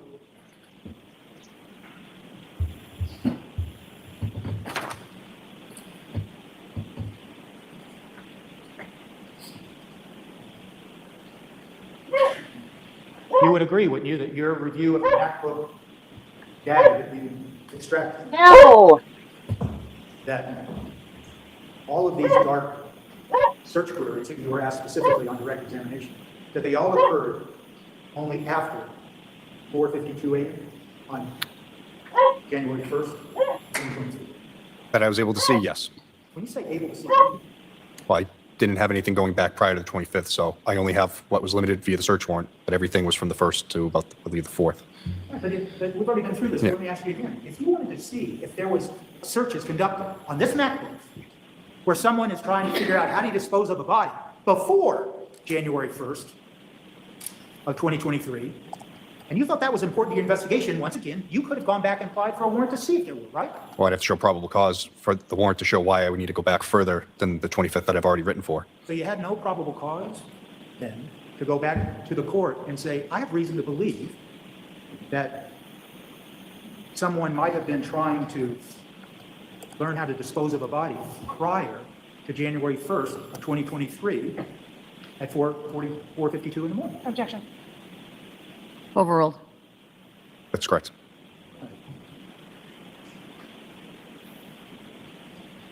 In fact, in all of your examination of the data that you did look at, the data that you chose to limit to 12/25 and January 8th, you saw nothing in the data dating back to 12/25 that indicated any searches that were relevant to how to dispose of a body. That's correct. You saw no searches about anything about DNA or anything of the sort. That's correct. You saw no searches about how to get rid of blood. Yes. You saw no searches about how to use hydrogen peroxide to clean up. Yes. Yes, meaning you didn't see any. Yes, that's correct. I didn't see any.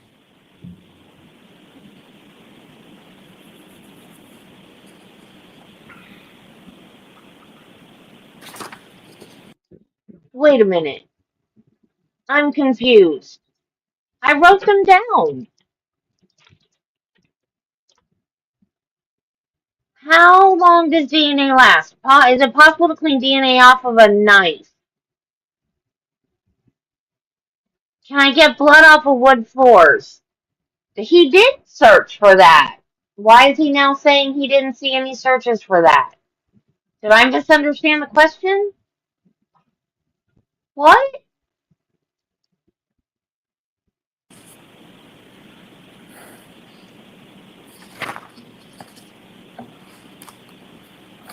But you would agree then, just try to end this particular topic. If you had, you've referred to this jury here, probable cause to think someone had tried to plan a murder, you could have gone and applied for a warrant to see if there was data on that map. Objection. Sustained.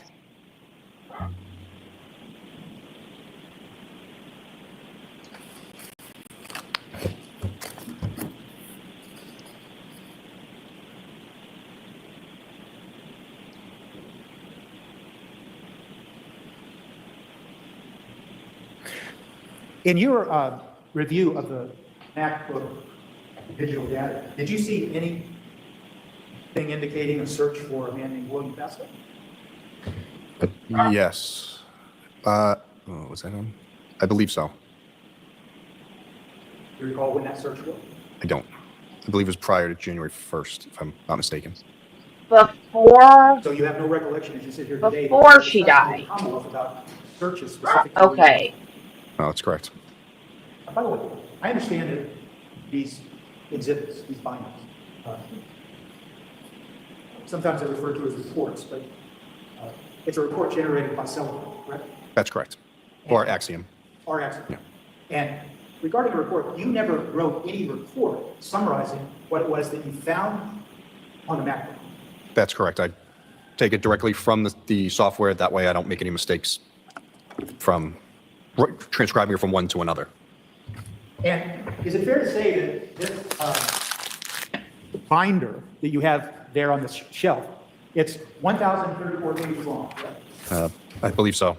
And it contains many, many entries referred to as records, correct? Yes. How many records? I can tell you in a second.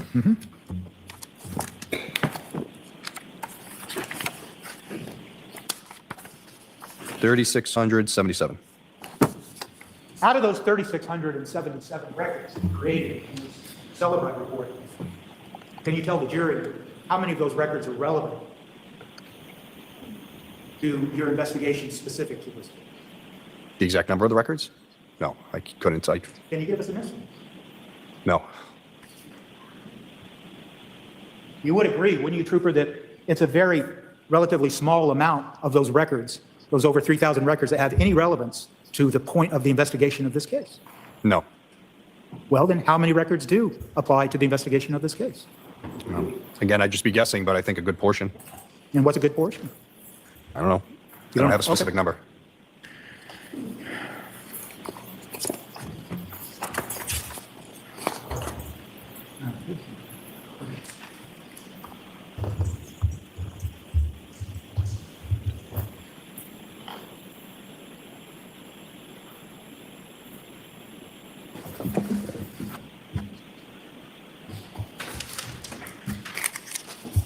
I got it.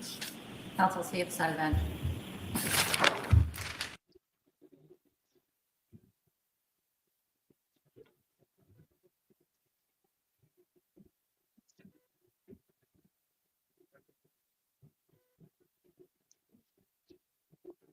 How do they know he used a saw if they haven't found her? Because of the Google search?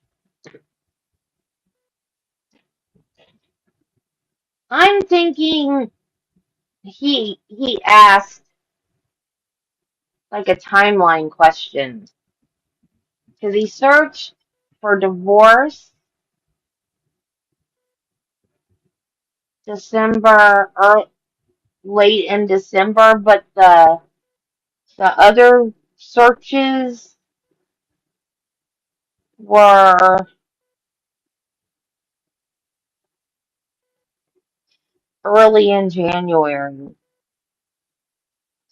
So I think he was asking, did he do those searches I in understand December? somebody needs an unscheduled break, and the day is getting long, so it's 3:30 hours. We've done a lot of work today, so I'm going to let you, of course, use the facilities, but I'm also going to send them away for the day and we'll be back ready to work.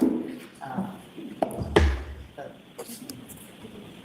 weather, I know you guys aren't watching, you're not listening to the news media, so the weather turned out to be nothing better, as my someone would say. Safe travels home. Before I leave you, I want to remind you, jurors, don't do any research about this case. Continue to be vigilant about not listening to any news media, any social media. Anyone, don't do any research about the case. Continue to have open mind. With those mornings, you're ready to come home tonight. I appreciate your work. We'll see you back. We're ready to work in the morning. All right, everyone leave. Close your notebooks. All leave.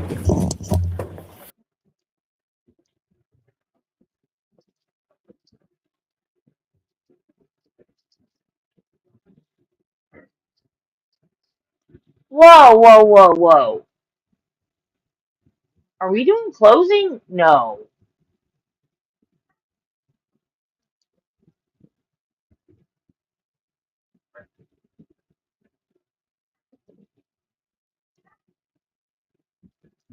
There's no way.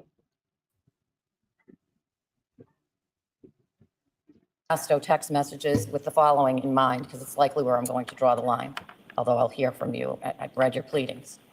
I think there is classic state of mind evidence in those, embedded in those. In particular, well, there's different places where it is, but there's probably the most classic is where there's a comment by Anna after she's giving him some parenting advice, and she says, something to the effect of, I shouldn't be giving any parenting advice. My life is completely messed up. You know that exchange?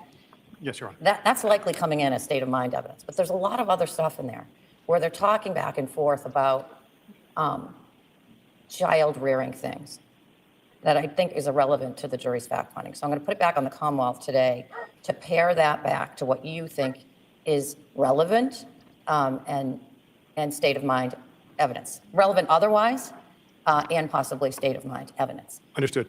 All right. And then the defense can argue with regard to that, but I think there's some pretty classic sort of state of mind evidence embedded in those texts.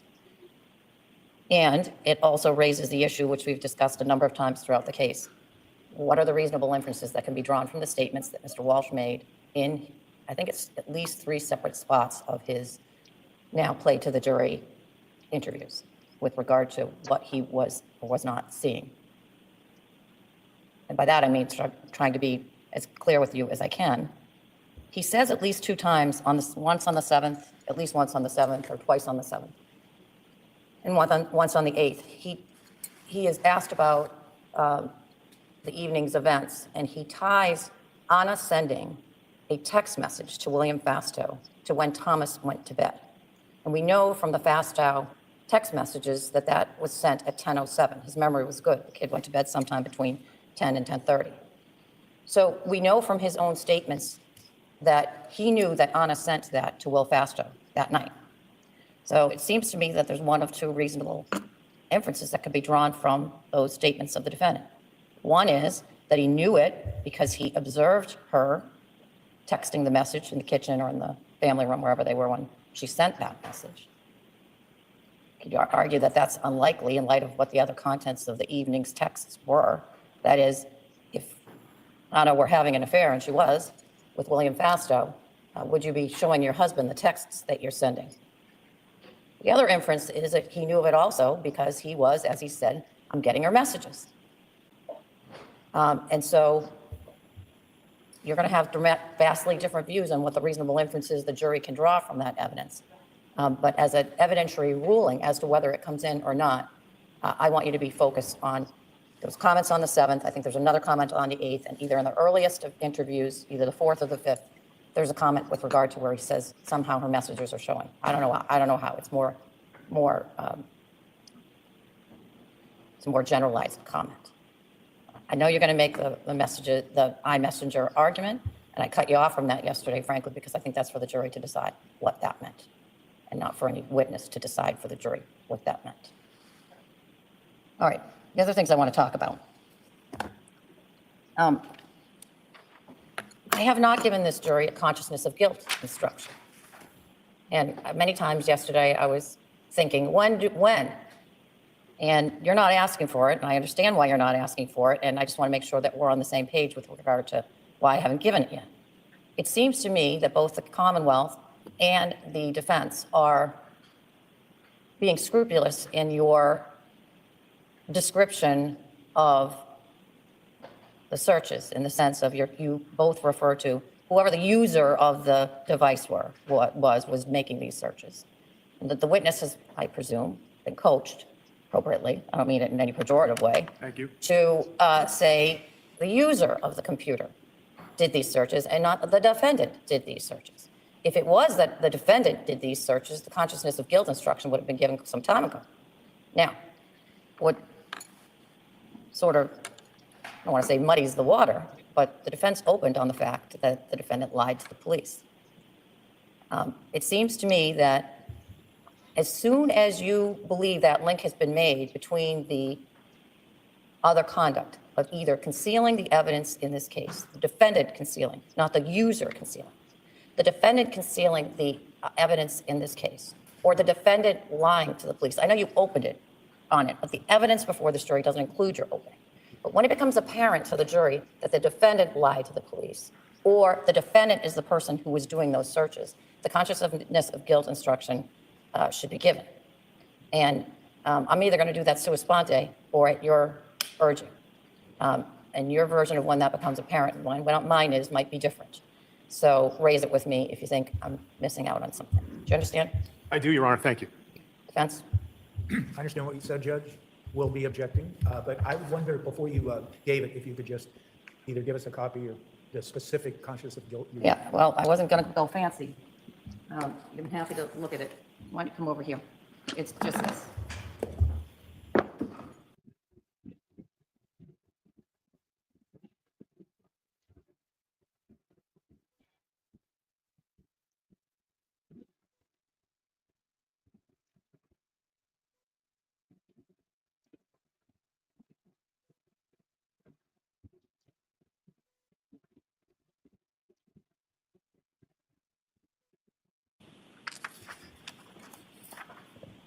Hearing your representative, the Honorable Justice Manfred Joseph, no superior court.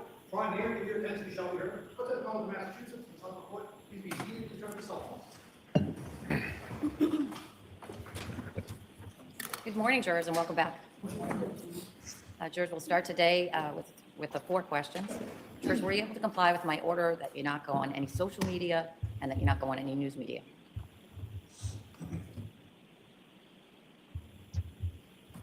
Were you able to comply with my order that you not speak to anyone about the case?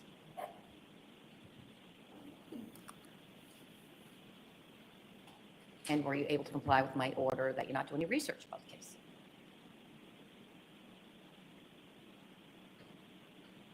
And do you all still have open minds? Nope. I don't. Those 4 questions all answered in the affirmative by all 16 jurors in the box. We're ready to begin today's work. We can have the witness back on the stand. Cooper, while we're on.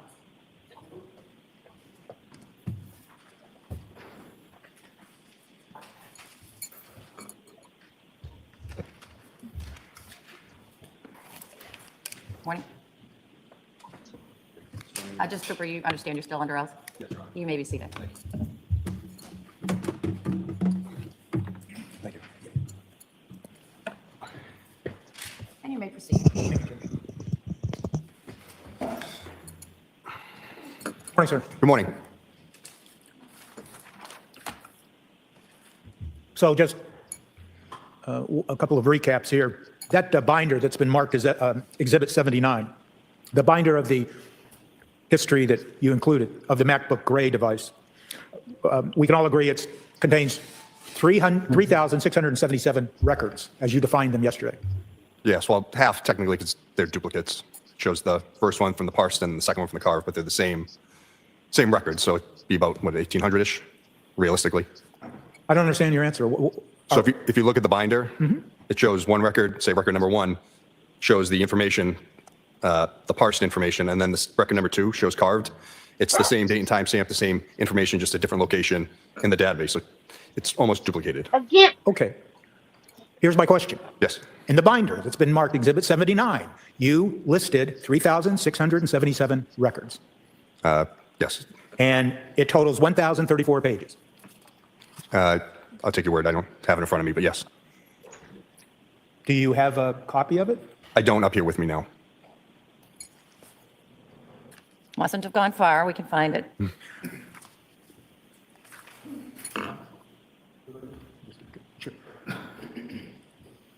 Thank you. Yes, it is. Thank you.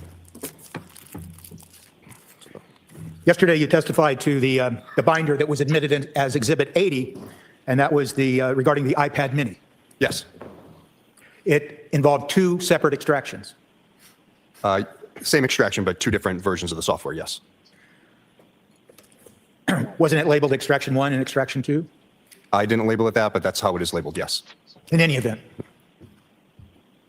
It's clear now, isn't it, based on your forensic analysis, that the searches that were found on the iPad Mini were not conducted on the iPad. Yes, that is correct. That you used the term sync yesterday, right? Yes, that is correct. And you used the word sync in the context of the searches based on your forensic analysis originating on the Gray Mac. That is correct. And when we say sync, and when you say sync, it means that, in part, that no one manipulated that iPad Mini with regards to all the searches that this jury's heard about. That's correct, yes. You told us yesterday that there are multiple records, as you defined it, records in this Exhibit 79 that have the same timestamp, correct?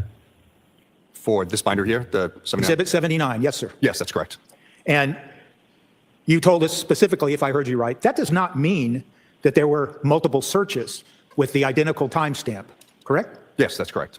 And it does not mean that the website that's referred to in each one of those duplicate records, it doesn't mean that that website was visited twice. Unless the visit count says twice, then yes, but like I said, that parsed and carved record, there's the same record of the same thing that happened, just different spots pulled from the database, so. And you did not, in what's been marked Exhibit 79, you did not indicate to whoever looks at Exhibit 79, what were those duplicate records? I did. How'd you do that? I spoke with the prosecution, or the ADAs, and explained what this is and how it parses out the data and when it prints out. What I'm asking you, though, is when someone opens up that book, and let's just say someone like a juror, when they open up that book, there's nothing to indicate to them out of those 3,677 quote records, which one is duplicative and which one is not. Well, I just testified to it now and also on direct, and it also shows in the book the same date and time stamp, and I explained the parsed and carved records. I don't have a paper written report, if that's what you're trying to infer. You don't have a what? Paper written, handwritten report, if that's what you're trying to infer. I'm really not trying anything. I'm just asking you that if someone were to look at those 3,677 records, there's no term used that says this is a multiple, this is a duplicate of record 1 or record 2. It says nothing like that in the book, does it? Objection. You can answer. I don't fully understand. So you're asking if there's something that says that one's a duplicate and one's not? I've asked, yes, that's what I'm Okay. asking. By the same date and time stamp in the record, and as I explained, the parsed and carved, but I don't know if there's anything, like there's no key guide that says what it is. Okay. If that's what you mean. And yesterday you also told us about something called redirects, correct? Yes. And that a redirect means that the computer or the device on its own, with the software, with the browser, redirected the user to another website. When they click on a website, it can redirect, yes. Okay. And it's the device and the software operating within the device that determines a redirect. It is not the user. That is correct. And you don't have anything in this 3,677 records. You don't have, we'll use your reference, an index or anything to indicate the reader of this Exhibit 79, what are redirects and what are not. That's correct. And you have no idea how many, quote, redirects occur within this Exhibit 79.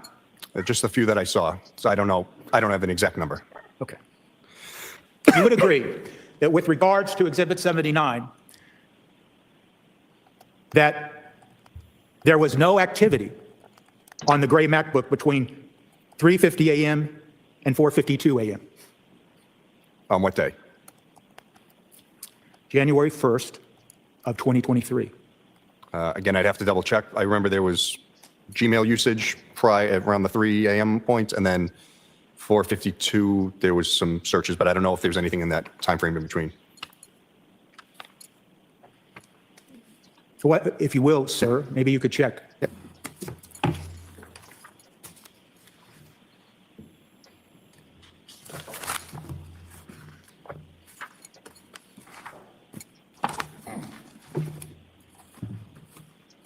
Counsel, can I see you side of the bench?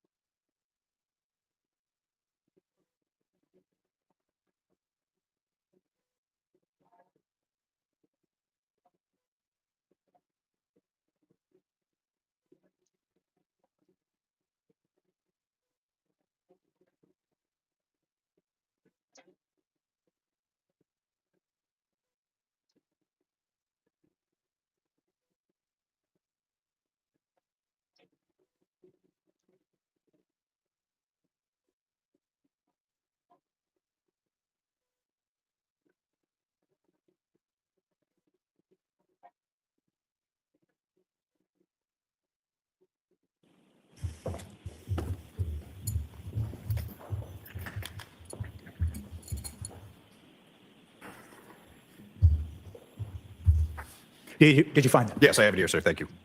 Yes, you're correct. 3:50 a.m. is record 1947, and then the following record is 1948 at 4:52 a.m. Yesterday you testified that you recalled, or you thought you recalled, reference to William Fasto within the MacBook data. That's correct. Do you know where that is? No, I don't. Can you indicate, well, you just said no, you don't. Trooper Guarino, if I represented to you that there is absolutely no reference to William Fasto within these 3,677 records, would you agree with that? I don't know. I don't remember. I remember seeing it somewhere, but I don't know if it was in the MacBook. There's, like I said, a lot of data. It's fair to say, isn't it, that your examination of exhibit that's contained in Exhibit 79, there's no indication that that MacBook and any user of that MacBook ever accessed Ana Walshe's iMessages? Her iMessages? No, I never saw any indication of that. I'm going to refer you to page 555, record 2055. What record number you said? 2055? 2055. Okay, got it.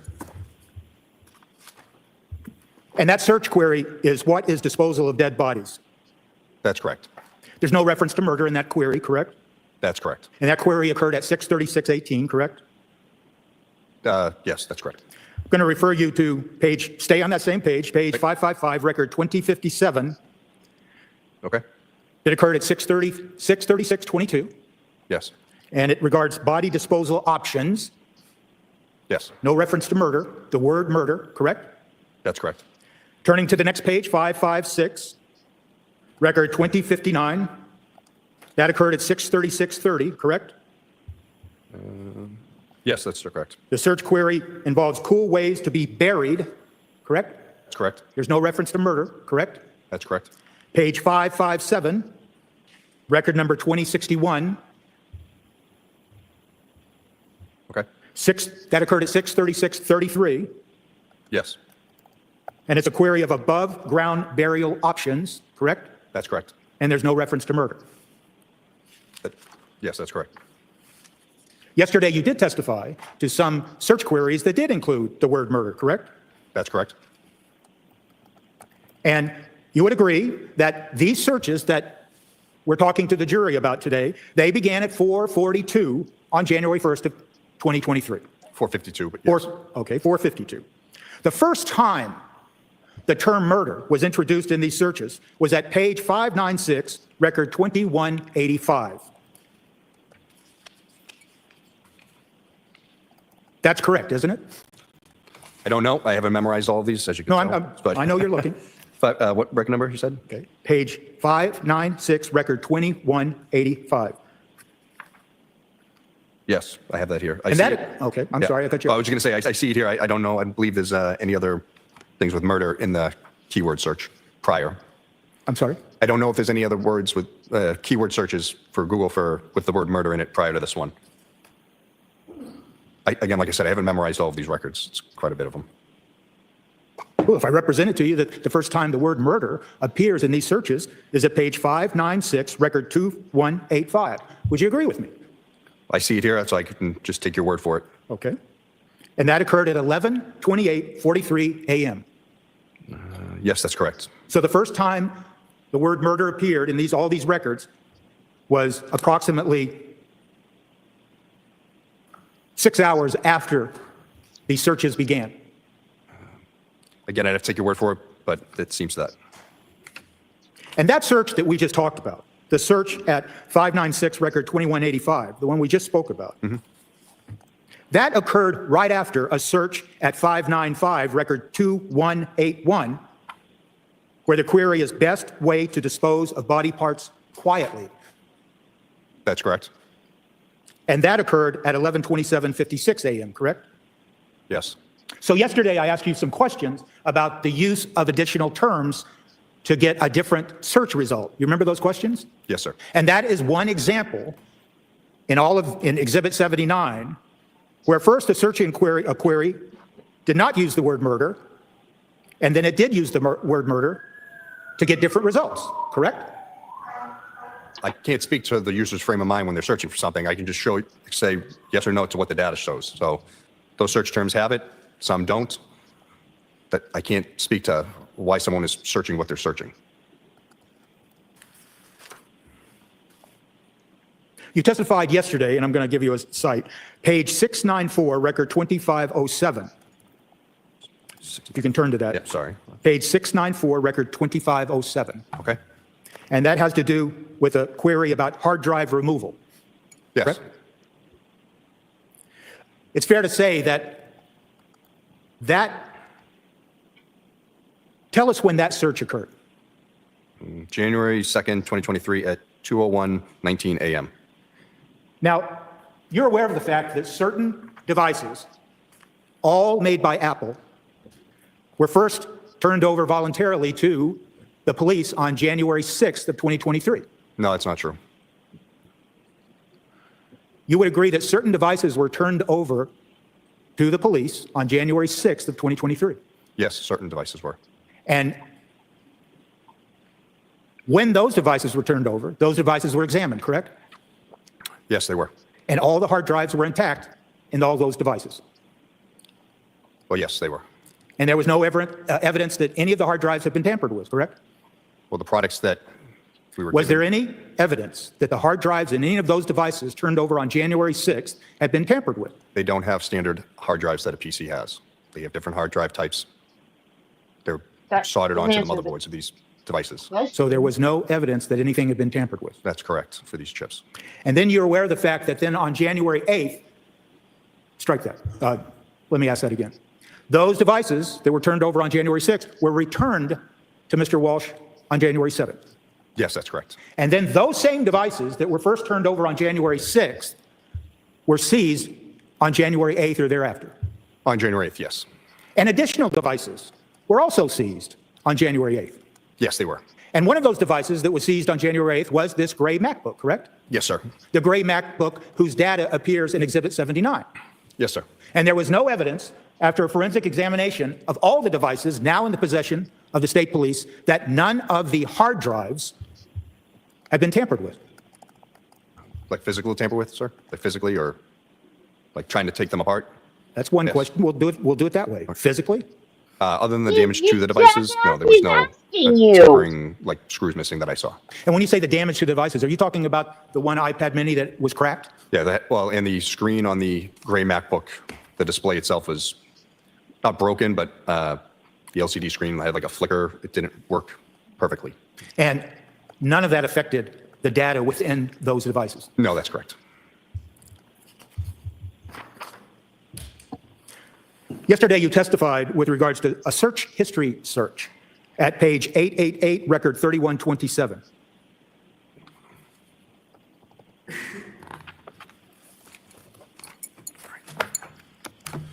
I have 888. Which one? Record 3127. Okay. That search occurred on January 3rd of 2023, correct? Yes, at 7:30 p.m. At 7:38, correct? That's correct. And that search involved, can police get your search history without your computer, correct? That's correct. And once again, without repeating the same question, all those computers and iPhones and iPads were turned over on various dates, January 6th and January 8th and thereafter. That's correct. And you're unaware that any other computer or any other iPad or any other cell phone had been destroyed or otherwise disposed of. Just one cell phone. Okay. And the search history on all of these devices that were turned over, it was all intact, wasn't it? Yes, the devices that were either turned over or seized during the warrant were. And in your forensic analysis of all these devices, you did not see any evidence that anyone tried to remove, delete, or otherwise change the search history contained on these devices. That's correct. Yesterday, you testified to cell phone history search, and that's at page 904, record 3184.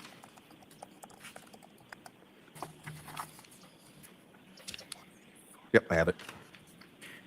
And you're aware of the fact that Mr. Walsh was interviewed beginning on January 4th, correct? I don't remember the exact days. I got involved in the case on the 6th, but I know he was spoken with prior to that. That query, that search query that we just talked about, page 904, record 3184, that was conducted on January 4th at 8:55 a.m., correct? That's correct. But as you sit here today, you're not sure when Mr. Walsh was first interviewed by the law enforcement at his home. That's correct. Are you aware of the fact that he was not just interviewed once on January 4th, but twice? Are you aware of that? Were you ever, I guess your answer is no.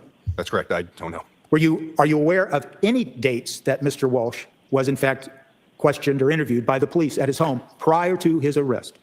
I just know it was prior to the 6th. In any event, in all of the devices that you did in fact forensically examine, you saw no evidence that any user tried to destroy any cell phone history as it applied to the cell phones, correct? To Mr. Walsh's? Yes. That's correct. Now, my understanding from your testimony yesterday is that you did not specifically conduct a full examination of any of the iPhones that were seized. That's correct. That would be Trooper Connor Keefe. That's correct. A user that uses these devices can delete information, can't they? To a point. But the fact of the matter is that those forensic tools that you use, Cellebrite, Magnet Gray, Axiom, when you run the data that you extract from a device, that software can detect where a deletion. As I said, to a point. It's fair to say that in your examination of the MacBook, device 3, and in all of those records in Exhibit 79, there's no indication that any data had been deleted. I didn't see anything glaring. Yesterday, you talked about the Chase account login data, and specifically the Chase login data that occurred on December 27th of 2022. Do you recall that? Vaguely. I refer you to page 259, record 951. Thank you.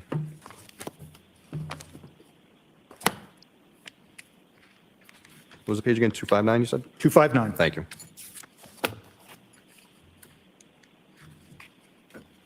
All right, I have it.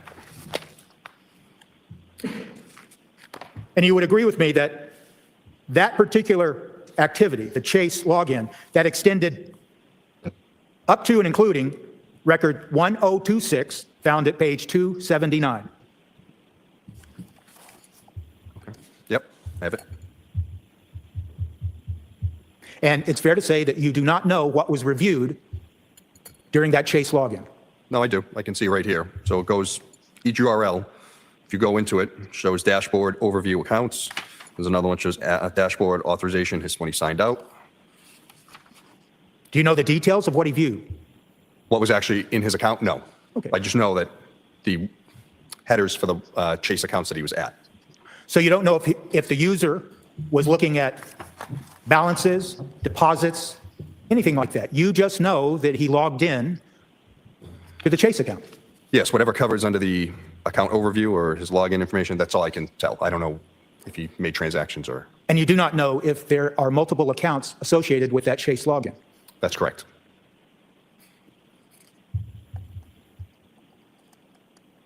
I'm going to refer you to page 906, record 3195.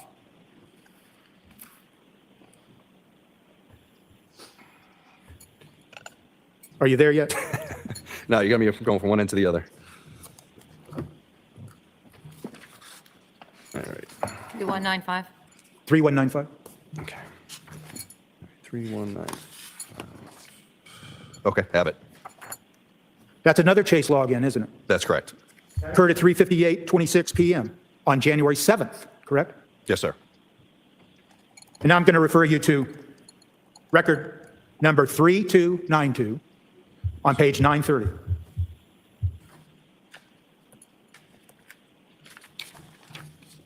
Okay. That's another Chase login, isn't it? He's already logged, well, he's logged in from earlier, so it's the same login. It's not the same login that's referenced at page 906, 3195, is it? Because that login occurred on January 7th, correct? Well, if you go back through, oh, I see the date change. Yep, it goes all the preceding ones are also Chase from the 7th and then the 8th. So the reference specific to page 930, record 3292, that's a Chase login that occurred the next day on January 8th, correct? Yes, that's true. And that's at 3:02 a.m., correct? Yes, it is. So what you saw in this MacBook data was multiple logins on the Chase account, correct? Yes. And they spanned many days during this period that you examined it, 12/25/2022, up to and including January 8th of 2023, correct?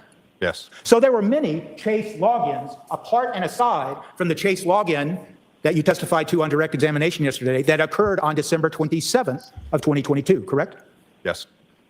You'd also note, and I'll focus your attention on page 948 at record 3362.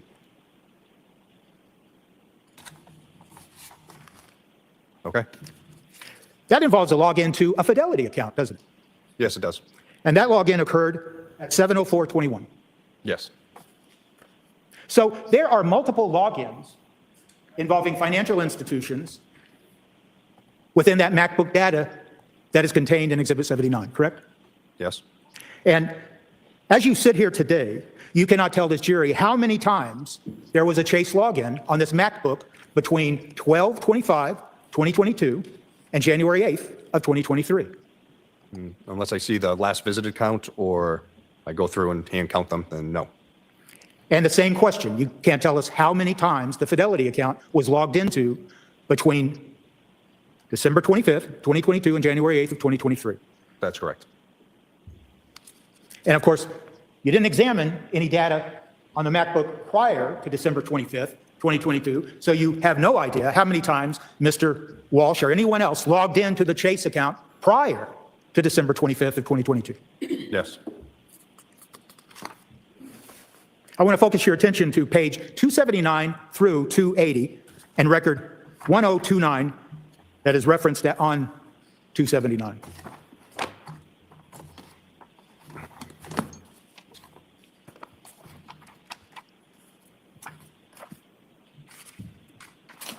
All right.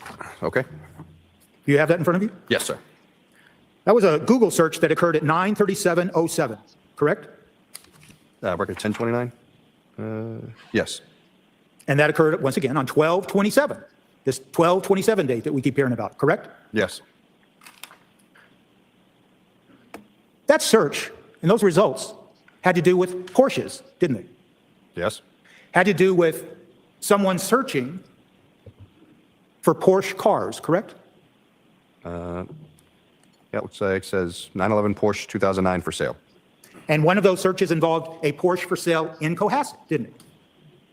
I don't know. I can look.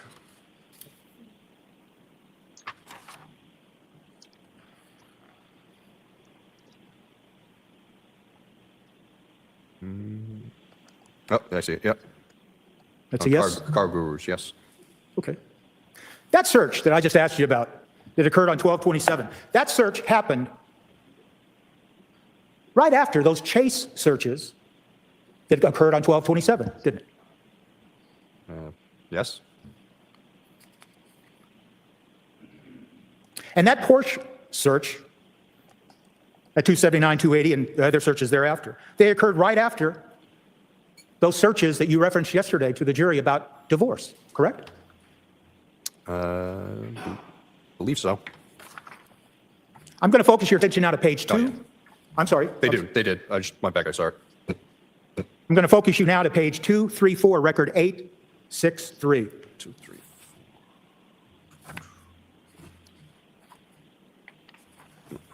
Okay. That is a search that occurred on 12/27, once again, and it occurred around 8/23/13, correct? I have 82308, but yep. Okay. And I'm going to ask you to go forward to record 870 and ask you to look at those records that run from 863 to 870. They all involve searching for a diamond ring, don't they? Yes. And one of the specific queries is a 4-carat diamond, correct? Yes. And there's a specific reference in the search at page 236, record 870, that it references BlueNile.com diamonds, correct? That's correct. These searches that you just testified to regarding searching for diamonds, they occurred just before the searches that you told us about regarding the divorces yesterday, correct? Yes. Talking about those divorce searches now, the divorce searches that occurred on 12/27, they start actually, with a search at page 240, record 887. And the search involves Katie Holmes' divorce. Yes, Katie Holmes is an actress, do you know? yes, And so that is the first search that appears on 1227 that includes the term divorce, correct?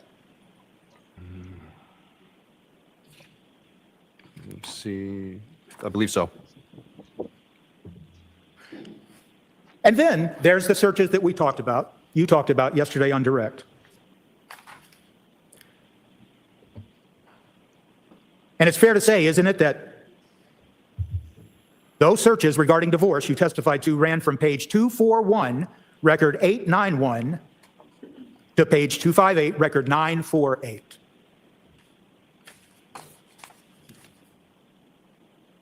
Is that the question? Did I? Yes. Yes. And you characterized them yesterday when asked by the Commonwealth. How do you characterize the nature of those searches? All showing divorce advice. Your words, correct? Not gonna lie, I forget what I said, but I believe so. So it's fair to say that if they ran from 8:33 to 8:54, that'd be a total of 21 minutes, correct? Yes. That's 21 minutes of looking at divorce, as you characterized it, divorce advice, and over 15 days of data that you extracted from the MacBook, correct? Yes. And these divorce searches, once again, they occurred after the diamond searches, right after them, didn't they? Yes. And they occurred before the Porsche searches, didn't they? Yes. And these searches occurred before the Chase searches that you testified to. Yes. So on 1227, that extracted data from the MacBook shows that all right around the same time, there was a Chase login, correct? Yes. Looks like someone was shopping for a diamond ring or a diamond, correct? I don't know if they were shopping for it, but they were looking at it. And somebody was looking at Porsches for sale, correct? That's correct.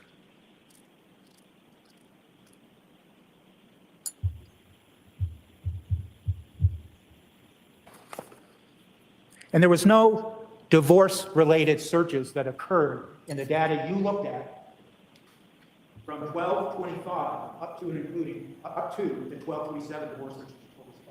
Not that I saw.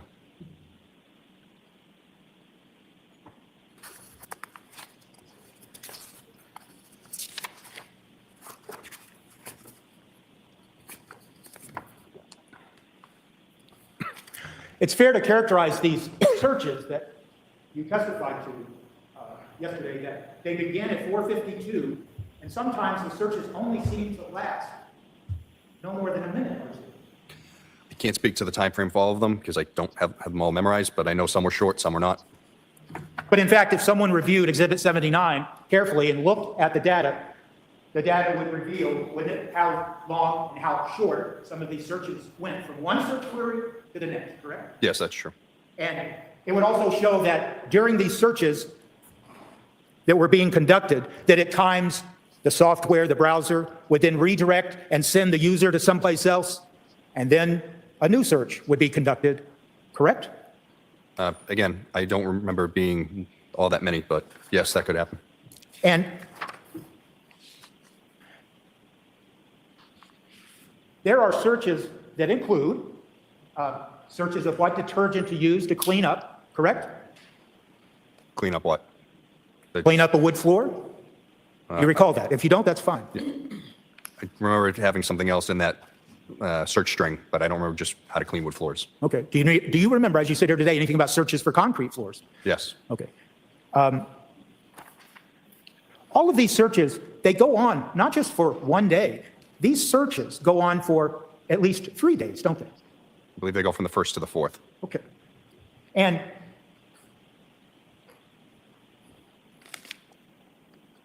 on January 3rd, there are searches about how to deal with smells and odors from a decomposing body, isn't there? Yes. And those searches about how to deal with an odor, they don't even begin until January 3rd, do they? If you know, if you don't, that's fine. I thought on the 1st there was one, how long it takes for a body to start smelling. But not how to, that's correct, Yeah, but but not how not- to clean it up. That's correct. And not how to mask the smell or anything of the sort. No, there is January 1st, 4:58. How long does a body stop smelling? But not how to mask it, correct? Yeah, that's correct. And not how to clean it up. I'm not seeing that.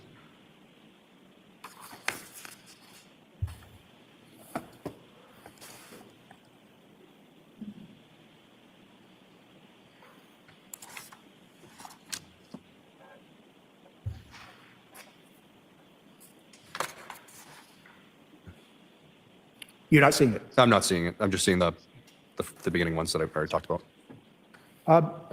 That's all I have. Thank you. Redirect? Very, very briefly.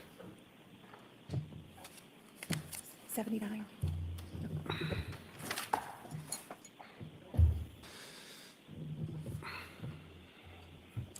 If we could just put up Exhibit 79, page 593, just to clear up one thing.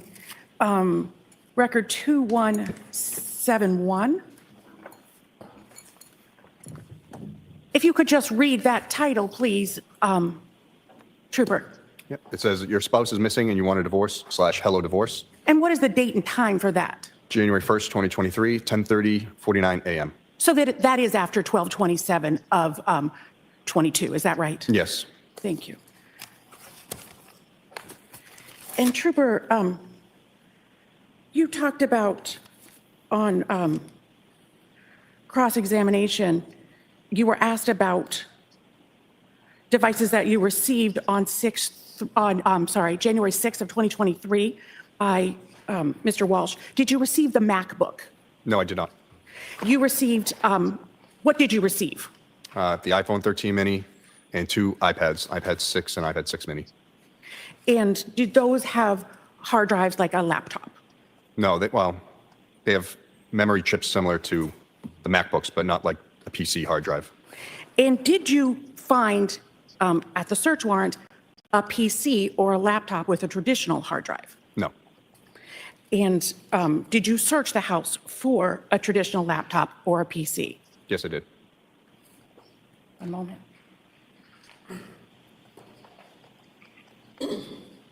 Thank you. Any recross? No. The witness may step down. Thank you. Huh?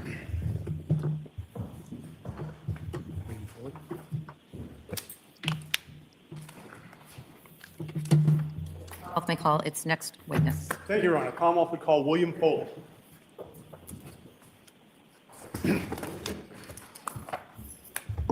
William who?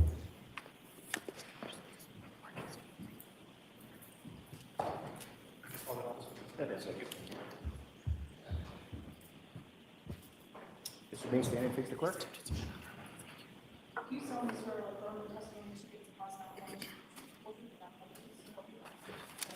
Step right up here. Just watch step. Thank you. You may proceed. Thank you, Your Honor. Good morning, sir. Morning. Could you state your name and spell your last name for the record? Yes, my name is William Foley, Foley. And where do you work, sir? I work for U.S. Customs and Border Protection. What does the U.S. Customs and Border Protection do? The U.S. Customs and Border Protection inspects arriving merchandise, cargo, and travelers traveling into and out of the United States. And how long have you been with U.S. Customs and Border Protection? With U.S. Customs and Border Protection for 13 years. And what are your responsibilities there? My responsibilities are mainly to inspect documents of individuals that are traveling into and out of the United States. Are you familiar, as a result, with a system known as TEX, T-E-C-S? Yes. Can you tell us what that is? Sure. So TEX is a law enforcement tool that basically stores arriving and departing records for individuals that are traveling into and out of the United States. And who has access to it? U.S. Customs and Border Protection. And how are entries in TEX generated? They're mainly inputted by the airlines when passengers travel internationally on aircraft. Now, are you familiar with another system called APIS, APIS? Yes. Can you tell us what that is? Yes. So APIS stands for Advanced Passenger Information System. It's a system used by the airlines to transmit travel data of passengers traveling into and out of the United States. And what interaction does that have with TEX? Once a record is inputted into APIS, it's transmitted to text within 72 hours of a traveler's arrival or departure into the United States. And what would someone who's traveling in or out of the United States need to give in order to have their information go into APIS? A passport. And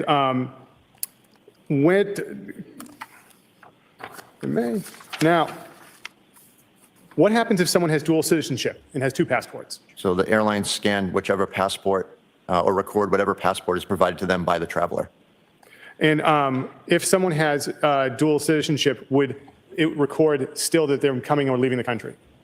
I'm sorry, can you repeat? So if someone has dual citizenship and they use another country's passport, does it still get recorded into APIS? Yes. Okay. Now, sir, you've earlier provided some documentation from text that's been stipulated to as Exhibit 82. Your Honor, with the court's permission, the Commonwealth would seek to publish Exhibit 82. And the description of Exhibit 82 is what? A two-page text document having the name Ana Walshe. Is it from one of these two systems? It is from the TECS system by U.S. Customs and Border Protection. All right, the 2 pages of TECS documents are now admitted into evidence as Exhibit 82. Thank you, Your Honor. Yes. And this is pre-marked as 82? It's okay. We're literally on the same page. So, Mr. Foley, can you see the screen, sir? Yes, sir. Okay. Now, I'd like you to walk us through this document. The date at the top left-hand corner in time, what is that, sir? July 8th, 2025. And underneath that, encounter date start and encounter end date. What are those two dates representing? Those dates are the travel records from January 1st, 2022 and ending on July 7th, 2025 for pertaining to Ana Walshe. And what is the date of birth? Date of birth is April 12th, 1983. And scrolling down, sir, there's 2 lines of entry with Ana Walshe's name. Can you walk us through what those 2 lines represent? Sure. So the bottom line shows that Ana Walshe departed the United States on November 23rd, 2022, and returned to the United States on December 7th, 2022. So on that bottom line, after November 23rd, 2022, there is a UA under carrier code. What's that mean, sir? That stands for United Airlines. And what does the O in the next column mean, sir? That stands for outbound. And now, sir, it says on board. What is the significance of that? That shows that the airline confirmed that she was on board the aircraft. Now, on the top row of data, right above that, what does LH mean under carrier code? That stands for Lufthansa Airlines. And what does the I mean, sir? Inbound.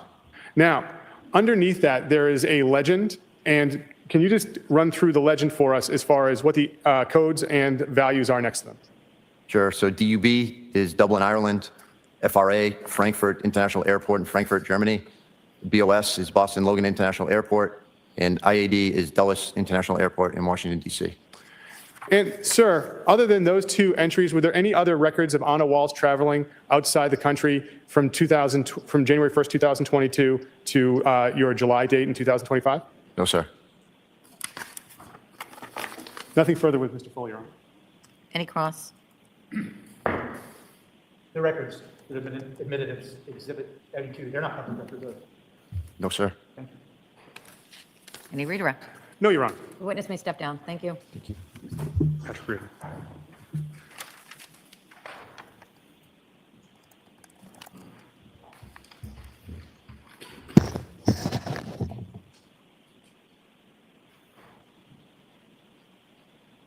Commonwealth may call its next witness. Thank you, Your Honor. The Commonwealth would call Patrick Reardon.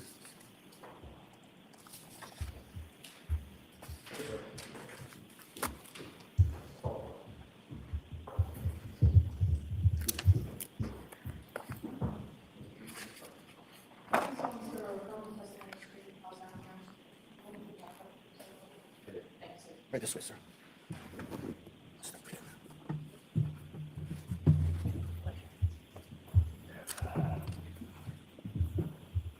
Good morning, sir.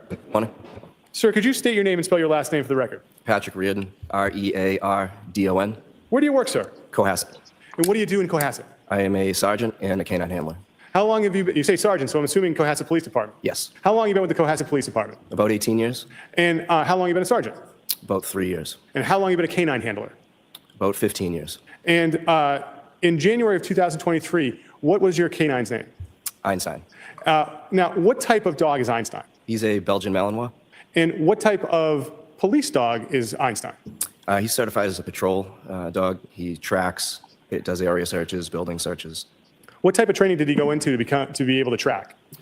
So initially, he takes myself and him go through a 16-week training with the local sheriff's office, and from there we do a twice-a-month training. And now, sir, I'd like to ask you some questions about January 5th of 2023. Did you have the opportunity to do a track or an area search with Einstein that day? I did. Approximately what time? About 10:20 in the morning. And what was the weather like? It was cool, cloudy. And where did you conduct this search? I conducted the search in the front left side, and the rear of the property. And when you say the property, is that 516 Chief Justice Cushing Highway? Yes. Now, sir, what type of search was this? This was considered an area search. And what would you call it? Can you tell us what an area search means? An area search basically means it's not a track, so we don't have a definitive area of where the person would have started. So an area search would just be using the dog to try and pick up a scent of human odor in the area. Now, Your Honor, if I may, we've stipulated to a series of photographs from exhibits 83 to 89, and if I could publish the first of those, exhibit 83. You may. Thank you. Ms. Gilman? Sergeant, can you see the image on the screen? I can. Is that the general area of the home that you had the opportunity to do your area search of? It is. And if we may have exhibit 84. Now, Sergeant, do you see this image, exhibit 84? Yes. Is the home in exhibit 84? Yes. Now, sir, can you just tell us generally how far the home is set back from Route 3A? It's about 100 yards. And just generally looking at exhibit 84, can you tell us again where you did your search? So as you look at the home, I started the area search in the front left between the home and 3A on the left-hand side and worked my way back through the area where you can see Peppermint Brook. Now, if we may have exhibit 85. Sir, what part of the home is this? That's the front. And did you have the opportunity to walk this area with Einstein? To the left of the driveway, yes. And if we could have exhibit 86. Do you recognize this area, sir? Yes. And that was also an area you got to walk with Einstein? Yes. And Ms. Gilman, could we have, just a little bit out of order, exhibit 39 from the other day? Do you recognize this area, sir? Yes. What is this of the house? This is the backyard of the home. What animals were in the backyard of the home when you were doing your search with Einstein? There was a large German Shepherd in the fenced-in area. And how was it behaving? It was barking consistently at us. And what was Einstein doing during this? He was fine. He's not dog aggressive, so he continued to work. And so is that what that other dog would be considered, dog aggressive? Yes. And could we have exhibit 87? Do you recognize this area, sir? Yes. Where is this in relation to the home? It's to the left of the home. And did you get to walk this with Einstein? I did. And then if we could have exhibit 88? Do you recognize this area, sir? Yes. And where was this? Similar area to the left of the home, towards the back. And then the final image I want to show you is exhibit 89. And where is this in relation to the home? That's in the backyard as well, the gravel path that leads up to the back. And now, sir, what, if anything, did you find? We didn't find anything. And how long did you do that area search with Einstein? It was approximately 25, 30 minutes. And did you go inside the fence where the dog was? No, I did not. Why not? Because the dog was there and it wouldn't have worked out. All right. Nothing further, Your Honor. Ross? No questions. The witness may step down. Thank you. Thank you.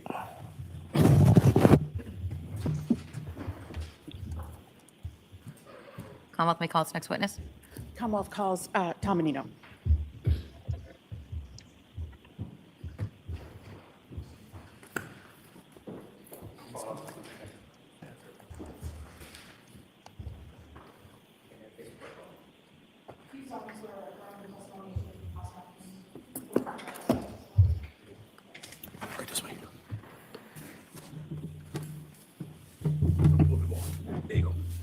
Good morning. You may proceed. Thank you, Your Honor. Good morning. Good morning. Could you please state your name and spell your last name for the record? Thomas Menino, M-E-N-I-N-O. And how are you employed, sir? I'm currently employed with JetBlue, In what capacity? corporate security manager out of Boston Logan Airport. Thank you. And how long have you been employed by JetBlue as corporate security? Just under 2 years. And what are your responsibilities there? Security issues at the airport, keeper of the records. And so as part of your job, you said you are keeper of the records, Correct. custodian of the records? Correct. Thank you. And does JetBlue Airlines keep records of customers flying on its planes in the normal course of business? Yes, we do.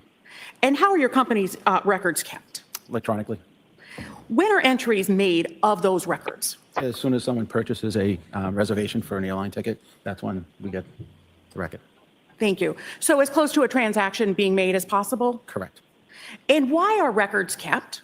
Just because we want to know who's flying on us, and if there's any issues with I it. apologize, Judge, I just can't hear the witness. Okay, I'm just going to ask the witness, this is a really large courtroom. Lean right into that sorry. microphone in a big, bold voice. Sorry. Thank you so much. If you could just repeat that answer. So just so we know who's flying on our airline and that we, just have a record for them. Thank you. So are your records kept in good faith? Yes, they are. And do you have JetBlue records concerning reservations for December 25th of 2022 through January 30th of 2023 for passenger Ana Walshe with a date of birth of April 12th, 1983 that you have provided to the Commonwealth? Yes, we did. Your Honor, I'd ask now that we enter in, which has already been previously marked as Exhibit 92. 9-2? 9-2. Presumably, we're going to hear about what 90 and 91 are later? Yes, we will, Your Honor. All right, so 92 are the records from JetBlue. They're marked and admitted into evidence. Thank you very much. I'd also ask that they be published for the jury at this time electronically. You may. Do you have a copy of those, sir? I don't have them with me. I will bring them right up to you. Thank you. May I approach, Your Honor? Yes, you may. Thank you so much.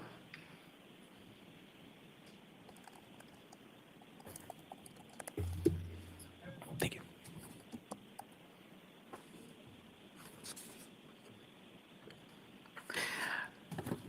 Thank you.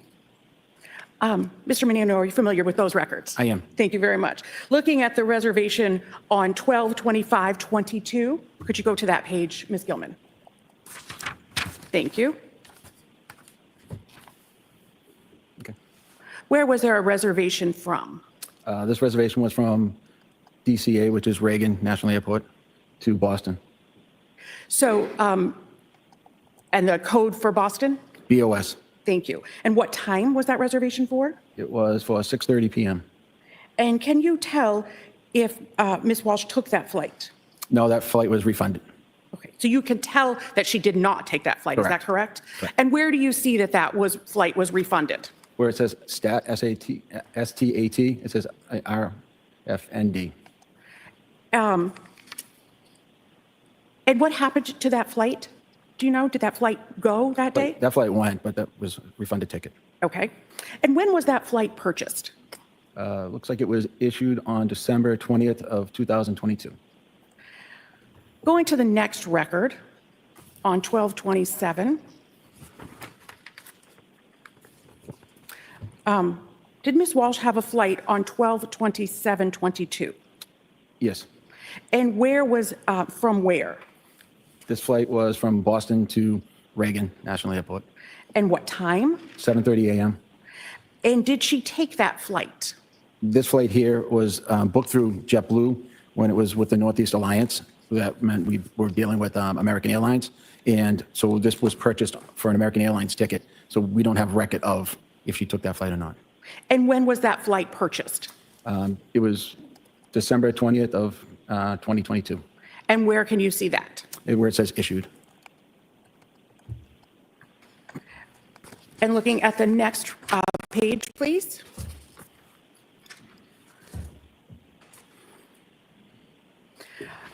Did Ms. Walsh have a flight on 12/30/22? Yes, she did. And from where to where? That flight was from Reagan International Airport to Boston. And what time? That was at 6:30 a.m. And did she take that flight on December 30th of 2022? That ticket was used.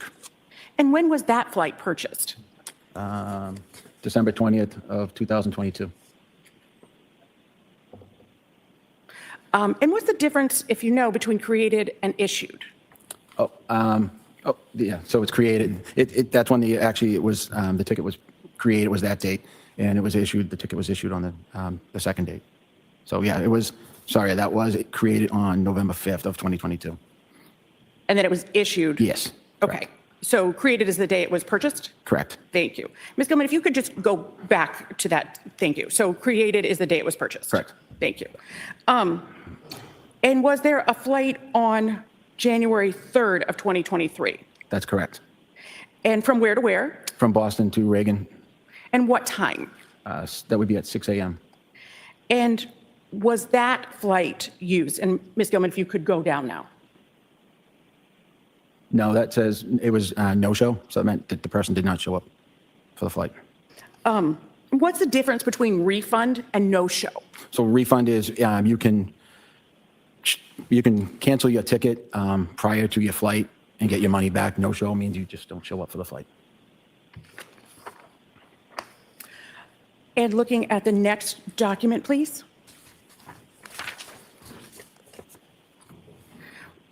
Was there a flight reservation for January 13th of 2023? Yes. That's my And where was birthday. that flight scheduled from? Reagan International Airport to Boston, And what time? 6:30 p.m.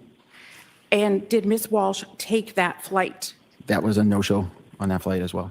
And if you could go down, please. And where do you see that? Right there, it says CMP2. Hold on, just make sure I get the right one. The third, sorry, it's CMP1. It's the lower one. Thank you. And going back up, when was that? That was created on November 5th of 2022. Okay. And looking at 116, did Ms. Walsh have a flight reservation for 116 of 2023? Yes, she did. And where was that flight scheduled from? That was from Boston to Reagan, And what time was that flight for? 6 a.m. And did she take that flight? That was a no-show on that flight. And when was that flight purchased?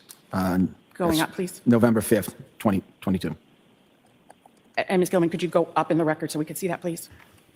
A little bit more. Go up, please. Thank you. And going to the next document, please.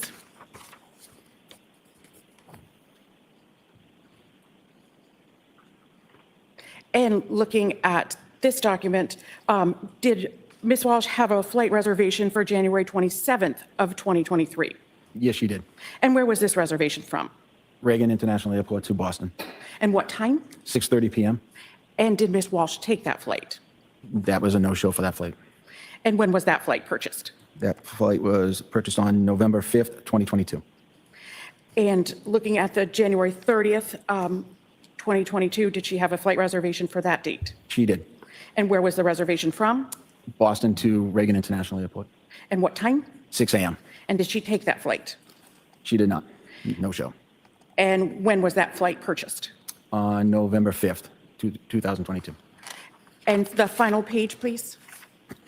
And what is this document showing, Mr. Menino?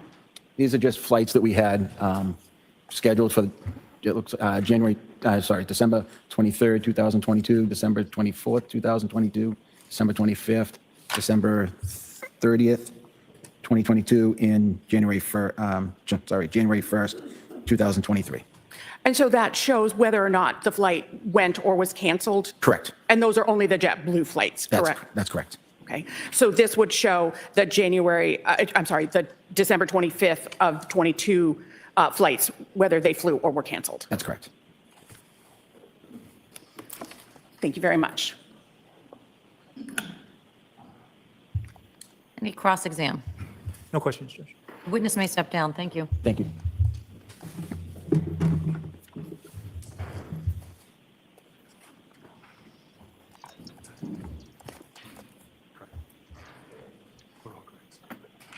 Commonwealth may call its next witness. The Commonwealth would call Greg Lawrence.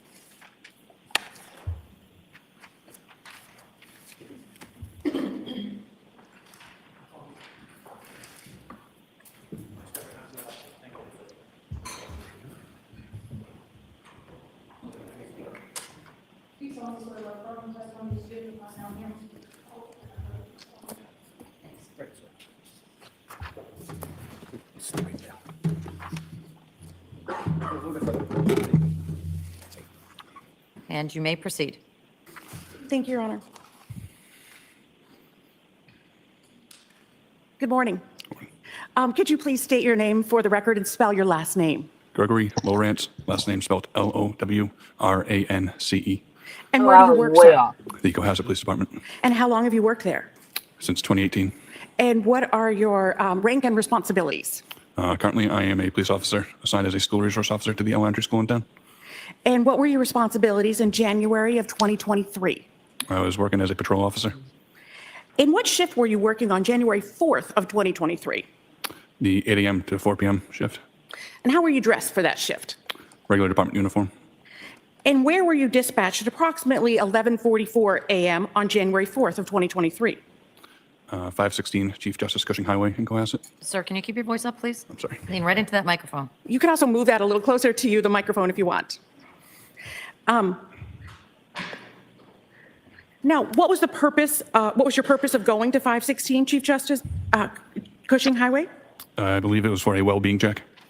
And what did you do upon arrival to that residence? I exited my cruiser and approached the side door of the residence. And then what happened? I was met by the resident of the house, Mr. Brian Walshe. And where did you meet him? I was on the door to the right of the main front door. Okay. And what did he say, if anything, when you arrived? He wanted to file a missing persons report for his wife. What was his demeanor? He was calm, collected. And was this interaction that you had with him recorded? It was not. And did Cohasset Police Department have body-worn cameras at that time? We did not. Does Cohasset Police Department have body-worn cameras now? We do not. And did he say why he wanted to report his wife missing? He contacted her workplace, and they had not heard from her, and he had not heard from her in a few days. What did he tell you about the last time that he had seen her? It was on January 1st, 2023. What, if anything else, did he tell you? That it was the morning between 6 a.m. and 7 a.m. Before she took a flight back to Washington, D.C. for work. And did he tell you where she was taking a flight from? Logan Airport. And did he tell you how she got to Logan Airport? She took an Uber from the residence. And did he say what he had done to contact her? He had tried to call and text her, and also was reaching out to friends and coworkers in the D.C. area. And did he say whether or not this was typical behavior? It was not. What did he say about their typical behavior? When she is away from the family for work, they usually FaceTime frequently, so he can FaceTime with their children. Officer Lawrence, what did you next do in regard to Mr. Walsh's missing person report? I returned to my cruiser to go into my cruiser bag and take out a blank NCIC missing persons report form to fill out. And what is NCIC? It is the National Crime Information Center, a national database used for law enforcement to get information out to surrounding agencies. So what kind of information do you need for that? Just basic biographical information, any personal appearance information, anything that will help locate a missing person. And were you able to compile information for that form? Yes. And at this point, Your Honor, I'd like to put into evidence what's been marked by agreement as Exhibit 93, the NCIC form. Exhibit 93 is now in evidence, the NCIC form. Thank you. And before I ask you a question about that, who gave you the information to fill out the form? Brian Walshe. Do you recognize Brian Walshe in the courtroom today? Yes. Can you please point him out for the record? He's right there in a black suit, red tie. Your Honor, might the record reflect that the witness has identified the defendant? The record will so reflect. Thank you. Your Honor, I'd like to publish Exhibit 93, the NCIC form. You may. Thank you.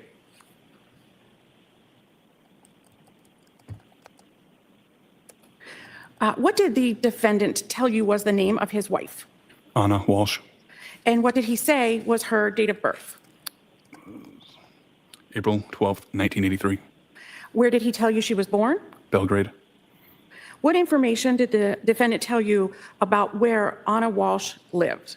They owned a townhouse in Washington, D.C., which she stayed at when she was down there for work. Ms. Gilman, if you could go down. And what did he say was the address? 5334 43rd Street Northwest. And did he give you the Washington, D.C. and the zip Yes. code? Yes, ma'am. And did he say what her car was? Yes.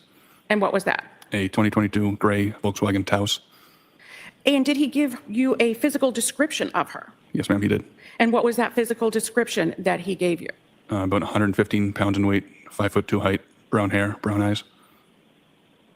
And did he provide you any information about her phone? Yes, he supplied me with her cell phone number.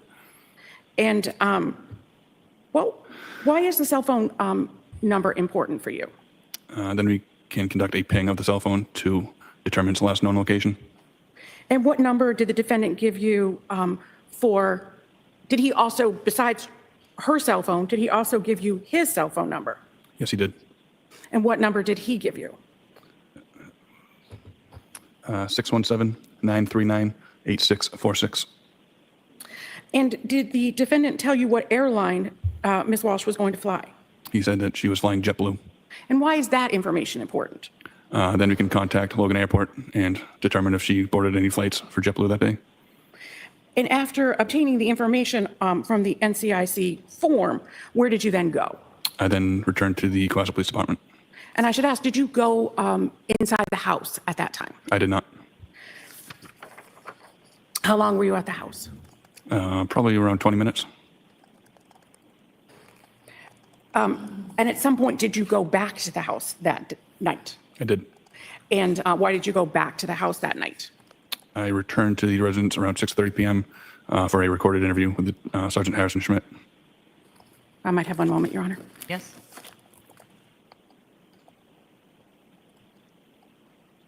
Nothing further. Any cross? Two questions. Had you ever been to that house before? No, sir. And you started working at Cohasset in 2018? Yes, sir. Thank you, sir. Can I see counsel at the side of the bench? The witness may step down.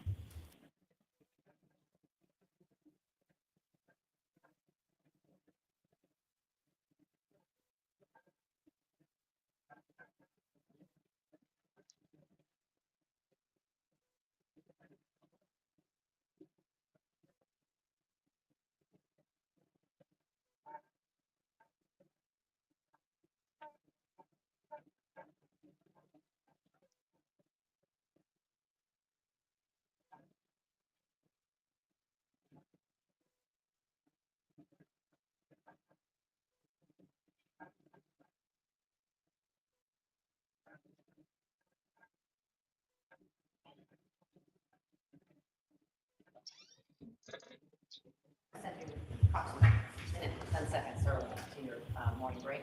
Have a good break. All rise for the court, please. Close your notebooks.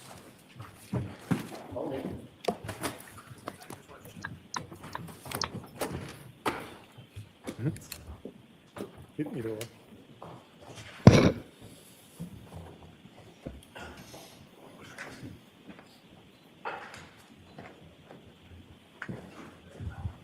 That's actually easy. To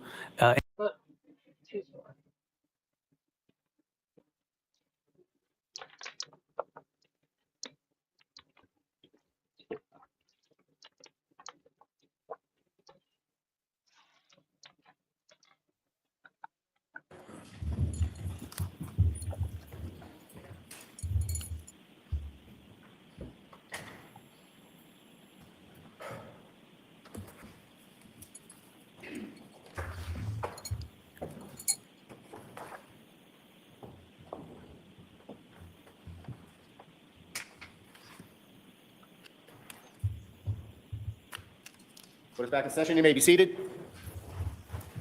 Commonwealth may call its next witness. Commonwealth calls Seth Fox.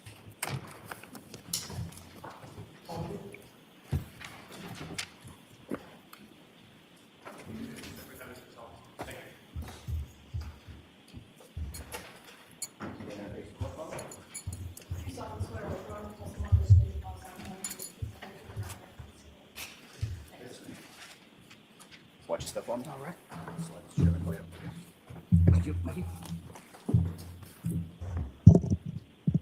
You may proceed. Thank you very much, Your Honor. Good morning. Good morning.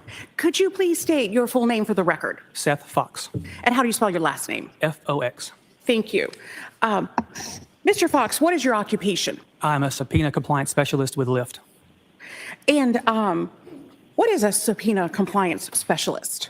My job is to intake and respond and review subpoenas that are served to Lyft by law enforcement. And how long have you done that job? For 2.5 years. And how long have you worked for Lyft? Since 2018. And what are your, as part of your specific responsibilities, are you a custodian of records for Lyft? Yes. And as such, what are your responsibilities as the custodian of records? To collect, search for and collect records that we are subpoenaed for. And what entity, when are entities made on business records at Lyft?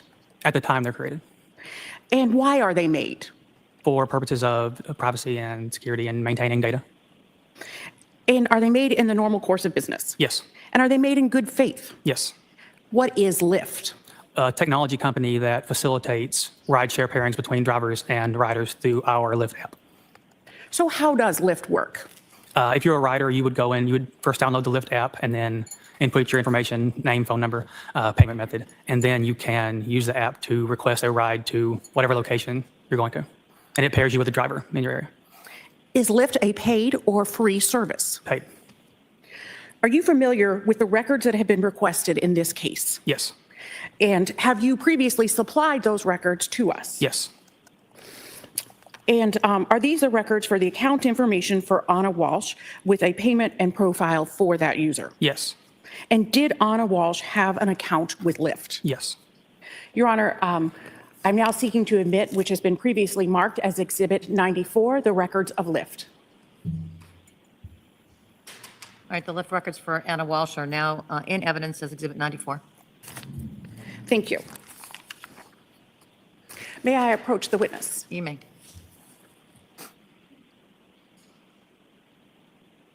Just going to show you these so you can reference them during your testimony. Thank you. I'm also going to ask, Your Honor, if they could be published to the jury. They may be. Thank you.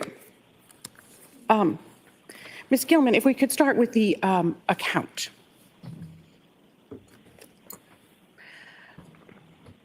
Mr. Fox, when was this account created? This was created on May 16th of 2022. And what phone number was associated with the account? 617-599-7966. And how is the phone number used with Lyft? The app is through your phone, so you have to download it to your phone, and that phone number is how you create rides or request rides. And does Lyft keep other information about the account holder's phone? We keep information such as the IP address at the time the account was created, the phone carrier, and the app version that was used, and the operating system on that phone. And why is that? For data purposes, for privacy security. What kind of phone was used here? It was a iPhone 14.4. And who was the carrier? Verizon. In addition to keeping that information, do you also keep payment method? Yes. Ms. Gilman, I'd ask you to go to the payment document. And can you tell me about the payment method in these records? It was a Visa card, last four digits, 5421. And finally, sir, Ms. Gilman, if you could go to the cover. Were there any rides between December 30th of 2022 and January 8th of 2023 that were used by this rider? No.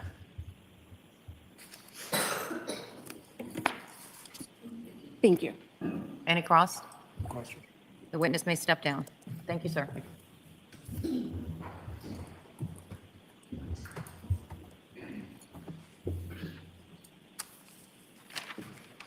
Commonwealth may call its next witness. The Commonwealth calls Alyssa Wimmer.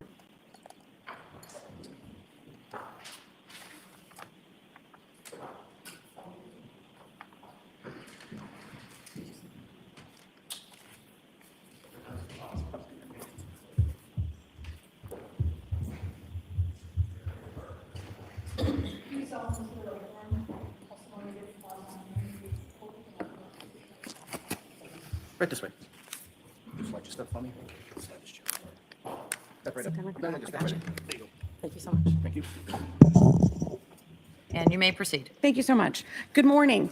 Good morning. Could you please state your name and spell your last name for the record? Yes, my name is Alyssa Wimmer. Wimmer.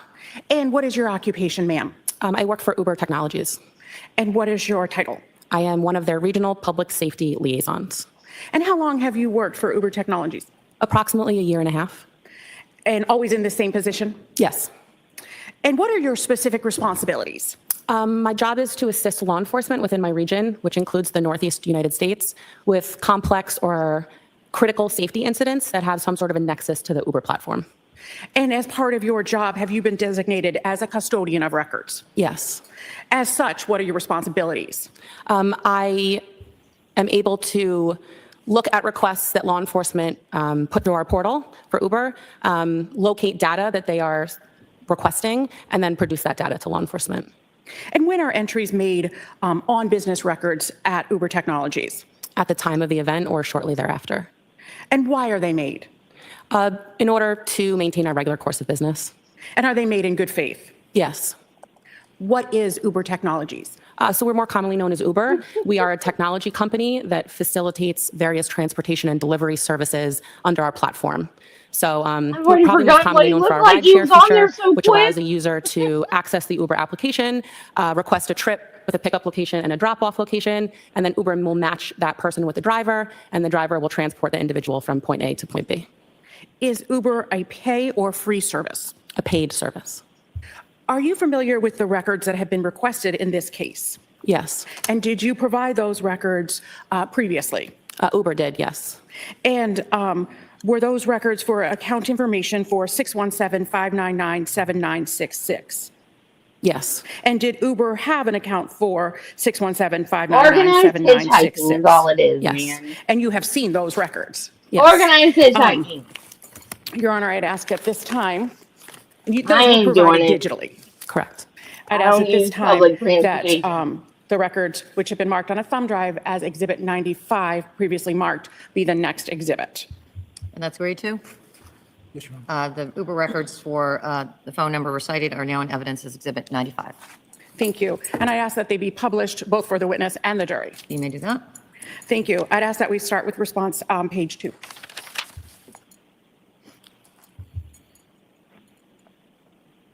So why are records based on a phone number for Uber?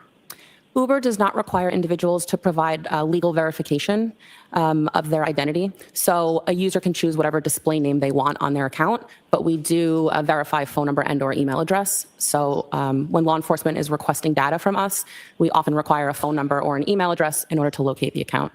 And what name was associated with this account? Ana Walshe. And what email is associated with this account? It's ANCILI83@yahoo.com. And was there also a date of birth at the bottom?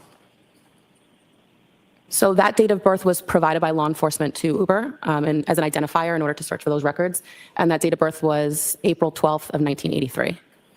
And were there, going to the next attachment to the response, please?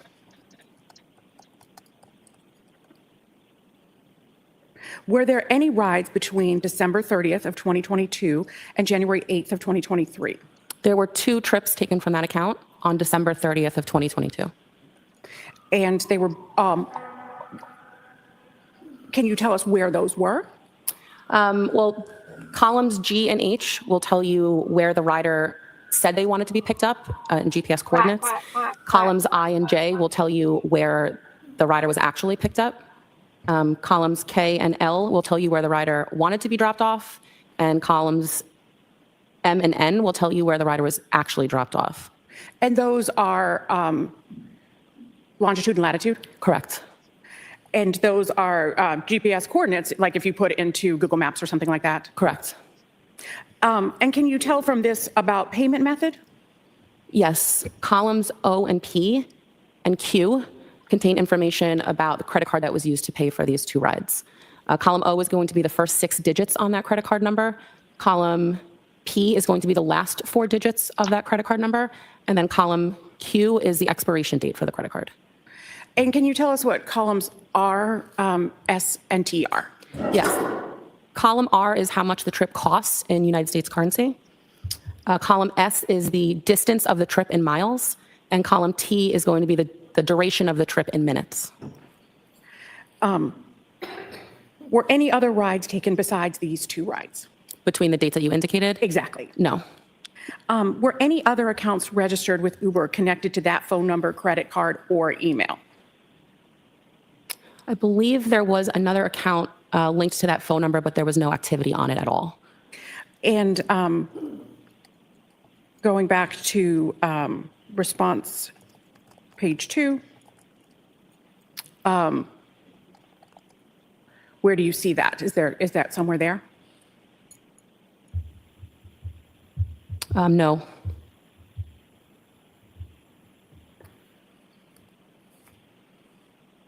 I believe this request was also related to information about trips that were taken, and this account had trips on it, whereas I believe there was another account linked to this phone number that was never used, never had any trips on it at all.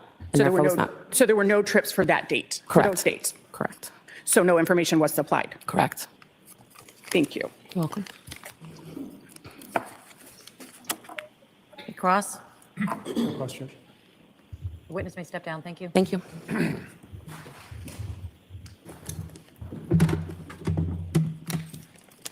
Commonwealth may call its next witness. Thank you, Your Honor. The Commonwealth will call Michael Kenyon.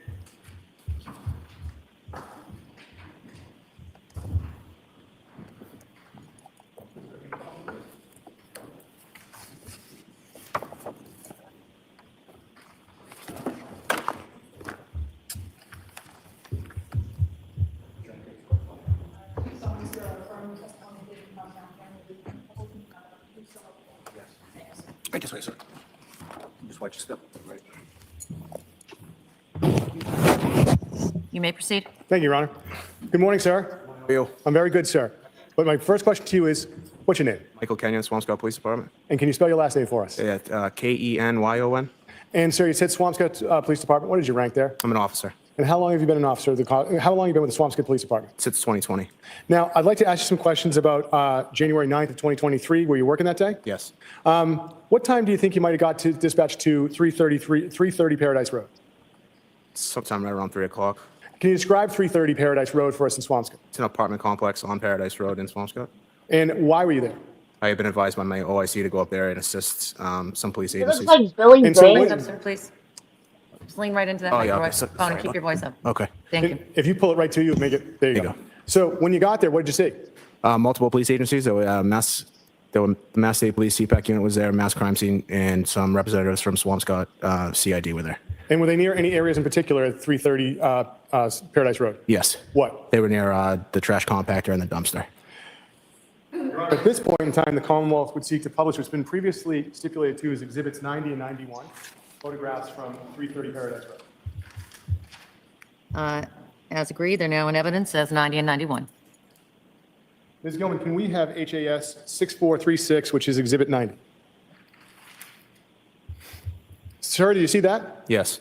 Is that one of the 2 dumpsters or compactors you had the opportunity to be near at 330 Paradise Road that day? Yes. All right. And Ms. Gilman, can we have Exhibit 91, HAS 6469? And sir, do you see this object? Yes. Is that what's this compared to the other receptacle you saw? This is a trash compactor. And so you get there, you see all these officers, and you see these 2 objects. What happens next? The trash compactor and the dumpster are secured on flatbeds. Okay. And so then what do you do? It's advised that I was going to lead the caravan from our location to another location. And so where was the other location you were going to go to? It was at the time it was JRM, but it's the Republic Trash Services at 300 Forest Street in Peabody. Okay. Now, so what do? You've got this location in Peabody. What happens next? So I lead the caravan from 330 Paradise Road in Swampscott to the Republic Trash Services at 300 Forest Street in Peabody. Upon arrival, I blocked traffic on Forest Street and allowed the caravan to enter the JRM or the Republic Trash Plant. And you say the caravan. What was in the caravan? Caravan was me leading the trash compactor and the dumpster on flatbeds behind me, and then multiple police cruisers, being the state or crime scene, and then some Swampscott police unmarked. And after those cruisers and the dumpster and the compactor went up to the trash spot, what did you do? Secured the gate and went back to Swampscott to work my shift. No further questions, Your Honor. Any cross? Just one. Witness may step down. Thank you, sir. Oh, no, I just have one question. Oh, I'm sorry. Oh, that's my fault. With regards to the Exhibit 91, that trash compactor, do you have any knowledge of whether that had trash in it? No. Okay, thank you, sir. Redirect. No, Your Honor. The Well, witness what may did step they down. Thank you. They found something that they wanted to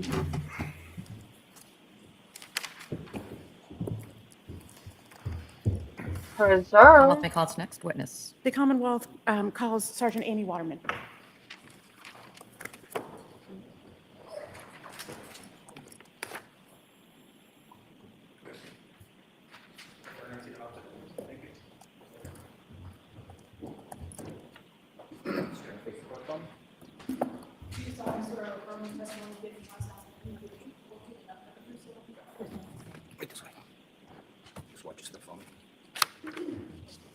Good morning. And you may proceed. Good morning. Good morning. Could you please state your name and spell your last name for the record? Yes, Amy Waterman, Waterman. And how are you employed? I'm a sergeant with the Massachusetts State Police. And how were you employed in January of 2023? I was a trooper assigned to the Massachusetts State Police. In what unit? The Violent Fugitive Apprehension Section, which falls under the Division of Investigative Services. And did you go to 5334 43rd Street Northwest in Washington, D.C. on January 7th of 2023? Yes, I did. And who did you go to that location with? Lieutenant Michael Lopes from the Cohasset Police Department. And do you remember approximately what time you went there on the 7th of January? Yeah, it was approximately 11:40 a.m. And whose home was that? That was the home of Ana Walshe. And did you know Ana Walshe? No, I did not. And why were you at her home? We had been sent down to D.C. to search her residence there in regards to a missing person case. Can you please describe that home? It was a 3-story brick corner unit. I would call it like a townhouse, brick townhouse. And was there any security or ring doorbells or anything like that when you got to that home? No. And how did you enter the home? The basement level was a garage, and Lieutenant Lopes was in possession of a key, the key code combination for the door. To the garage? Correct. Okay. And so did you go into the garage? Yes. And what observations were made of the garage? There was several boxes of miscellaneous items, which there was some carpets that were rolled up. There was things you would find in a garage, like a wet vac. No vehicles were found. It was pretty neatly organized. And were there any other rooms attached to the garage? There was, through the door, there was a smaller room. I would call it an exercise room. There was a treadmill, a chair, and a couple other items, like a weight bench. So besides that garage level, what did you do next? We opened, there was an interior door that led to a stairwell that went up to the actual apartment of the townhouse. And were you able to get through that door? Yes. And did you need an additional key or code or anything to get through that? No. And so how did you get through that? Was it unlocked for you? If you know? I believe it was, yes. Okay. And so where did you then go? We went up a set of stairs that led to what I would call the first floor of the townhouse. It was three residential floors. So we went up to the first floor. And can you describe that first floor, please, for the jury? Yes, it was a main kitchen area. There was a restroom in that area, as well as like a living area, like a seating area. Okay. And what was the condition of the kitchen? It was very neat and tidy. Nothing really out of place. Did you look around? We did. Was there anything in the fridge? Yeah, there was some, I don't remember exactly, but there was some food items in the fridge. And what did you see in the rest of the area of that main floor, you said? Again, it was neatly put together. There was some miscellaneous personal items that you would typically find in a kitchen or a living area, furniture. So it was furnished? Correct. And so after looking at that kitchen floor, what did you do next? Once we took a look at that floor, we went up, ascended up the stairs to the second floor. And when you say we, you're talking about? Yes, Lieutenant Lopes. Okay. Yes. Was anyone else with you? No, it was just the two of us. Okay. So after you finished looking at the kitchen, you said you went up to the next floor? Correct. And what was on, and how did you get to the next floor? We took the stairs up, and there was another interior door that opened up into a larger area. And what did you see there? I would describe it as a primary bedroom. Essentially, the whole floor was one big bedroom. There was, off to the left, there was maybe described as like an office area. There was a desk and just a couple sitting chairs. That was to the left as you went in. To the right was the bed, and there was a walk-in closet. And right before the walk-in closet, there was a door to the left, which was a bathroom. Did you make any observations of the bed? The bed was made. There was a couple female clothing items that were on the bed. Did you make any observations of the closet? The closet was full of clothing, shoes, sunglasses, handbags, miscellaneous things. Did you make any observations of men's clothing in the closet? Yes, there was some men's clothing. And what about the bathroom? Can you describe the bathroom? Like the rest of the house, it was neat and tidy. There were personal items such as hair products and toothbrushes and soaps and things like that. Was there another floor? Yes, there was a third floor. And how did you get to that floor? We ascended up the stairs. And what was on the third floor? The third floor consisted of another restroom, another bathroom, and there were 3 smaller bedrooms. And what observations did you make of the 3 smaller bedrooms? They appeared to be rooms for children, all contained kids' furniture, all very nicely kept and neat. There were various toys and clothing that would tell us that it belonged to the children.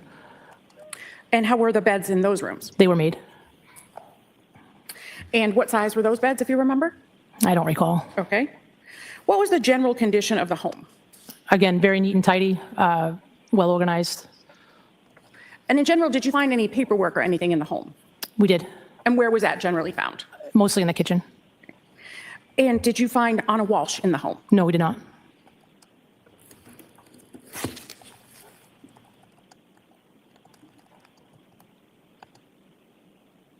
Nothing further, Your Honor. Cross-exam. Thank you, Judge. Good morning. Good morning, sir. You've used the word neat many times, Correct. because that's the way the townhouse Yes, was well organized. correct. So you said that you found paperwork, documents. Yes, sir. You used the word primarily. So what was the question? Oh, primarily in the kitchen. Yes. Where in the kitchen? Like, I don't remember exactly. I believe it was there was a countertop with some shelves underneath it.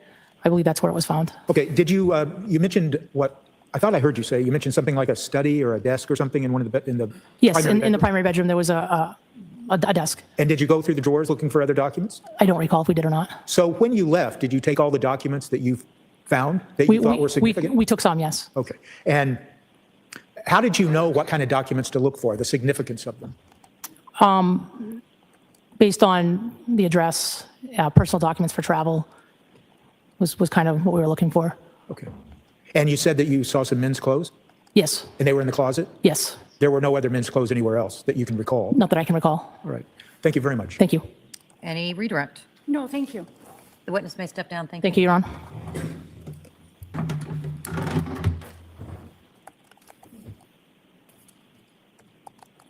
Commonwealth may call its next witness. Your Honor, before we call, could we approach? Sure.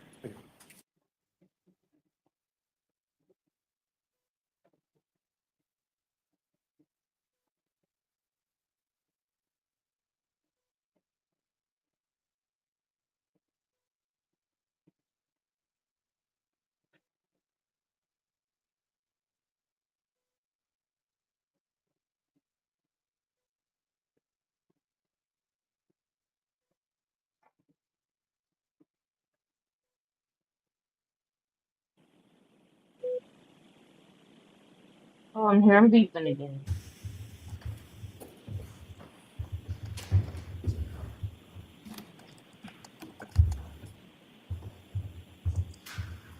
Commonwealth may call its next witness. Thank you, Your Honor. The Commonwealth would call Peter Capizzoli.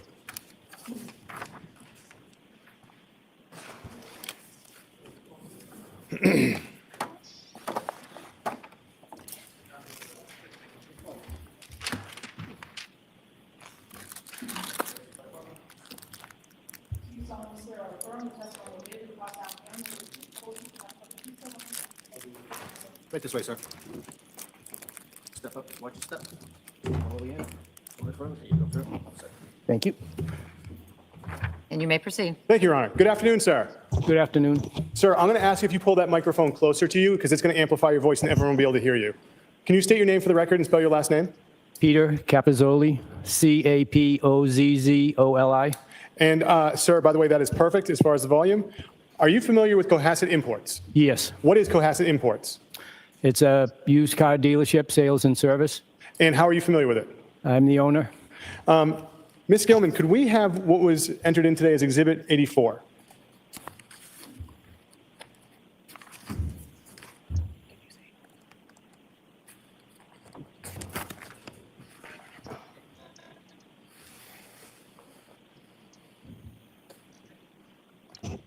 Thank you, Ms. Gilman.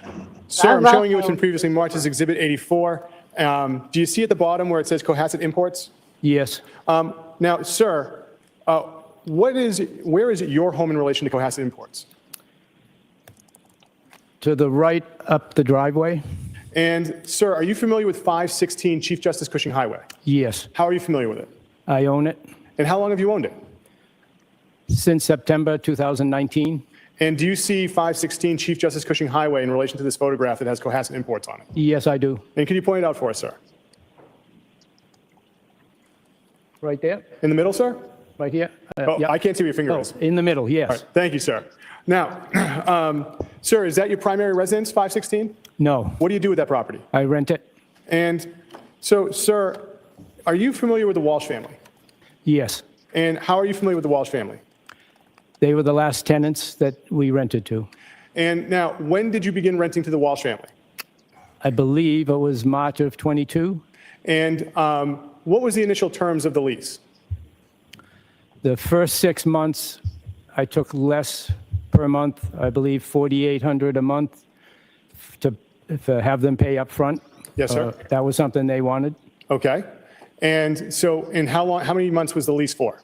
The first one was 6 months. And did you ever have to have another lease with them? Yes. And when was that? So we extended it for the full $5,000 per month for another 6 months, I believe. Now, during the course of the Walshe family at 516 Chief Justice Cushing Highway, how many times did you have the opportunity to see Ana Walshe? 3 or 4 times. And how many times would you have the opportunities to see Brian Walshe? He brought the check every month, so I would see him each month once and then maybe another 5 or 6 times in between that. Now, sir, do you see Mr. Walshe here today? Yes. Could you identify him with some article of clothing he may be wearing? A tie with a black jacket. Your Honor, if the record may reflect that the witnesses identify the defendant. The record will still reflect. Now, sir, as far as any kind of fixes to the property or anything like that, who would perform repairs to the property? I did. How often did you have to do that? Just 3 or 4 times. What type of things would you have to fix? The first time was a dripping faucet. I went in, figured the problem, went back, ordered some parts, got the parts, came back and fixed it. And besides a leaky faucet, anything else that you had to fix? One time there was a loose hinge on a hutch in the kitchen, and I came in on a Sunday morning and worked on that and corrected that. Was anyone home when you fixed the hitch? Yes. Who was home? Anna was home and the 3 boys. Now, besides making those 2 repairs, any other significant repairs to the home? Yes, one other one. In the middle of July, the AC stopped working. So I went over at night, looked at it for a few hours, checked everything I could, knew what I had, knew what I didn't have. So then I had an electrician come in the morning. He showed up, I think, at 8 o'clock. And he had, after 5 minutes, he said, "Where's the shutoff switch for the heater AC unit?" I said, "I didn't know. It was upstairs." So it was upstairs in the entryway coming in the side door, and the switch had been flipped off. That's why the AC didn't work. All right, so pretty basic fixes. Yes. Now, sir, as far as the basement of the house, when you rented it, what was in the basement? Just a few small things and a dehumidifier, maybe a small table, and 2 refrigerators that were not hooked up. Now, and Ms. Gilman, if you could just take down that exhibit, thank you. In late December of 2022, what did you do as far as going away on a vacation? I went to the Caribbean over New Year's. And during that time, did you ever receive any calls from Mr. Brian Walshe? Yes. When? I believe it was Thursday of the week that I was there, if I'm not mistaken, somewhere in the late afternoon timeframe. And can you tell us about the conversation? What was the conversation you had with Mr. Walshe in this phone call? Yes. So he had asked me if I had security on my building, and I said, no, not at this time. We were still in the building process. And so I said, why? And he said, well, my wife is missing. She took an Uber this morning, or was supposed to take an Uber this morning to go to D.C. for work. And we haven't found her, and she didn't show up in D.C. Did he tell you what time she left? I think in the 4 to 5 range in the morning. Now, and you said that your building was under construction. What building was being worked on? Cohasset Imports. And did you tell him about any other places that might have cameras? Yes. So next door, north of me, there's a home, and I thought he might have security. So I mentioned the name and said you could check with him. Now, sir, on the lease you had with the Walshe family, are you familiar with that lease? Yes. One moment. Your Honor, if I may approach? You may. Mr. Capizoli, I'm handing you a document. Do you recognize it? Yes, that's the lease. And, Your Honor, I'd seek to have this marked as the next exhibit. Any objection? I think the next one is 96. The lease for 516 Chief Justice Highway is in evidence as Exhibit 96.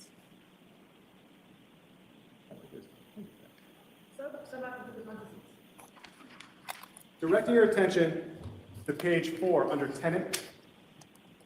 Can you state who the tenant is of the lease and the address affixed to that? Yes, Diana Walshe, and the address is 330 Paradise Road, apartment 1320 in Swampscott, Mass. And, counsel, your Honor, approach one more time. You may. Thank you. Mr. Capizoli, I'm handing you a photograph. Sir, do you recognize the room of the photograph's taken in? Yes. Do you recognize the person in that photograph? Well, I think it's Ana. Okay. And the room, is it a fair and accurate depiction of the room that you recognize? Yes. And what room is it that you recognize? It's the living room or den. Yep. The Commonwealth would seek to have this marked as the next exhibit, Your Honor. Any objection? Photo is now in evidence as Exhibit 97.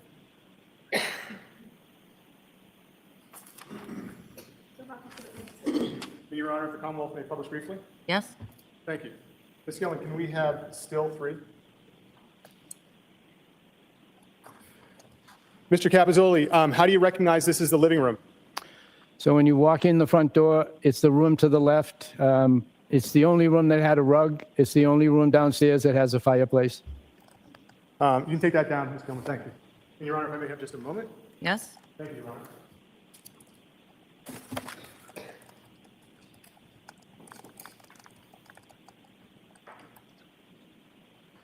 Now, sir, I neglected to ask you this. When you rented the home to the Walshe family, was it furnished? Yes, partially furnished, yes.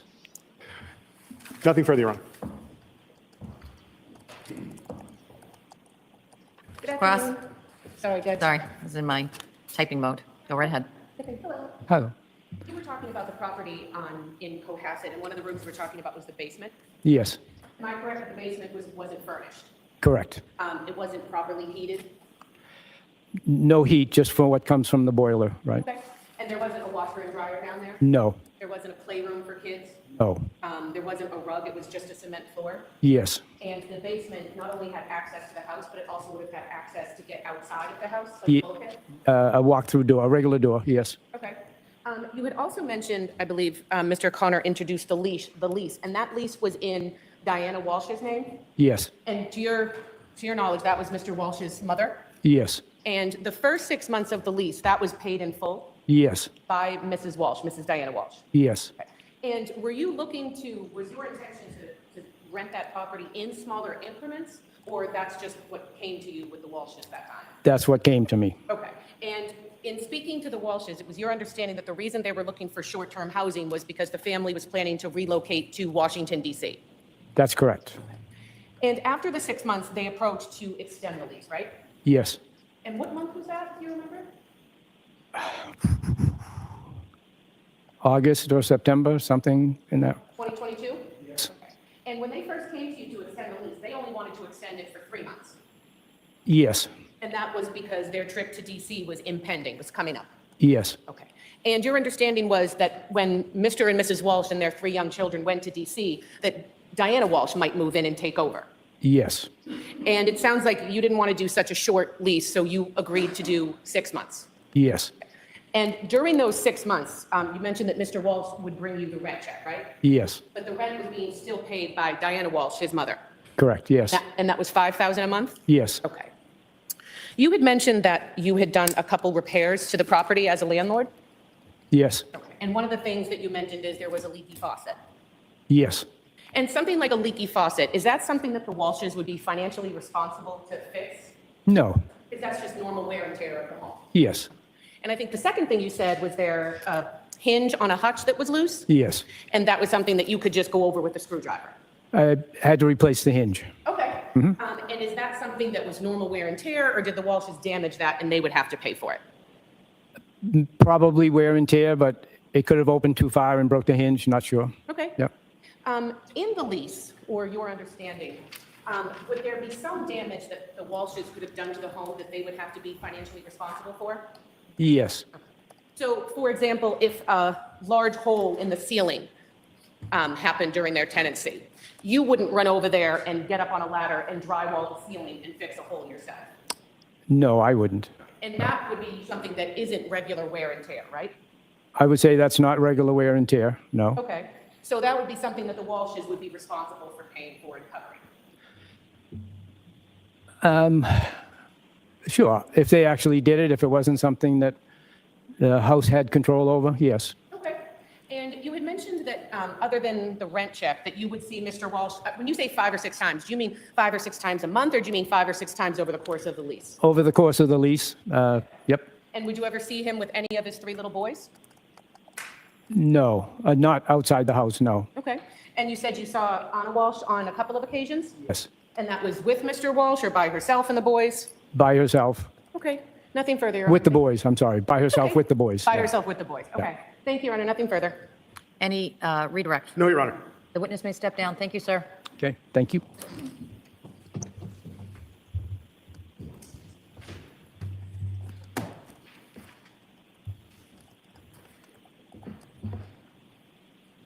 And the Commonwealth may call its next witness. Thank you, Your Honor. Commonwealth will call Mark Salvaggi.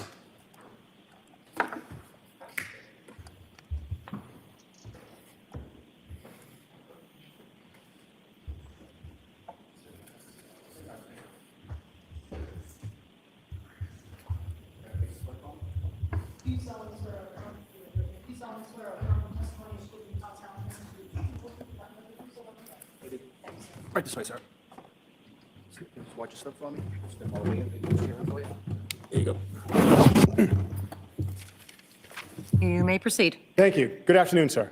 Good afternoon. Could you state your name and spell your last name for the record? Sure, it's Mark Salvaggi. It's Selvaggi. And sir, what do you do for a living? I sell life insurance. And are you affiliated with any life insurance company? Yes. Which one? New York Life. How long have you been selling life insurance? A little over 10 years. And in that 10 years, have you always been affiliated with New York Life? Yes. Now, sir, who is Nancy McLoone? She's a colleague of mine. And what is her responsibilities within your office? She fills out our applications, does our underwriting requirements, traffics the cases through underwriting. And where is your office located? 1050 Hingham Street, Rockland, Mass. And besides Ms. McLoone, who else is in the office? Half a dozen other agents. Okay. And what are your responsibilities in the office? Speak with clients, talk to them about life insurance, protection. So there's some clients I'd like to ask you about are Brian and Ana Walsh. Yeah. Are you familiar with Ana Walsh? Yes. How did you become familiar with Ana Walsh? I was introduced to her through Brian. Okay. And how did you become familiar with Brian Walsh? Brian came to me as a client that was a lead that was solicited, and I reached out to him. It was a local address, and asked him, he was looking for life insurance. When did this occur? I believe in July of 2021. And when did you get introduced to Ana Walshe? I don't remember specifically. It was during COVID, so it might have been happenstance during a Zoom conversation. Okay. And were you ever able to sell Ana Walshe any insurance policies? Yes. What did you sell her for insurance policies? I sold her 2 life insurance policies. I sold. Okay. So let's talk about the 2 life insurance policies. Sir, what were you able to sell her as far as life insurance policies? I was able to sell her a term policy and a whole life policy. Okay. What is a term life insurance policy? Term life insurance is a type of life insurance product that is good for a preset amount of time. It was approximately a 20-year term product that was for $1 million. And now that was for $1 million. What was the other policy? I sold her a whole life policy that was for $250,000. Can you tell us what is the difference between a whole life policy and a term policy? Sure. A term policy is renting a block of insurance for a pre-agreed upon amount of time. It could be anywhere from a year to as long as 30 years. And if you don't pass away during that duration, the insurance company, the contract ends, the insurance company doesn't pay anything out. A whole life policy, kind of like the name implies, lasts your whole life. And unfortunately, all of us someday will pass, and whole life policies pay out 100% of the time. They cost more. They can be paid up during your working years and have it last the rest of your life. But you also have the opportunity to access all the cash value that the policy accumulates and can use it as a deferred savings vehicle. And Your Honor, at this point in time, I would like to offer 2 policies and the attachments that were included with them from New York Life in the names of Ana Walshe. They are manila folders. They are policies ending in 8840 and 5836. No objection, Your Honor. The New York Life policy ending in 8840 is now marked in evidence as 98. And the policy, New York Life policy ending 5836 is now in evidence as Exhibit 99. Your Honor, may I approach the witness with Exhibits 98 and 99? You may. Thank you. We'll put them on together. Excellent, sir. All right, showing you Exhibit 98. At the top of the first document, can you tell us what it says? Sure. What is that? This is a term policy. This is a policy brief for Ana. Okay. And does it have, for Ana, does it list the amount for the term policy? Sure. It lists the face amount of $1 million. And on the 4th page, does it list who the beneficiaries of that policy? It does.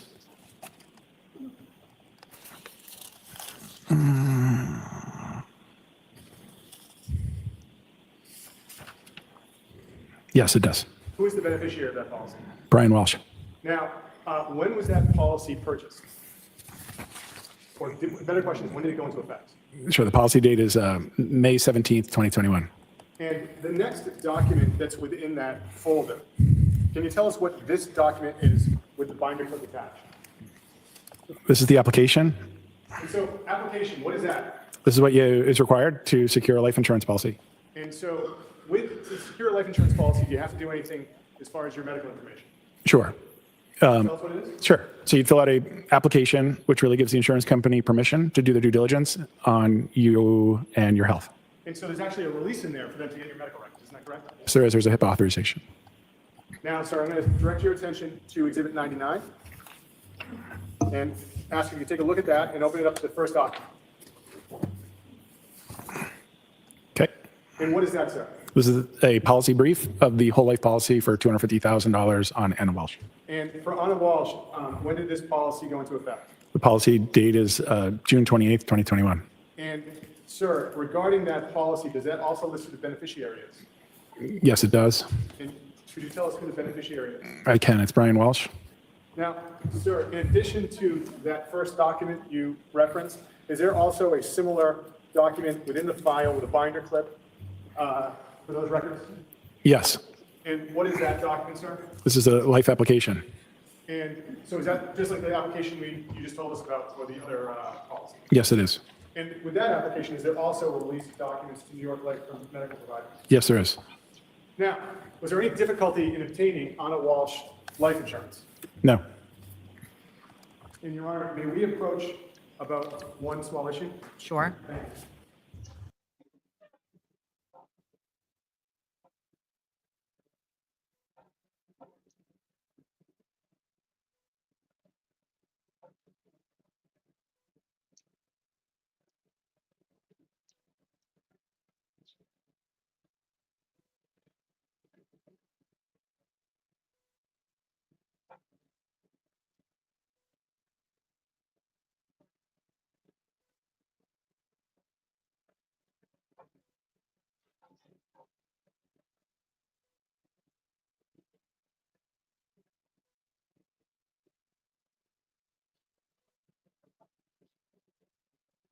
Why? So they can let her escape again?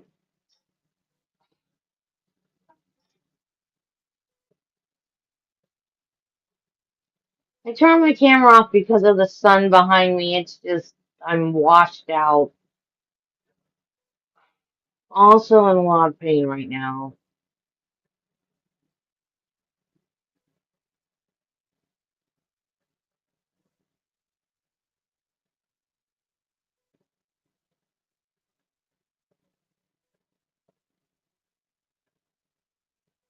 I think I'm having sympathy pains for Travis. My neck hurts.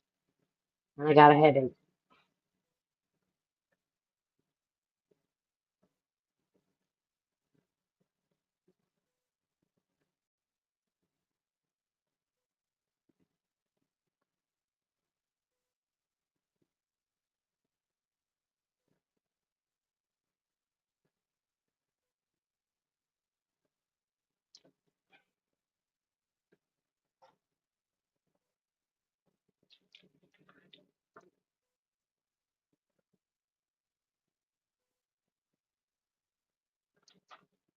I gotta make these crochet things for a charity event. I've bit off more than I can chew again.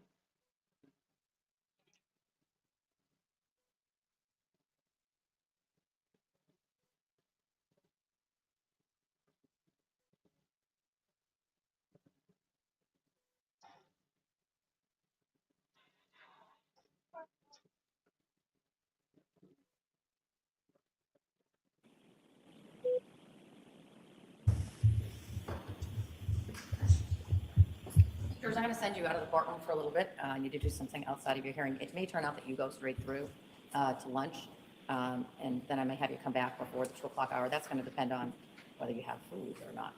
We'll see. You just hold tight, George. You can go back to the jury room right now. All rise for the court, please.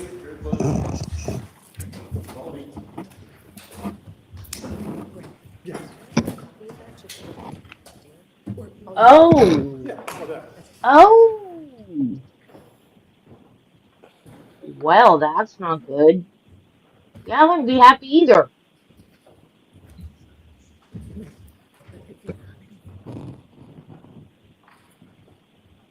Yeah, aren't they supposed to know that? Maybe see. 1 second. Yes. So, Mr. Salvage, I just gave you a document. I'm going to ask you to tell us what it is. Personal health history. And who is it for? Ana Walshe. And, sir, how are you familiar with this document? This is something that my colleague does mostly, fills out on people's health histories. It's a part of the application process. And so, if someone doesn't fill it out, what happens to getting life insurance? They don't get life insurance. Once it's filled out, what's done with the document as far as forwarding it to New York Life? It's electronically submitted to the underwriters for their consideration. Why did jury have to leave? Why do you have a personal health history filled out for life insurance? Because your health is what determines the overall cost of your insurance and also if you're eligible to receive insurance. And after this document was filled out and forwarded to New York Life, what was determined as far as a policy for Ms. Walsh? She was approved. And were there any concerns that New York Life had with her health, proving that? No, she received a excellent health rating. And, sir... How do you know that? Every policy receives a health rating. Basically, Your Honor, we rate everyone's health on a scale from 1 to 37. 1 is as good as you can be, 37 is as poor as you can be and still be accepted, and she received a number 1 health rating. And is that in the documents that you're looking at right now? It's not on this one, no. Where do you know that from? It's on the policy itself. It's on the policy brief that was just handed to me a moment ago. Okay. How do they figure that out? Sir, in addition to filling out that document, are there any other requirements for follow-up with medical professionals or review of records after a person attempts to buy life insurance through New York Life? Yes, there's a telephone interview component where they, on a recorded line with a representative of the company, they ask them a series of questions, lifestyle questions, have you ever questions. It's about a half-hour long telephone interview that is also part of the underwriting process, in addition to a medical requirement where we send out an examiner for a blood and urine sample, vital signs, things of that nature, and then they request a copy of the medical records from the attending physician, called an attending physician statement. To your knowledge, was that done in this case? I'm sorry? To your knowledge, was that done in this case? Yes, it was. And sir, that document, is it signed?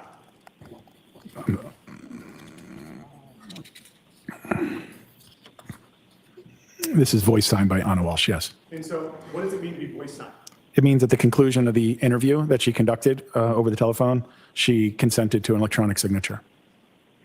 I have nothing further, Your Honor. Ross? Thank you. I'm going to give this to counsel today. Sharing. So this form that you were just looking at, do I understand that Ana Walshe actually filled this out herself? I believe it was done through a telephone interview. I wasn't part of that. Okay, so when you say telephone interview, you mean someone interviewed purportedly Ana Walshe about these questions?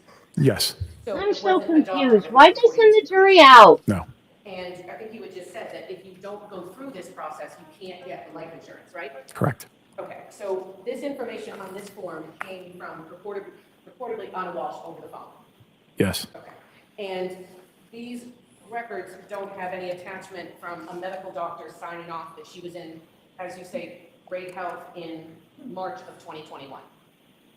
It doesn't have any medical They records sent the attached to jury it. out, but then they just keep going? To the assertions made purportedly by Ana Walshe in March of 2021. Correct. Your Honor, I have nothing further. So you said earlier that, that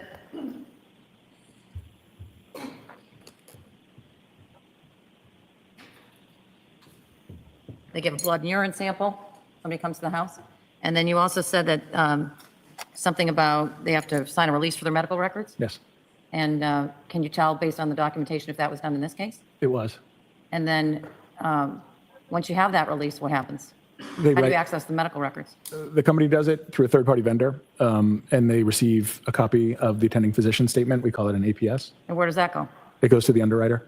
And is that records that you have? I don't. I don't mean, do you have them with you now? I mean, do you keep those records? We're never privileged to that information, Your It Honor. all goes to the underwriter? Correct. Different entity than you? Correct. And you mentioned earlier in your direct that there's a woman that works with you. I got the phonetic as Nancy McGloom. Yes. Might be about 75% correct. Is she the person that you said you didn't do this over the phone with Ana Walshe, but that somebody else did?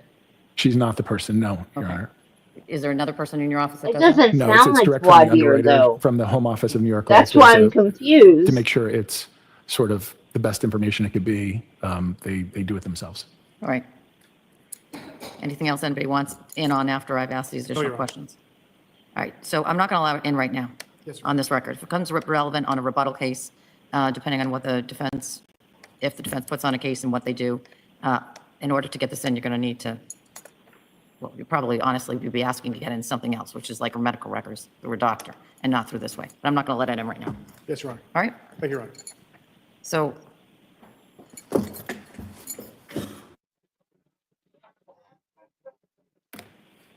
I bring it back out. Keep working.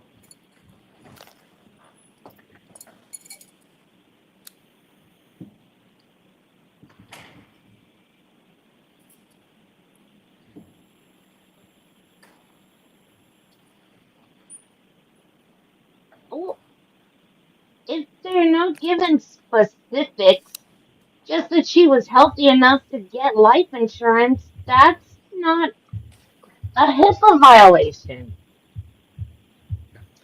So I don't get why it's not allowed. Permitted to ask the witness in front of jury about the medical rating. About the what? Medical rating. Yeah, that's on the form, it's already in evidence. You can object, but it would seem to me that that is already on a document that's been admitted. All right. All rise, jury's entering.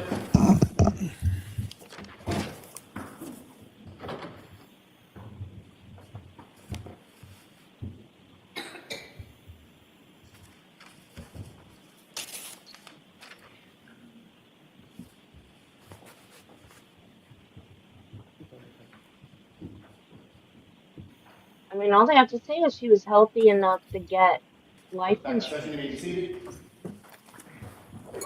You may proceed. Thank you, Your Honor. The witness with exhibits 99 and 98.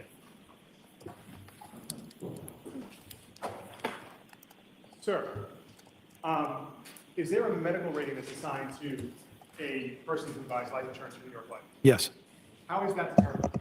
It's a culmination of the underwriting. So your health rating is determined based on your gender. Oh, your health rating is not determined on your gender. That's an incorrect statement. It's determined on your health and the way they evaluate your health. And so how does New York Life evaluate someone's health when they're buying life insurance? They use an underwriting scale, everything from your BMI, your body mass index, height, weight, blood pressure, medication you're on. Oh, yeah, that makes sense. High risk activities that you might can't get participate it in in. through this Your way. job sometimes can even factor into your health rating. How does New York Life find out this information? Through underwriting, through the telephone interview, through a copy of your medical records, and through their recorded telephone interview. How do they get the medical records of someone purchasing life insurance?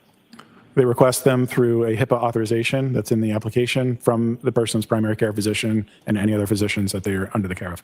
And is there a scale in which someone can be rated by New York Life for their health rating? Yes. What is the scale, sir? It starts out, the best rating you can receive is called select preferred, and then it goes preferred, and then it goes preferred 2, then it goes non-smoker, then it goes non-smoker, table 1 through 13, then it goes to standard or select standard, which is usually a healthy smoker. Then there's standard, which is a smoker, and then there's standard, table 1 through 13. And all of those, if you think of it like a ladder, like 1 through 37, every single rung represents a higher risk class, and it subsequently changes the cost of your insurance. So the healthier you are, the less you have to pay for insurance? Yes. And what was Ana Walshe's rating on those policies for the health rating for New York Life? Select preferred. And what number would that be? That's the highest level you can receive. So she was the healthiest. Correct. May I have a moment, Your Honor? You may. Oh, in addition, sir, when collecting information, does New York Life, through its underwriting process, get any samples from someone who's applying for life insurance? Yes. What do they get?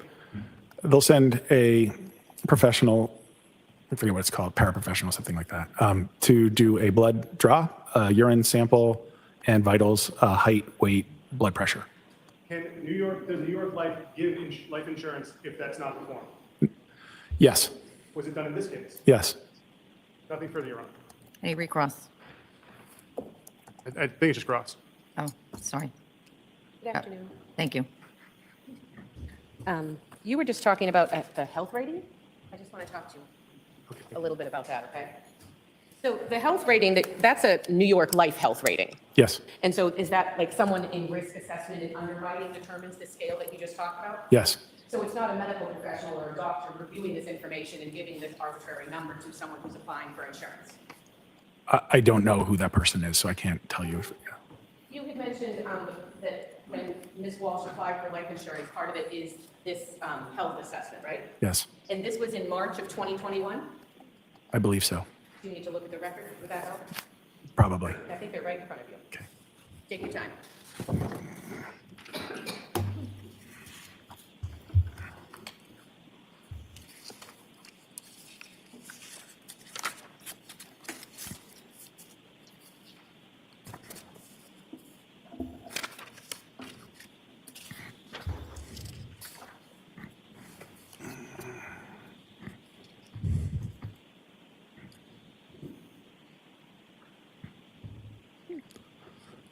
Looks to be February 2nd, 2021. Okay. After February, you said 2nd of 2021, you didn't have any follow-up records, interviews with Ana Walshe about her health. No. You had mentioned that someone goes and draws blood and does a urine test. Yes. What does the blood test, what does that look for? What does it test for? I don't fully understand, but the things that it does push out that are common are as if there's evidence of nicotine, if they're smoking or using nicotine. It'll show if cholesterol levels is usually the types of things they're looking for. They're looking for abnormalities. I don't really quite frankly understand what they're looking for.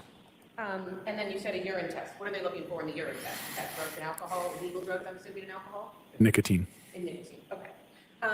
Is there any type of analysis? They're of really the looking person's for system? Their lungs, sugar, their heart. protein, to see if they have diabetes.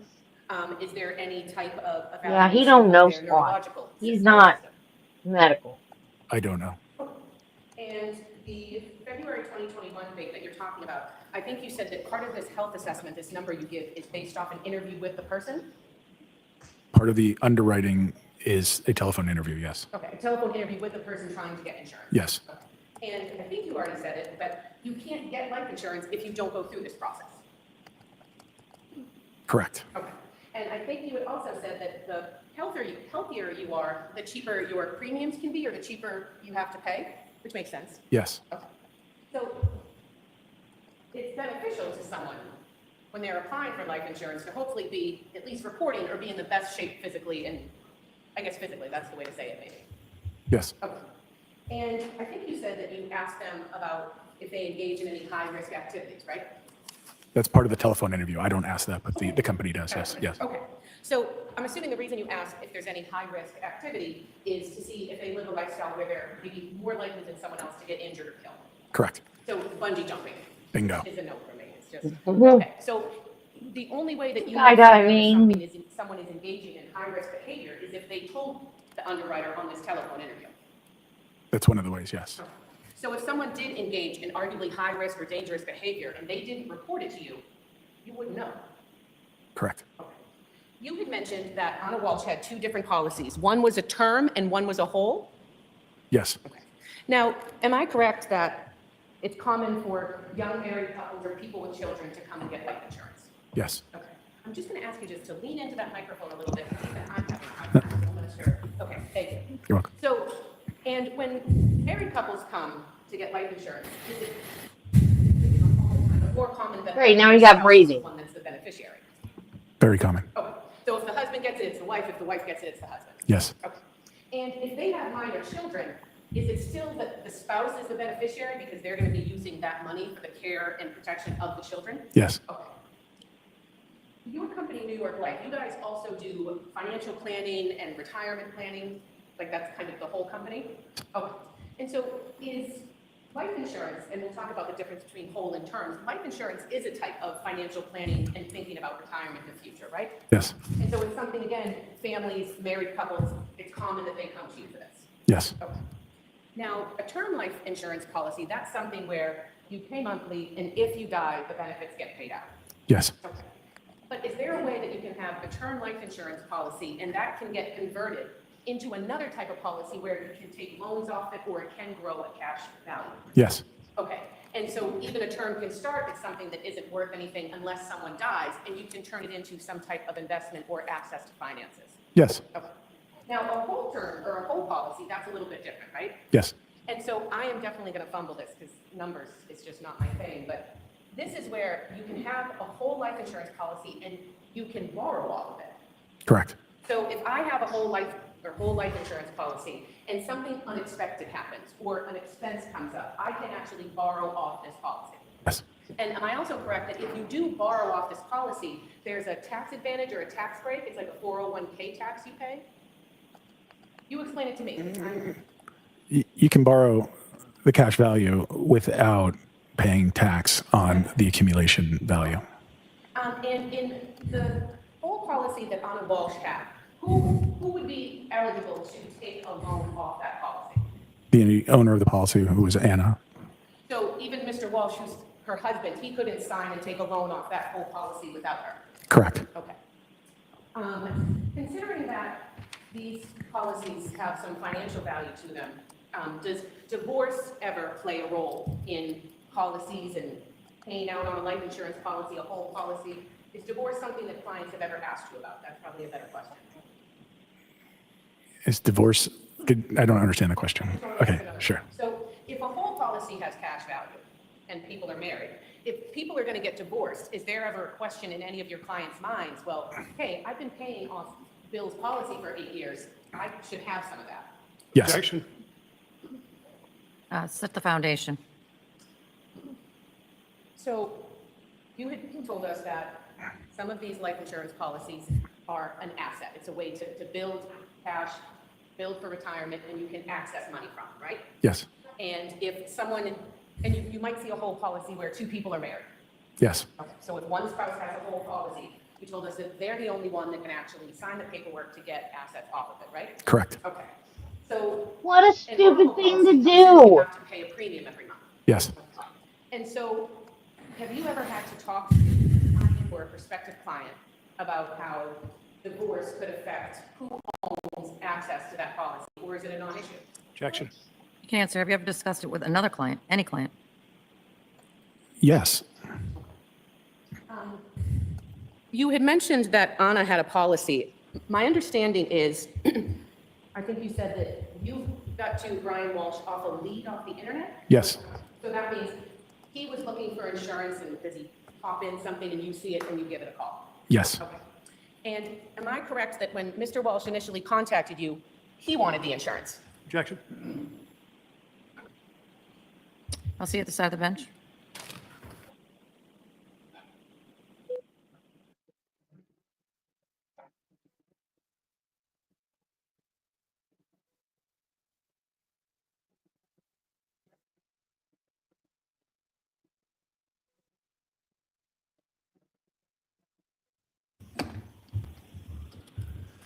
Let me just miss, oh, sorry.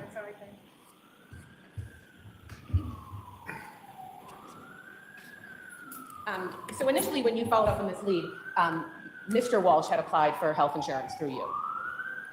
Insurance. Excuse me, life insurance. Yes. Yes. Okay. And he was rejected. And he was rejected because he had a felony conviction from his federal court case. No. Why was he rejected?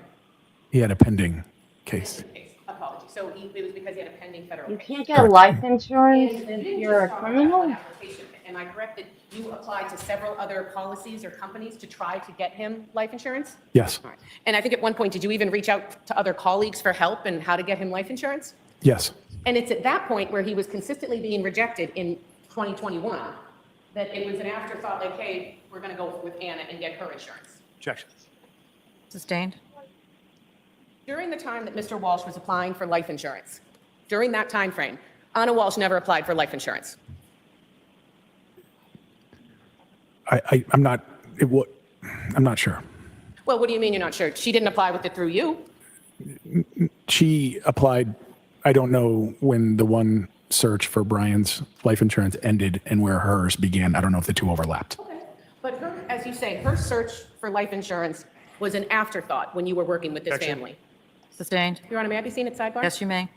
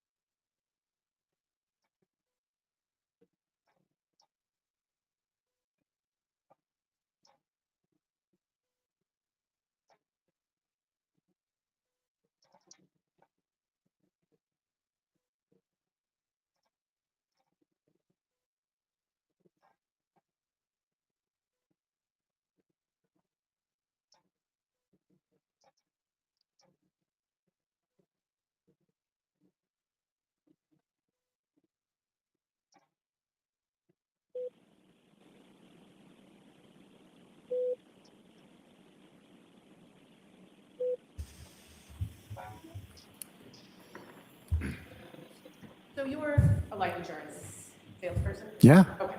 So then your job is you meet with clients and families and try to sell them insurance that they need and want. Yes. Okay. And it's not uncommon, or probably it's more common, that you work with couples, married couples, people with children, right? Yes. And so these life insurance policies, they're for the benefit of the family as a whole. Yes. Okay. So in this situation, you had told us that Mr. Walshe numerous times applied for life insurance policies and was consistently denied because of his pending federal case, correct? Yes. And you're working with the family at this time. Yes. And I'm assuming that when you were going through this with Mr. Walshe, actually, he even referred you to other friends and colleagues of his. Yes. Objection. I think it's time to go to lunch. You were so close. Have a nice lunch, sir. All right, please. Here's those notebooks. Follow me.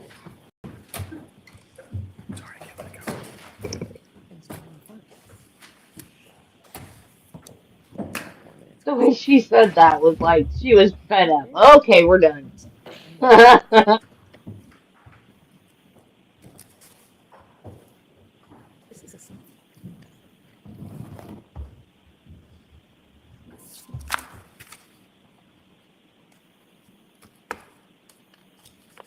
Anybody need anything? No, Your Honor. Have a nice lunch. Thank you, Your Honor. All right.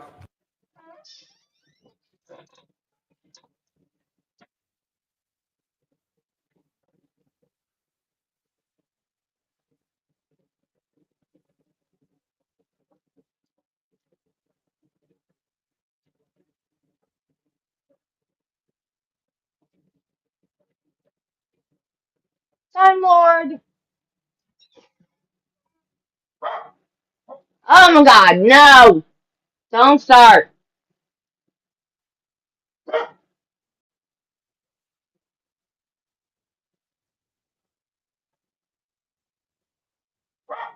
What, Spike?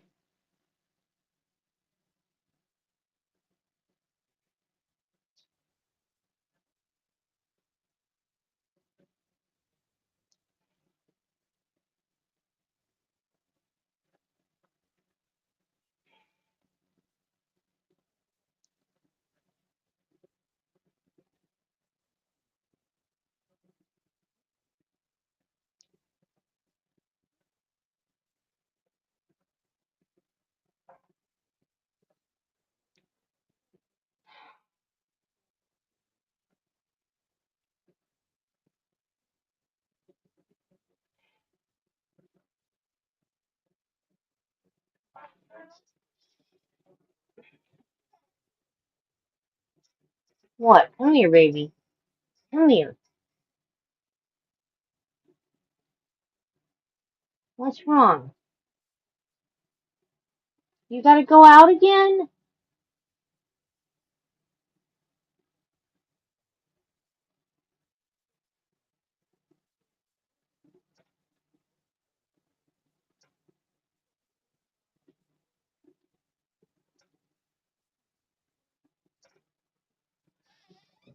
Ugh.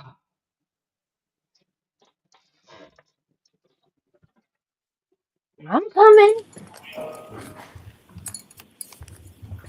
Come on. You are unmuted. Let's go. Oh, you want me to go first?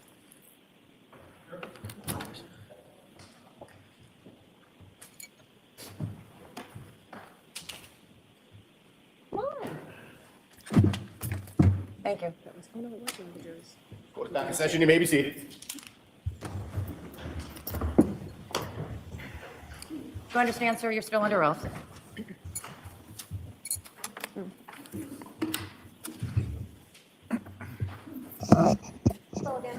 Hello. So before the break, I was talking to you again about how you sell policies to individuals and families when it comes to life insurance. Yes. So when you're selling to a young married couple, both parties might have life insurance policies. Yes. And each of them would be the other one's beneficiary. Yes. Okay. And when people have kids, then that's another consideration because they want to make sure if something happens to one parent, the other parent and the children are okay. Yes. So in your role as a life insurance agent, would you categorize life insurance policies as something that's an investment for the whole family? Sometimes. Okay. And in this particular case, am I correct that all three children had whole life insurance policies as well? Yes. And Ana Walshe was the beneficiary of those? Yes. So she would have been the only one who could have taken out a loan against any of those policies? Yes. Okay. I was asking you before about how Mr. Walshe had been denied several times for health insurance. Life insurance. Life insurance. Yes. Yeah. It's okay. Yes. Sorry. So you had mentioned that Brian Walshe, I guess, requested life insurance online and you picked it up as a lead and you reached out to him. Yes. And you began applying for life insurance policies for him. Yes. When you began applying for life insurance policies for Brian Walshe, Ana Walshe did not apply for any life insurance policies. Correct. At some point, Ana Walshe did apply for a life insurance policy, and that was after Mr. Walshe consistently was denied because of his open federal case. Correct. How did it come about that Ana Walshe would apply for life insurance? I don't remember the conversation. Okay. It probably was my recommendation. So it was probably your recommendation that Ana applied because Mr. Walshe was getting denied. Correct. Okay. Is it customary, once you sell a policy, I don't know if that's the right term, that you might stay in touch with your clients if they ever have questions in the future about their policies or payouts or any beneficiary questions? Yes. So people can email you or call you and say, hey, I have a question about this policy, right? Yes. After Ana Walshe and the children were insured in February of 2021. At no point did Mr. Walsh ever email or call you and say, hey, how do I? I'm just being a lady. Okay. No, I call. At no point did Mr. Walsh ever contact you to ask you about getting paid out on any of Ana Walsh's life insurance policies. Correct. Overruled. He can answer Correct. that question. And at no point did Mr. Walsh ever contact you and ask you about taking out any loans or how to take out loans on any of the children's life insurance policies or Ana Walsh's life insurance policies. Objection. Overruled. Correct. Nothing further, Your Honor. Redirect. No, Your Honor. Commonwealth's content. The witness may step down. Thank you, sir. Thank you.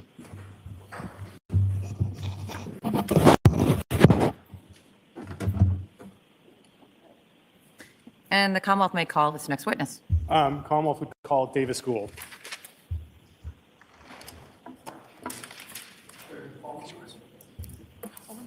Don't worry about it.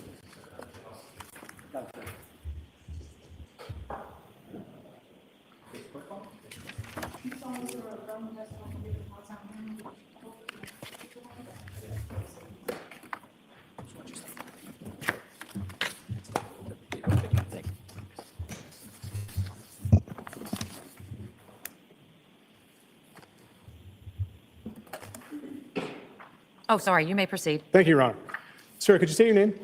My name is Davis Gould. First name is spelled D-A-V-I-S. Where do you work, sir? I work at the Massachusetts State Police Crime Laboratory in the Criminalistics and Crime Scene Response Unit. All right, sir. Lean right into that microphone, loud, clear voice. Thank you. Sir, what is your role at the State Police Crime Lab? I'm currently a forensic scientist 2 assigned to the Criminalistics Unit, where I perform lab work for biological analysis on evidence submitted to the laboratory. And I'm a forensic scientist 2 in the Crime Scene Response Unit, and I respond to crime scenes when called upon to assist with investigations. How long have you been with the Crime Lab? I've been with the Crime Laboratory for a little over 10 years. And can you give us your educational background? Yes, I have a Bachelor of Science degree from West Virginia University with a major of forensic and investigative science and a minor in biology. And can you detail your history with the Crime Lab for us? I first started working at the Crime Laboratory in 2015 with the CODIS Collection and Investigative Unit. I was a lab technician. I was at that position for approximately a year and a half until a position opened up in the Criminalistics Unit, where I joined as a Forensic Scientist 1. There was about a 1-year-long training period where I went through various modules of training, and upon that completion, I was then promoted to Forensic Scientist 2, which is when I began working on cases. And you said the CODIS Unit. What is that, sir? The CODIS Unit is a unit at the State Police Crime Laboratory responsible for collecting DNA standards from individuals who are required by Massachusetts general law to supply standards to the state database. Now, sir, you've said I think you kind of briefly told us that you work for 2 units and the difference, but if you could just help us figure this out. What's the difference between the Criminalistics Unit and the Crime Scene Response Unit? Sure. So the Criminalistics Unit exclusively works in the laboratory. We get cases assigned to us by supervisors, and we then perform the necessary biological analysis on those cases based on the information provided to us. The Crime Scene Response Unit, everyone in the Criminalistics Unit is also in the Crime Scene Response Unit. That unit performs the same biological analysis and trace collections as well. However, we respond to the physical crime scenes when called upon to collect evidence, to perform testing, and then write reports. Are you familiar with competency tests? Yes, I am. Can you tell us what competency tests are? Competency test is a final test that is conducted at the end of training. In the Criminalistics Unit, I went through a training period where there were separate modules, where each module is a particular discipline of forensic science. So blood testing, other bodily fluids, trace analysis, et cetera. And upon completing each of those modules, there is a final exam at the end called the competency test, of which I passed prior to working on any cases at the laboratory. So I think you might answer my question, but you passed your competency tests? Yes, I did. Now, are you familiar with what's a proficiency test? I am, yes. Can you tell us what a proficiency test is opposed to a competency test? The main difference is that a proficiency test is performed periodically in each discipline. So, for example, each year I take 2 proficiency tests in the biological screening field. I take 1 trace proficiency test as well, and that's administered through an exterior company that will send us a test to perform, and I'll perform the necessary test in that discipline and then write a report on my findings. And sir, have you ever testified giving your opinion concerning evidence collection or analysis or forensic analysis of evidence? Yes, I have. In the crime lab, is it accredited? Yes, it is. What does it mean to be an accredited crime lab? Accreditation is a voluntary process that the laboratory goes through. An outside agency looks at the standards and procedures that we follow, and which are guidelines set by the greater scientific community and forensic community. There is a certificate that is given every 5 years that reasserts that we're accredited and adhering to the standards set forth by that agency. I would like to ask some questions about January 9th, 2023. Were you working that day? Yes, I was. And at about 2:35 that afternoon, where did you report to? I reported to the Cohasset Police Department at approximately 2:35. And why were you at the Cohasset Police Department? I was requested to process a vehicle involved in an incident in Cohasset.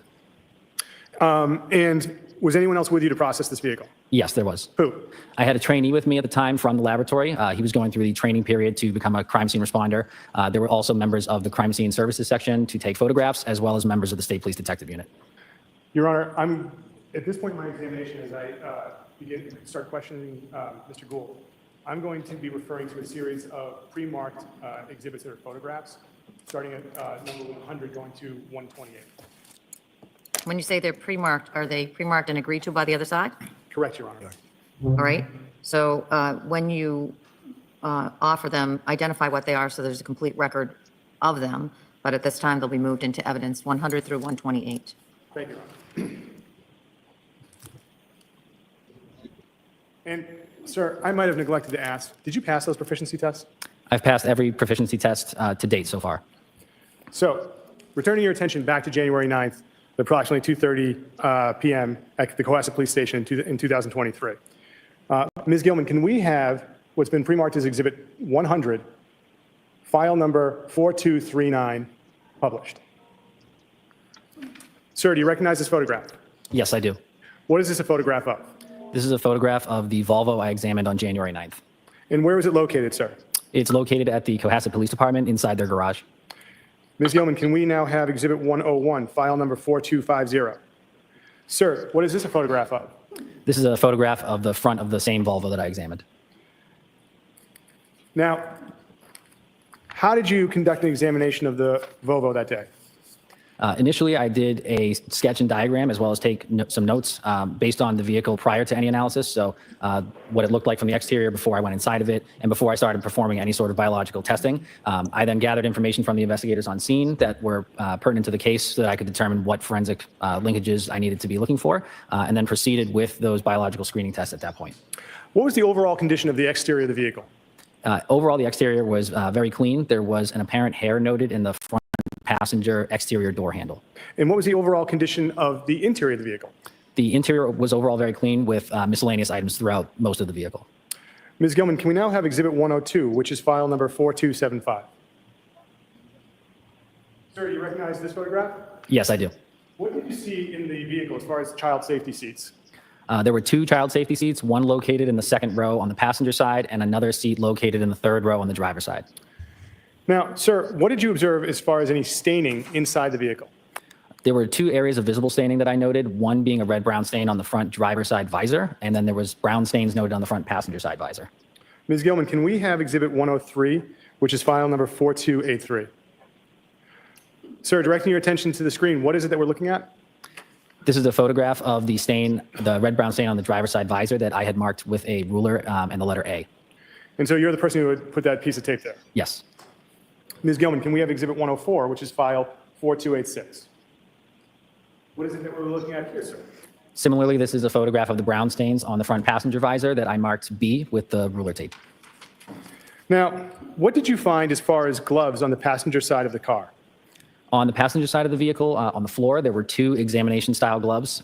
In the front passenger door pocket, there were two additional exam-style gloves in a Ziploc bag. And in the center console, there was 16 exam-style gloves inside of the center console. Ms. Gilman, can we have Exhibit 105, which is file number 4279? Sir, did you see this photograph? Yes, I do. Can you show us where you found gloves on the passenger side? Yes. So on the right-hand side of the photograph on the floor, there are the light blue-colored gloves. Those would be the two gloves that I observed on the floor. And Ms. Gilman, can we now have Exhibit 106, which is file number 4258? Sir, do you recognize this image? Yes, I do. And what is this an image of? This is the open center console between the front driver and passenger seats with 16 examination-style gloves inside of it. With the Volvo that afternoon, what were you able to do as far as any testing? The testing I performed on the Volvo was the blood screening test we use at the laboratory. It is a color-changing test involving two chemicals. I'll take a clean swab and apply it to any areas that I'm interested in determining if there is potential blood present. It is a screening test, so it does not confirm the presence of blood. Additional testing would be needed, but the color test allows us to visualize stains that we can't see. So I applied this test throughout multiple areas inside the vehicle, looking for blood that was not visible to the naked eye. When it's negative, the swabs don't change any color after I add the chemicals. If it's positive, it will turn a pinkish violet sort of color after the addition of the chemicals. And prior to performing all of those tests, I made sure that my chemicals were working by using a positive and negative control on those chemicals. And can you tell us what items might trigger a positive that are not human blood? Yes, so there are vegetables such as cauliflower that have a peroxidase reaction, which is the main reaction in our blood screening test. So that is the main sort of reaction we're looking for. So occasionally those vegetables or legumes such as beans, those are examples of items that can have that positive reaction as well that are not blood. Now, with this test, were there any areas that tested positive? I get Yes, there legumes. were. I don't What get areas of the cauliflower. Vovo tested positive? Of all the areas I examined, there were 5 that tested positive for blood screening. One was the front driver's side seat controls for the front seat. There was an area on the second row passenger floor mat that tested positive. The third row passenger seat was folded down, and the back side of that screened positive for the presence of blood. And 2 additional areas on the mat that was in the trunk that was covering the trunk storage space. There was 2 mats, 1 area on each of them, test screened positive for the presence of blood. And these were areas that I did not observe any visible staining. And, sir, how many areas do you think you tested overall in the Vovo? Overall, I would estimate approximately 40 to 50. I covered a lot of the contact areas, so steering wheels, door controls, radio controls, handles, door pulls, the floor mats, the brake pedals, and many areas inside of the vehicle. And so, did you have the opportunity to take any samples from the car? Yes, I did. And so, what did you take as far as samples from the Vovo that day? From the Volvo, I collected the hair I previously mentioned, or the apparent hair that I mentioned from the exterior front passenger door handle. And then each of those 5 areas that screened positive for the presence of blood, I took samples from each of those individually for further testing back at the laboratory. So every time can they you say walk us through how do you take those samples? Like, how do you package them up? How does that work? So the samples are collected with a set of swabs. I'll use a drop or 2 of clean water and apply it to the swabs. And then I'll take those swabs and go over those areas that screen positive to collect any sample that might be there. And then I'll put each of those samples into a glassine envelope, which then goes into a coin envelope that I'll transport back to the laboratory to be sealed and then stored properly for a further analysis. How long do you think it took to examine the Vovo and collect the samples? I would estimate it took me roughly 3.5 to 4 hours. And after collecting the swabs, did you go back to the crime lab? No, I did not. Where did you go to next? While I was examining the vehicle, I was requested to respond to 300 Forest Street in Peabody, Massachusetts. What time do you think you got to 300 Forest Street? I arrived there approximately 8:15 p.m. And can you describe what 300 Forest Street in Peabody is? 300 Forest Street is a recycle and trash collection center located just off of Route 1. And what did you see when you got to 300 Forest Street? Mainly, there was a large area where trash had been collected from various neighborhoods and areas, and there was a certain section of trash that had been separated from the larger piles that were there. Ms. Gilman, can we have what's been marked as Exhibit I hate 107? you too, because it reminds me of HAS Ben Perry. 6556. He's an idiot. Sir, do you recognize this image? Yes, I do. What is this an image of? This is the entrance to the recycle and trash collection center, showing the mounds of garbage that are there. And Ms. Gilman, can we have HAS 6564, what's been previously marked as Exhibit 108? And do you see this image, sir? Yes, I do. What is this an image of? This is a continuation of the interior of the center.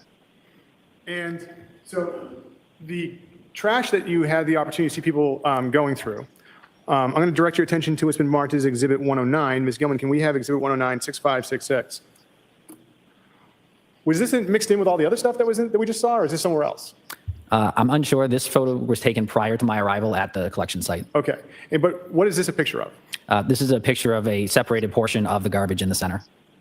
Now, what did you see? What did you see as far as people searching or going through the trash that night? By the time I arrived, the main search had already been done, and there was bags of trash that were beginning to be emptied and inventoried by a crime scene services section and the detective unit that was there. And so, what was your role as far as dealing with these bags of trash that other officers were going through? My main role was to assist with the other units that were present and to sift through the items in those bags to determine what items would be relevant for forensic analysis, and then which units would be responsible for taking those items back to the laboratory afterward. And so, what was the first thing that was done when a bag was opened, if there was some kind of evidentiary analysis that needed to be done on it? The first thing that I did while the trash was being emptied was I had my notes where I noted the items that were coming out of the bags, and then I worked with the crime scene services section trooper there as well, who photographed those items as they were coming out of the bag as well. And how many different bags of, well, is it fair to say that you numbered the bags that you found to have some kind of value to you that night? The crime scene Not services as section did sharp-witted use as placards to RA. denote the bags that they were removing and I photographing. feel like I missed stuff when I'm Ms. Gilman, not can I over ask that you there. publish what's previously been marked as Exhibit 51, file number 6810? Sir, do you recognize this image? Yes, I do. All right, so what's happening in this image that night when you were at 300 Forest Street? This is the contents of one of the trash bags that was separated at the center. And Ms. Gilman, can you now show us Exhibit 52, file number 6867? So now what are we looking at in relation to that last image, sir? Since that last photograph was taken, bench paper was put out onto the floor of the collection center in order to preserve the integrity of the evidence that we were collecting at that point. And so if it went onto a piece of paper like this, was it going to be collected? Potentially, yes. And this bag, sir, that we see on the screen for Exhibit 52, did you have the opportunity to know what was inside this bag, bag 1? Yes, I did. Can you tell us what was discovered inside of bag 1? Inside of bag 1 was a pair of green boots, a black jacket with red-brown stains, and a bracelet inside of the pocket. There was a black purse with red-brown stains, a black wallet, and a pair of headphones inside of a case, as well as a pair of socks. Was anything discovered as far as car keys? Yes, there was a pair of Volkswagen keys as well.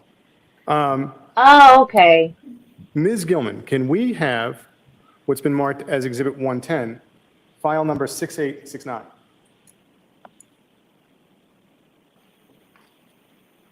Is this also the contents of that first bag?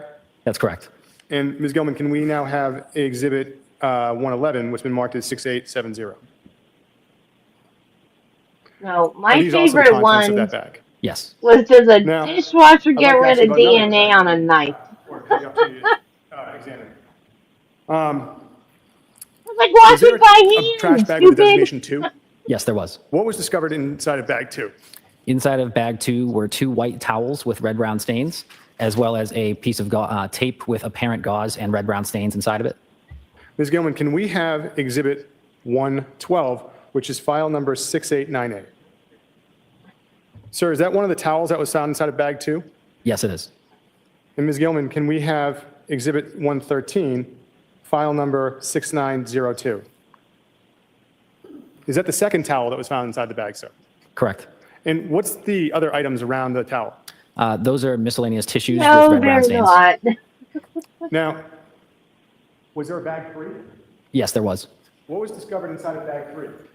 Inside of bag 3 was a white bathrobe with red-brown stains. Ms. Gilman, can we have what's been marked as Exhibit 114, file number 6906? Sir, is this a picture of what was found, the bathrobe and found inside of bag 3? Yes, it is. Now, was there a bag 4? There was. What was discovered inside of bag 4? Were these the bags from the basement? Inside of bag 4 was a pair of gray slippers with red-brown stains, a pair of dark gray slippers with red-brown stains and trace materials, as well as apparent hairs with red-brown stains. So, Ms. Gilman, if we could have Exhibit 115, file number 6915. Sir, do you recognize this image? Yes, I do. Directing your attention to this image, the slippers there, which ones are those in the top of it? The slippers located at the top are the gray slippers. And at the bottom, what is there next to the left of the jar? There is a leather strap wristwatch located as well. And you had said that there was a second pair of slippers that was recovered from that bag? That's correct. Ms. Gilman, can we have Exhibit 116, file number 6929? Sir, can you tell us where the second pair of slippers is in this photo? Yes, at the bottom center of the photo, you'll see the dark gray slippers with the red-brown stains and trace material noted on the bottom of one of the slippers. What is trace material? Trace material could reference a number of things. In this particular instance, it references the apparent hairs or fibers that I observed on the slippers. Ms. Gilman, can we have Exhibit 117, file number 6934? Sir, what is the trace material you saw that night when you were at 300 Forest Street? In the photo on the right-hand side of the overturned slipper, there are the apparent hairs and fibers that I call trace materials located on the right-hand side at the toe end of the slipper. Sir, I'd like to ask you some questions about bag number 5. What did you observe inside of what did you observe produced from bag 5? Bag number 5 contained pieces of rug with red-brown stains on some of the pieces. Ms. Gilman, can we have Exhibit 118, which is file number 6948.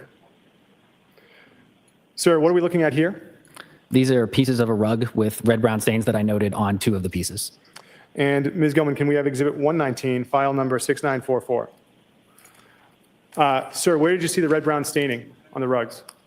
On the 2 leftmost pieces, the left piece has red-brown stains in the bottom right corner, and then the one in the center of the photo has red-brown stains on the majority of the piece of rug. So, sir, after bag 5, did you have the opportunity to see anything produced from the 6th bag? I did, yes. What was produced from the 6th bag? Inside the sixth bag was additional pieces of rug with red-brown staining on those as well. And besides red-brown staining from the rug, what was discovered as far as a Tyvek suit? There was a white Tyvek suit discovered in the bag as well, along with a wrapper for a Tyvek suit. Was anything else discovered as far as a safety goggles or anything like that? Yes, safety goggles were discovered, as well as additional miscellaneous items. Ms. Gilman, can we have Exhibit 120, which is file number 6951? Sir, do you recognize this image? Yes, I do. What is this an image of? This is an image of the safety goggles and Tyvek suit wrappers that were found in bag number 6. Can you tell us what a Tyvek suit is? A Tyvek suit is typically a piece of personal protective equipment that one would wear in order to protect themselves from anything they might be working with. Have you ever worn one? I have, yes. When would you wear one? I have worn one specifically during training sessions where there are biological fluids that we are experimenting with. Ms. Gilman, can we have Exhibit 121, which is file number 6956? Sir, do you recognize this image? I do, yes. What is this an image of? This is an image showing more of the pieces of the rug. And Ms. Gilman, can we have Exhibit number 122, file number 6952? What are we looking at here, sir? This is a photograph of the lower half of the Tyvek suit from bag number 6. Did you have the opportunity to see the contents of a 7th bag that night? Yes, I did. What was inside the 7th? What was produced from the 7th bag? Your Honor, may I refer to my notes? Okay.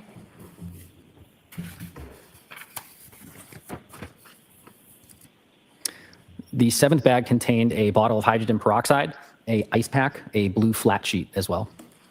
And sir, I neglected to ask you about the rug as well. I showed you one image, which was Exhibit 121. So Ms. Gilman, can we have Exhibit 123, file number 6963? Sir, what is this we're looking at? This is another piece of the rug from bag number 6 containing red-brown stains with apparent tissue. And what is apparent tissue? For those of, I don't know what that means. It's not like Kleenex, right? That's correct. Apparent tissue from the forensic perspective is a material that may or may not resemble human skin tissue. In this particular instance, based on my observations, that's what I called it. Ms. Gilman, if you could take that down, and if we could have Exhibit 124, 6974. And so, sir, does this represent the contents of the 7th bag?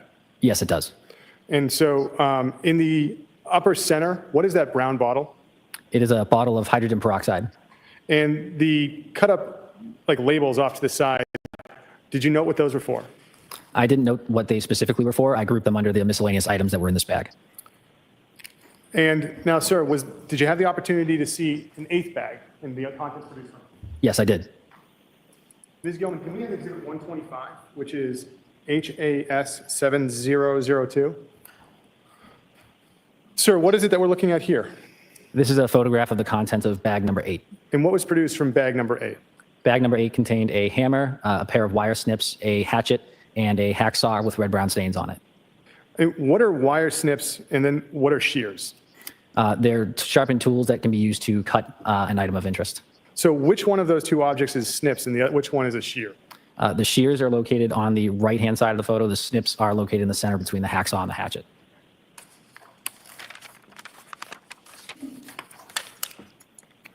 Now, sir, I want to ask you about bag 10.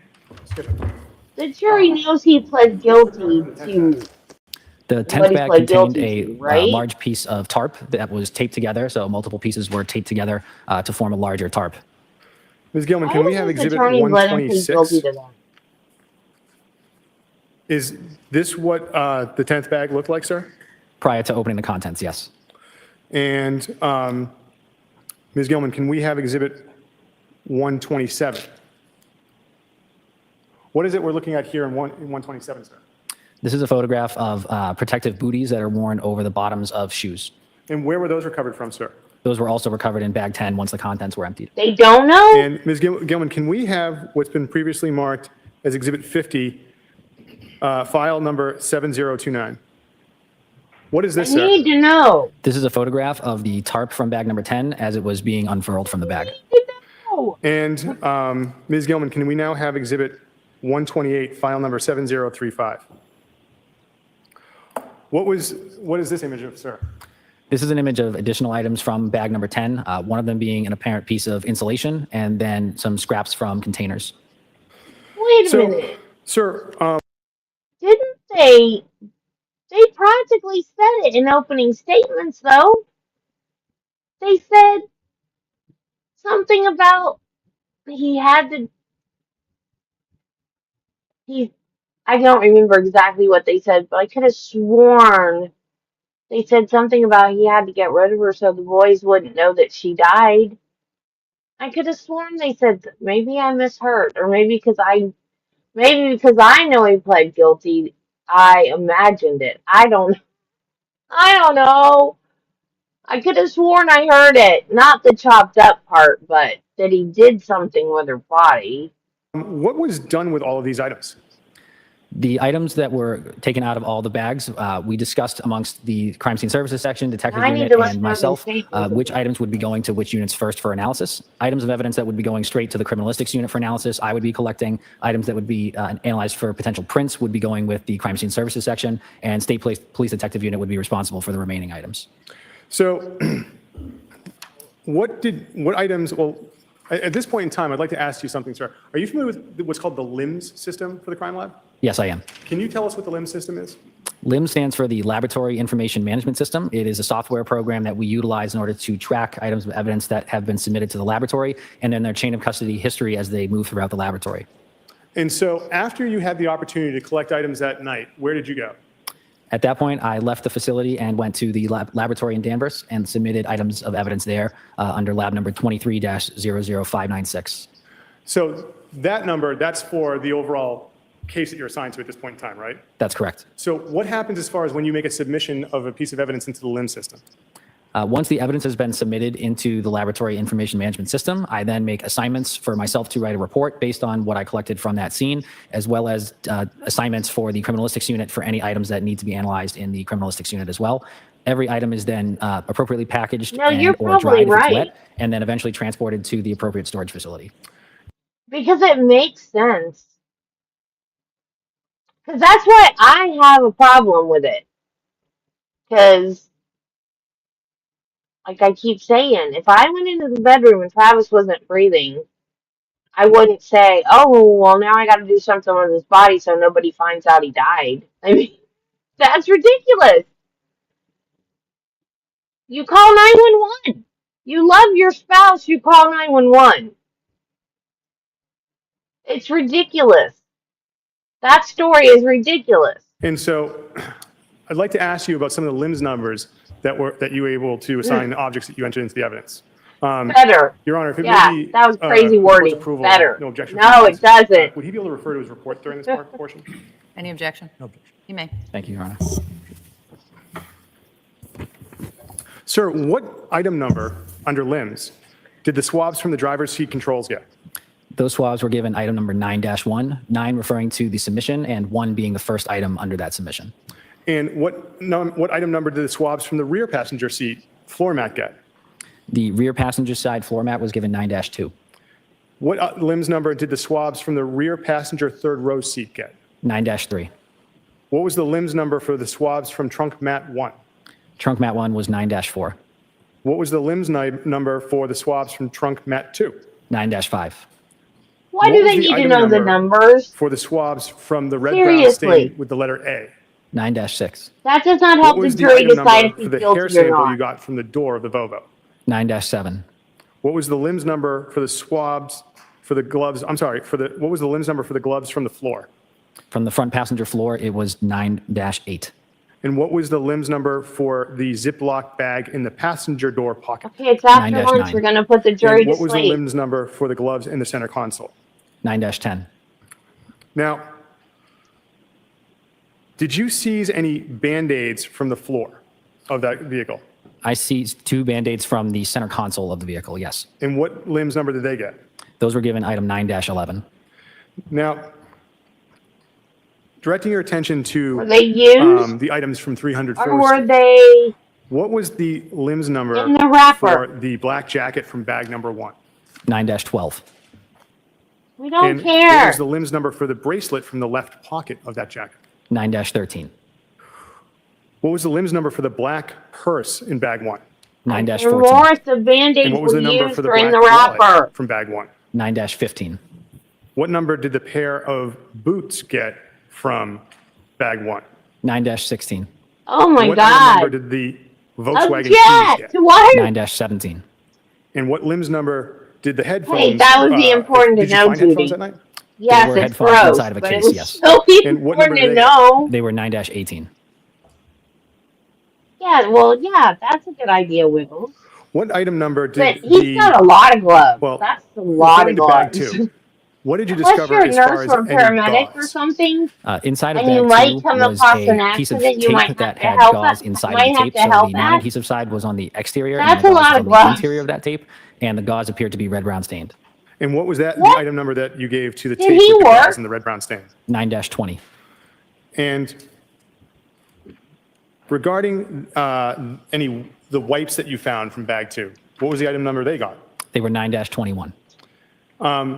And the towels that were retrieved from bag 2, what numbers did they get? The white towel, one of them was 9-22 and the other was 9-23.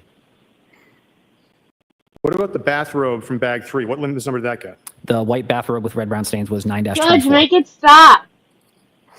And the watch that was in bag 4?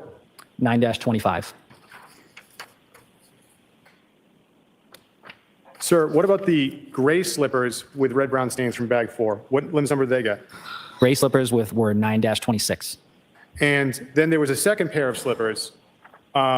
Were they the dark gray slippers? That's correct. All right, so what did the dark gray slippers with trace material get as a limbs number?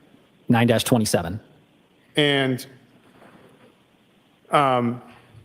was there any hair samples recovered from bag 4? Yes, there was. What was recovered as far as a hair sample? There was apparent hairs with red, brown stains that were not on the slippers. They were just loose inside of the bag. I collected those as well. And what item number did they get? They were given 9-28. The only place And I went then Any was to wipes the recovered from hospital. bag 4? Yes, correct. 8 And what times. did they get for an item number? 9-29. And in the images from that bag, was there a sponge? There was, yes, a sponge with a wipe stuffed into it. And what item number did that get? That was given number 9-30. And was anything retrieved as far as cuttings, or I shouldn't say that, was anything, what was the item It's number not a given good time the to have pieces of cancer. rug from bag 5? From bag number 5, I took a cutting myself from the red, brown stains that were seen on those pieces of rug. That cutting was given 9-31. What item number did the Tyvek suit get? 9-32. And in bag 6, what number did the hand towel get? 9-33. So, sir, now I'd like to show you some of these objects. And before I do you have any gloves with you? I do, yes. I see counsel at the side of the bench. Yes, Your Honor.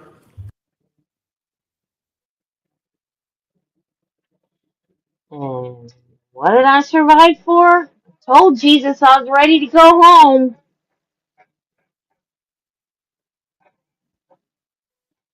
Nope. He's not ready for me.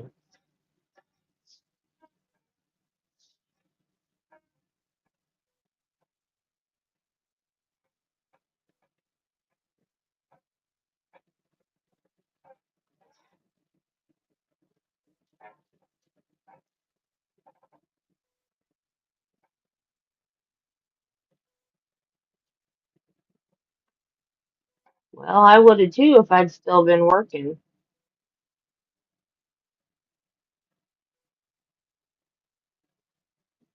No, I was trying to die.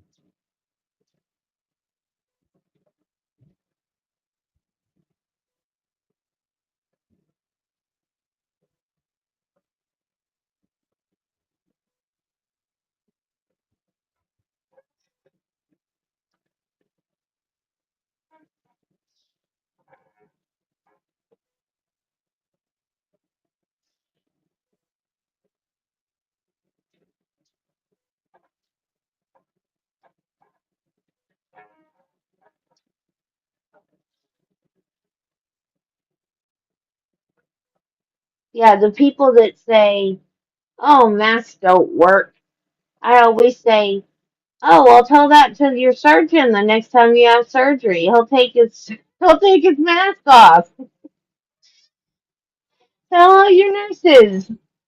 They'll take their mask off and blow their germs right into your open wound when you have surgery.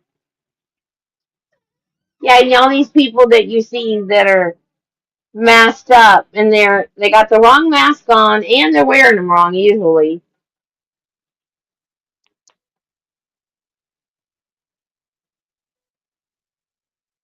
Yeah, I got fitted for I don't know if an N95 and a TB mask is the same thing. They look like they're the same thing. I had to get fitted for one when I went to work at the hospital. They have to do a test to make sure it doesn't leak anywhere and all that. But I didn't have to wear them with every patient, just with the TB patients. But I know when I took care of babies with RSV, I would glove, gown, mask, a whole nine, and still get RSV. I remember one time I said, do I still have to gown and glove if I have RSV? And they said yes. So why? It's not fair. I already got it. It's not to prevent you from getting it. It's to keep you from spreading it to other patients. I said, oh, well, now you tell me. I'm sick as a dog. So, Your Honor, with the court's indulgence, I'm just going to be walking back and forth to grab certain objects. And I apologize if I appear to be a ping pong ball, but I think that's probably going to be the easiest way to do it. That's fine. Thank you, Your Honor. And for the court, I'll see the voice up.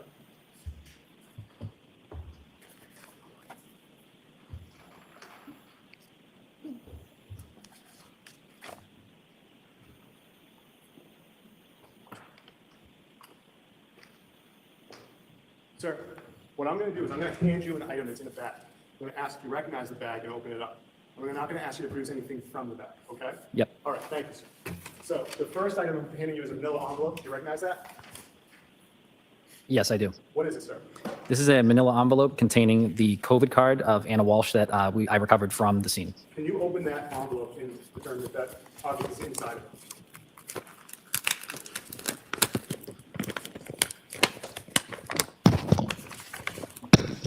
Yes, it is.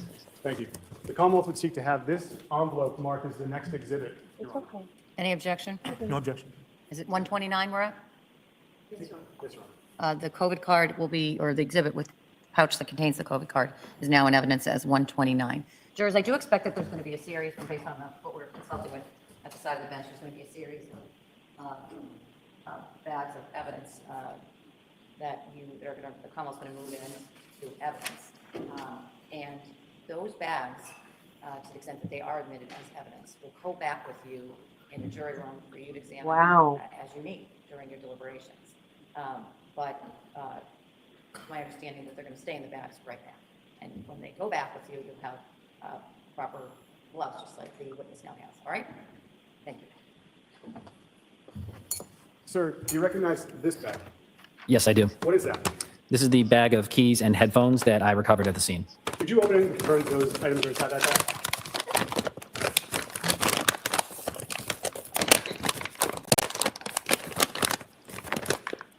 Yes, they are. The Commonwealth would seek to have the bag with keys and headphones marked as the next exhibit, Your Honor, which I believe is 130. Any objection? No objection. It's marked and admitted into evidence as Exhibit 130, the Volvo keys and the headphones.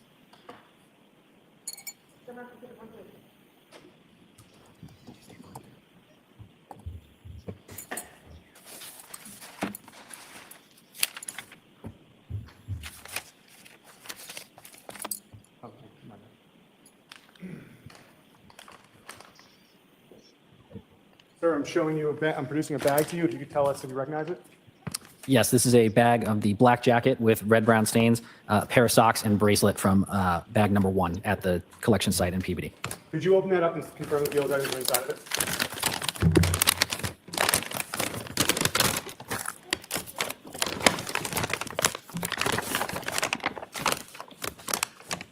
I can see the black jacket. However, without removing it, there's nothing I can see that might be underneath it. Okay, so for today's purposes, that bag with the black jacket, I would seek to mark as the next exhibit, Your Honor, without having to move the jacket around and go underneath any objects inside it. What's the outside labeling say? Black jacket, bracelet, and what else? Pair of black socks, Your Honor. Any objection to that? No objection.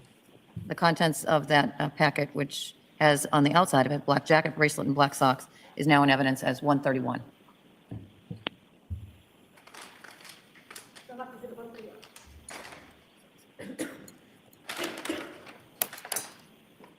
Sir, I'm producing another bag to you. Do you recognize this? Yes, I do. What is that? This is a bag marked as purse and wallet from bag number 1. Could you open that bag and confirm the person involved? Yes, they are. I'll welcome to have this marked as the next exhibit, Your Honor. Any objection? No objection. The purse and the black wallet, both black purse and black wallet, are now in evidence as 132. Thank you.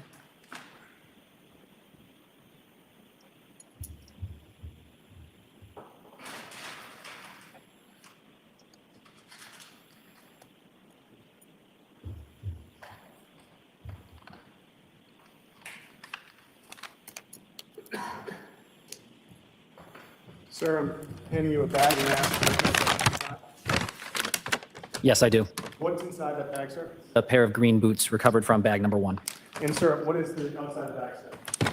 The outside of the bag reads green boots, bag number 1, with my initials, my trainee's initials, and the date. The Commonwealth would seek to have this marked as the next exhibit. Your Honor. The bag with the green boots is now in evidence as Exhibit 133.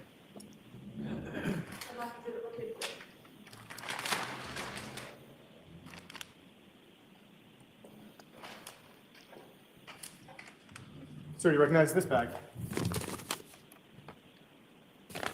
Yes, I do. What is that, sir? This is a brown paper bag containing a bracelet. Can you open the bag and confirm the bracelet's inside? Yes, there's a bracelet inside. The Commonwealth would seek to have this marked as the next exhibit, Your Honor. Any objection? The bracelet is now in evidence in its bag as 134.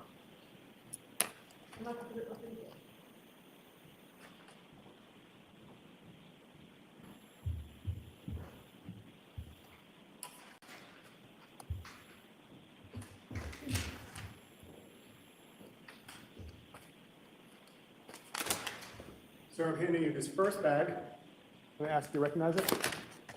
Yes, I do. What is that, sir?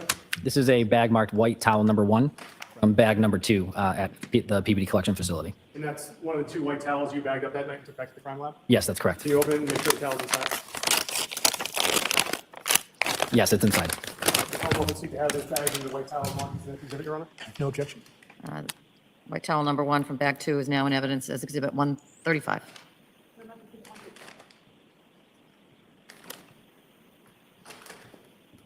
I'm handing you another bag, sir. This bag is marked white towel number 2. And does that look like the bag, the second bag for a white towel that you bagged that night? Yes, that's correct. Could you open and confirm the towel's inside? Yes, it's inside. The Commonwealth would seek to have this marked as the next exhibit, Your Honor. Any objection? The white towel number 2 from bag number 2 is now in evidence as 136. Can I see counsel at the side of the bench? Yes, Your Honor.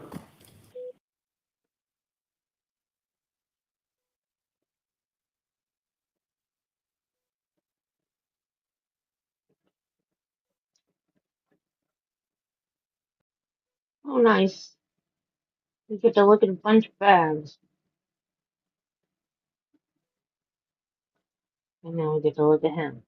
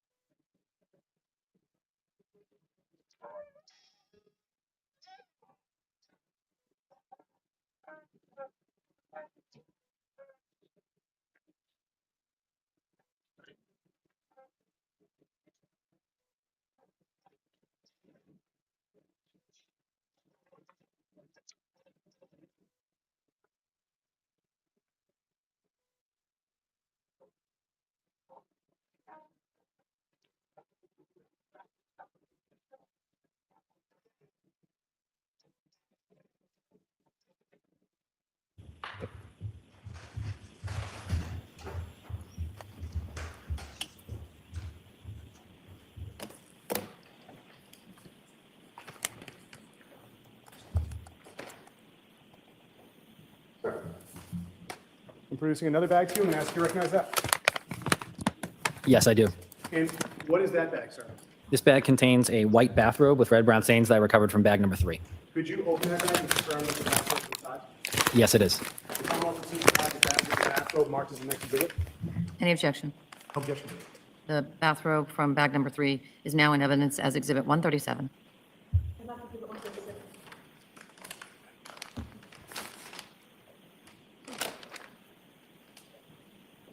Sir, what's this bag that I'm handing you? This is a bag of the dark gray slippers with red brown stains and trace materials. Could you open the bag and confirm the slippers are inside? Yes, they are. Commonwealth proceeds to have the bag with the dark gray slippers marked as the next exhibit. No objection. That's also from bag number 3, or is that? This would be from bag number That's 4. bag 4. Yes, Your Honor. Thank you. The dark gray slippers from bag number 4 are now in evidence as 138.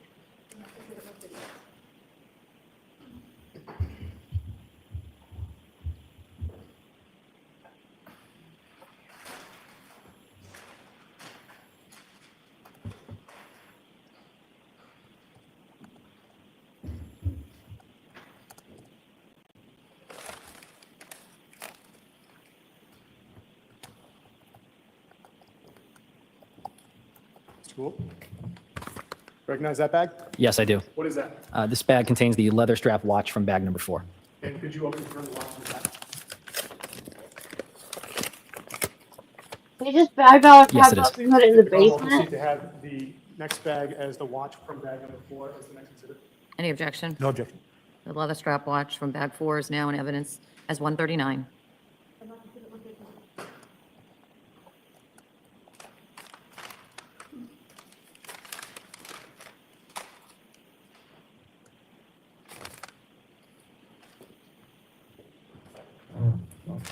So you recognize that bag?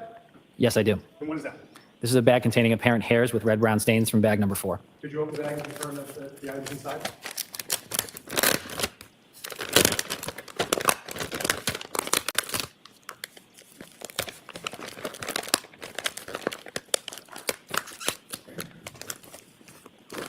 This one's still sealed.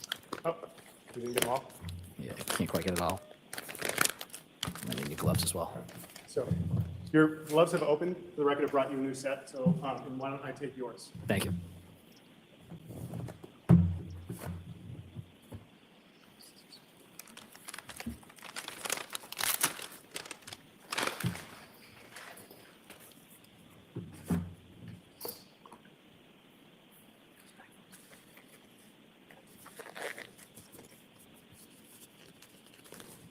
Good? Good. Thank you.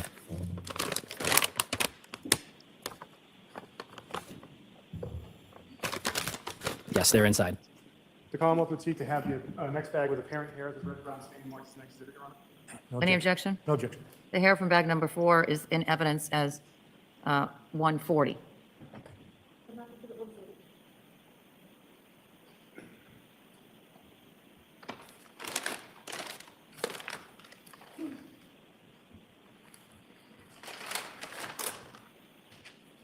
Sir, do you recognize this bag? Yes, I do. What is that? This is a pair of slippers with red brown stains from bag number 4. So those are the light gray slippers? That's correct. Can you open the front slippers? Yes, they are. The Commonwealth would seek to have the next bag marked as exhibit 141, pair of slippers from bag number 4. No objection. Thank you. The bags, light gray slippers from bag number 4 are now in evidence as Exhibit 141.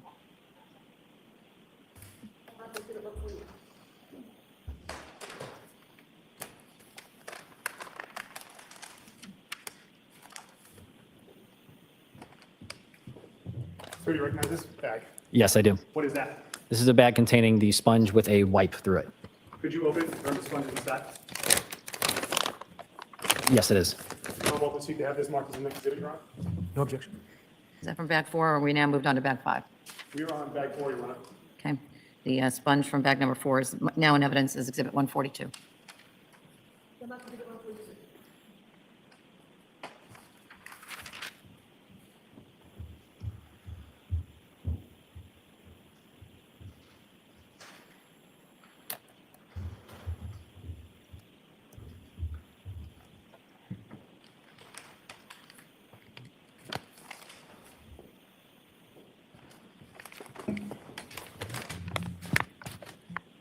So you recognize that bag?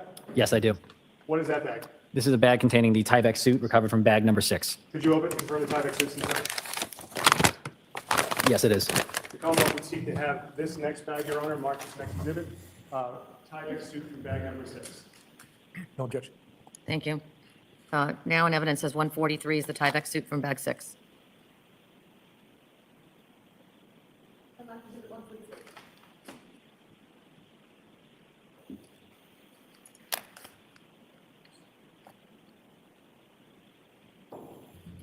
Mr. Gould? You recognize that bag? Yes, I do. What is that, sir? This bag contains the hand towel with red-brown stains from bag number 6. Can you open it and confirm it's inside? It is. The Commonwealth would seek to mark this as an exhibit, Your Honor, which is hand towel with red brown stains from bag number 6. Any objection? No objection. Hand towel from bag 6 is now in evidence as 144.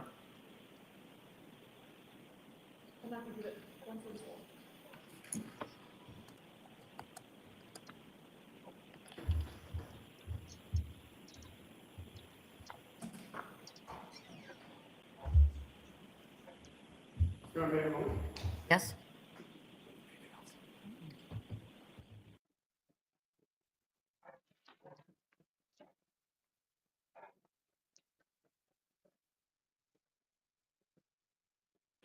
Nothing further, Your Honor. Thank you. Cross? Good afternoon. Good afternoon. Oh, my apologies. Sorry about that.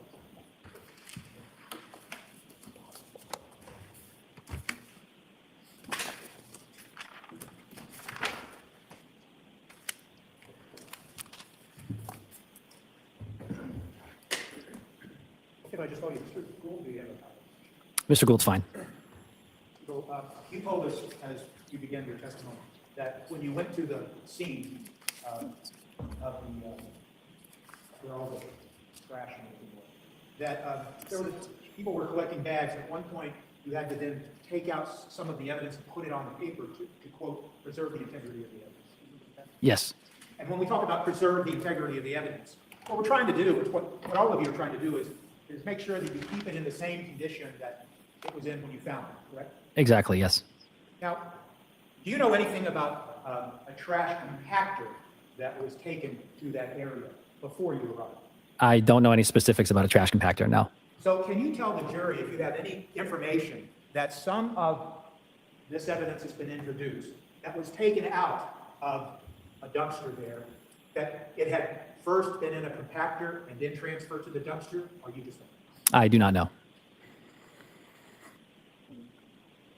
When you talk about the integrity of the evidence, it also includes trying to preserve the fact, as best you can, of how a particular item that was stained is not stained by another item. Is that fair to say? That's fair to say, yes. So when you're handling this evidence that you're collecting, you're really taking care not to have one item touch another item, because you don't want a transfer between biological evidence between item 1 and item 2, correct? Correct, to the best of my ability, yes. Sure. And in this case, and in the collection of this evidence, it's fair to say, isn't it, Mr. Gould, that you have no way of knowing before you were able to begin your examination of these items at the scene, how they had come into contact with each other, either within a bag or just being pulled out by people before you arrived. Before I arrived, correct. And there is such a thing in your expertise in forensics that includes characterization of transfer of biological evidence, correct? That is within the realm of our responsibilities, yes. And what that simply means is that one item that has some either biological evidence or something else, if it comes into contact with another item, it can transfer that to the other item. So item A, that may have had a red-brown stain on it, might transfer some of that red-brown stain to item B, whereas before, item B never had a red-brown stain. That's correct. And the term we would use for that is called low cards exchange principle. And that would include, for instance, if you were looking at a pair of slippers like we have in this case, and you see in one of the photographs that there looks to be apparent hairs attached to the slippers, it could very well be that those hairs that are seen attached to the slipper, they could have transferred to that slipper because they were already in the bag or they came into contact with something else. Absolutely, yes. And so it's fair to say then that when you're out there, very careful very carefully, and with all the training and experience you have, there's no way for you to be able to tell a jury, with regards to this specific case, how exactly some of this red-brown stain of biological evidence actually came to be on any piece of evidence. Correct. I cannot say the manner of deposition. I can only confirm its presence. And so it's fair to say, isn't it, that there could very well be some of this evidence that now, when you look upon it, it has a red-brown stain on it. That red-brown stain may not have been on that piece of evidence when it was, in fact, initially placed into, for example, a black bag. That's possible, yes.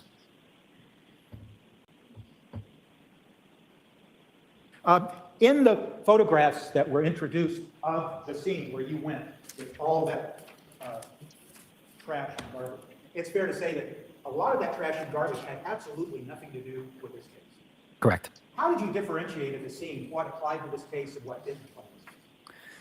Mainly once the discovery was made of red-brown stains on items, I was looking for any items of interest that might be in with those bags that have those red-brown stains on them as well, to try to establish any potential biological connections with the items in those bags. And we saw a lot of photographs, but some of the photographs appear to have some of the items that were eventually taken into custody by you and given a lens number, like you described for the jury. Some of those items, when they were first taken out of the bags, it looks to me like they were placed directly onto the floor of that warehouse. Yes, they do. And the floor of the warehouse actually looks somewhat damp in the photographs. It does, yes. And it was in fact damp. I can't recall exactly the conditions, but it does. It is the floor of the facility, yes. And so it's fair to say that a lot of it's fair to say that you have no idea what was originally on the floor of that warehouse before you arrived. Correct. You just know that it had the appearance, it may have been damp, but you don't know what caused the damage. That's correct. And then these items were placed on that. Items, like for instance, the items have been admitted into evidence here, and they could have been then be caused to be dampened by what was on the floor of that warehouse. That's possible, yes. And then what happened was, once again, in your very earnest desire to preserve the integrity of the evidence, you then took a lot of those physical pieces of evidence and you placed them on, you would call it, what do we call it, paper? Yes, we would refer to the white parchment paper, typically in the lab as bench paper. Bench paper. And that's what we see in the photographs. Yes. And then, after you collected these items, you then transported them or caused them to be transported to the lab at the Mass State Police? Yes. And I thought I heard you testify that you had them transported to various parts of the lab? The evidence, I believe what I had said was that the evidence will eventually travel to its respective facility where it needs to be stored. But I did submit at one laboratory with all the items. You did? Yes.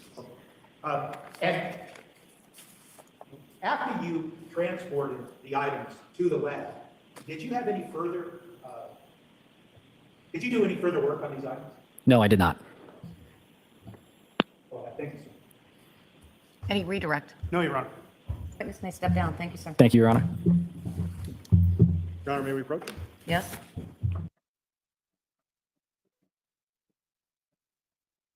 Are we done? Did we do it? Did we go to day 3? What day? Day 3. Did we do 2 days of court in one day?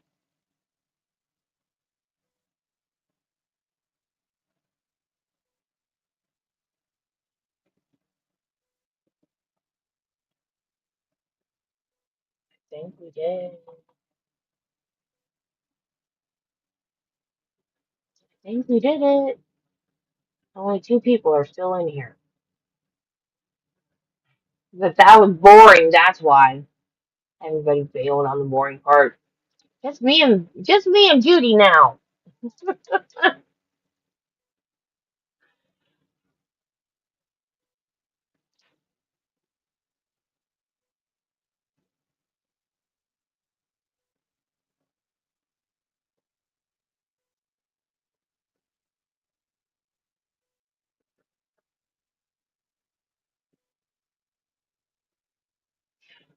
It says there's 2 people in here. It's just me and you then, I guess.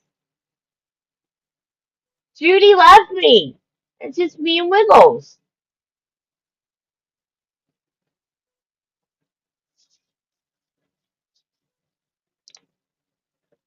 Or StreamYard is lying to me. And there's 3 people in here.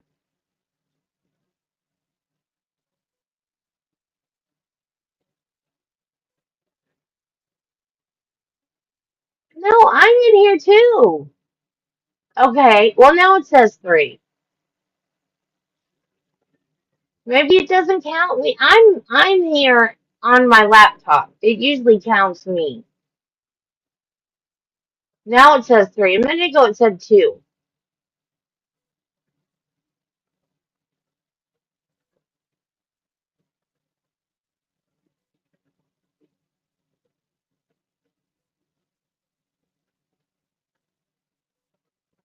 We did 2 days of court in 1 day, guys. Because I think this is the end. Man, that was so boring. I do not understand why he had to ask what the number of everything was. I've never heard an attorney do that before.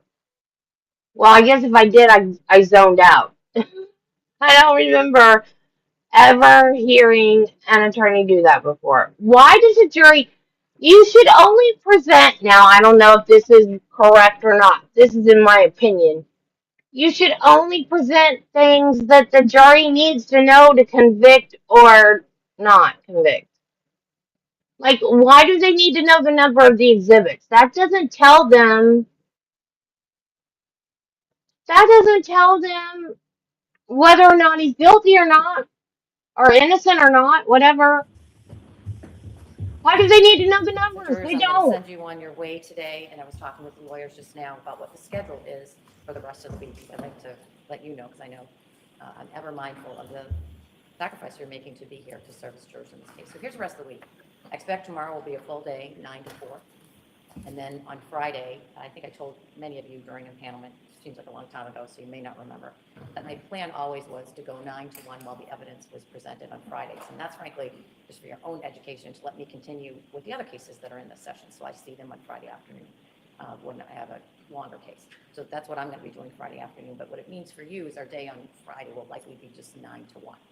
All right? So you have a layout. Parties tell me so far we're right on schedule, maybe a little ahead of schedule. So I try to keep you informed because, again, I know the sacrifice you make. Have a good night. But before you leave, I remind you, jurors, don't do any research about this case. Don't go on social media or any news. Woohoo! Don't Short speak day to anyone Friday. about this case, and continue to have open minds as you listen to the evidence. Well, have a good night, and I'll see you back here tomorrow ready to work. All rise for the court. Okay, guys. Thank you so much for sticking with me today. My 2 faithful friends. I love you guys. I love all you guys. I love Replay Crew. I love all you guys so much. Thank you. Thank you for hanging out with me today. Even though I've been up and down with my sick puppers. And I will see you guys in the morning at 8 for more of Robert Bardo. And then we get to live. We get to watch this live tomorrow. Day 4 of the Brian Walshe trial. So, I will see you guys in the morning. Remember, be kind to people, love your family, and Jesus loves you, and so do I. Bye, guys. Have a great evening.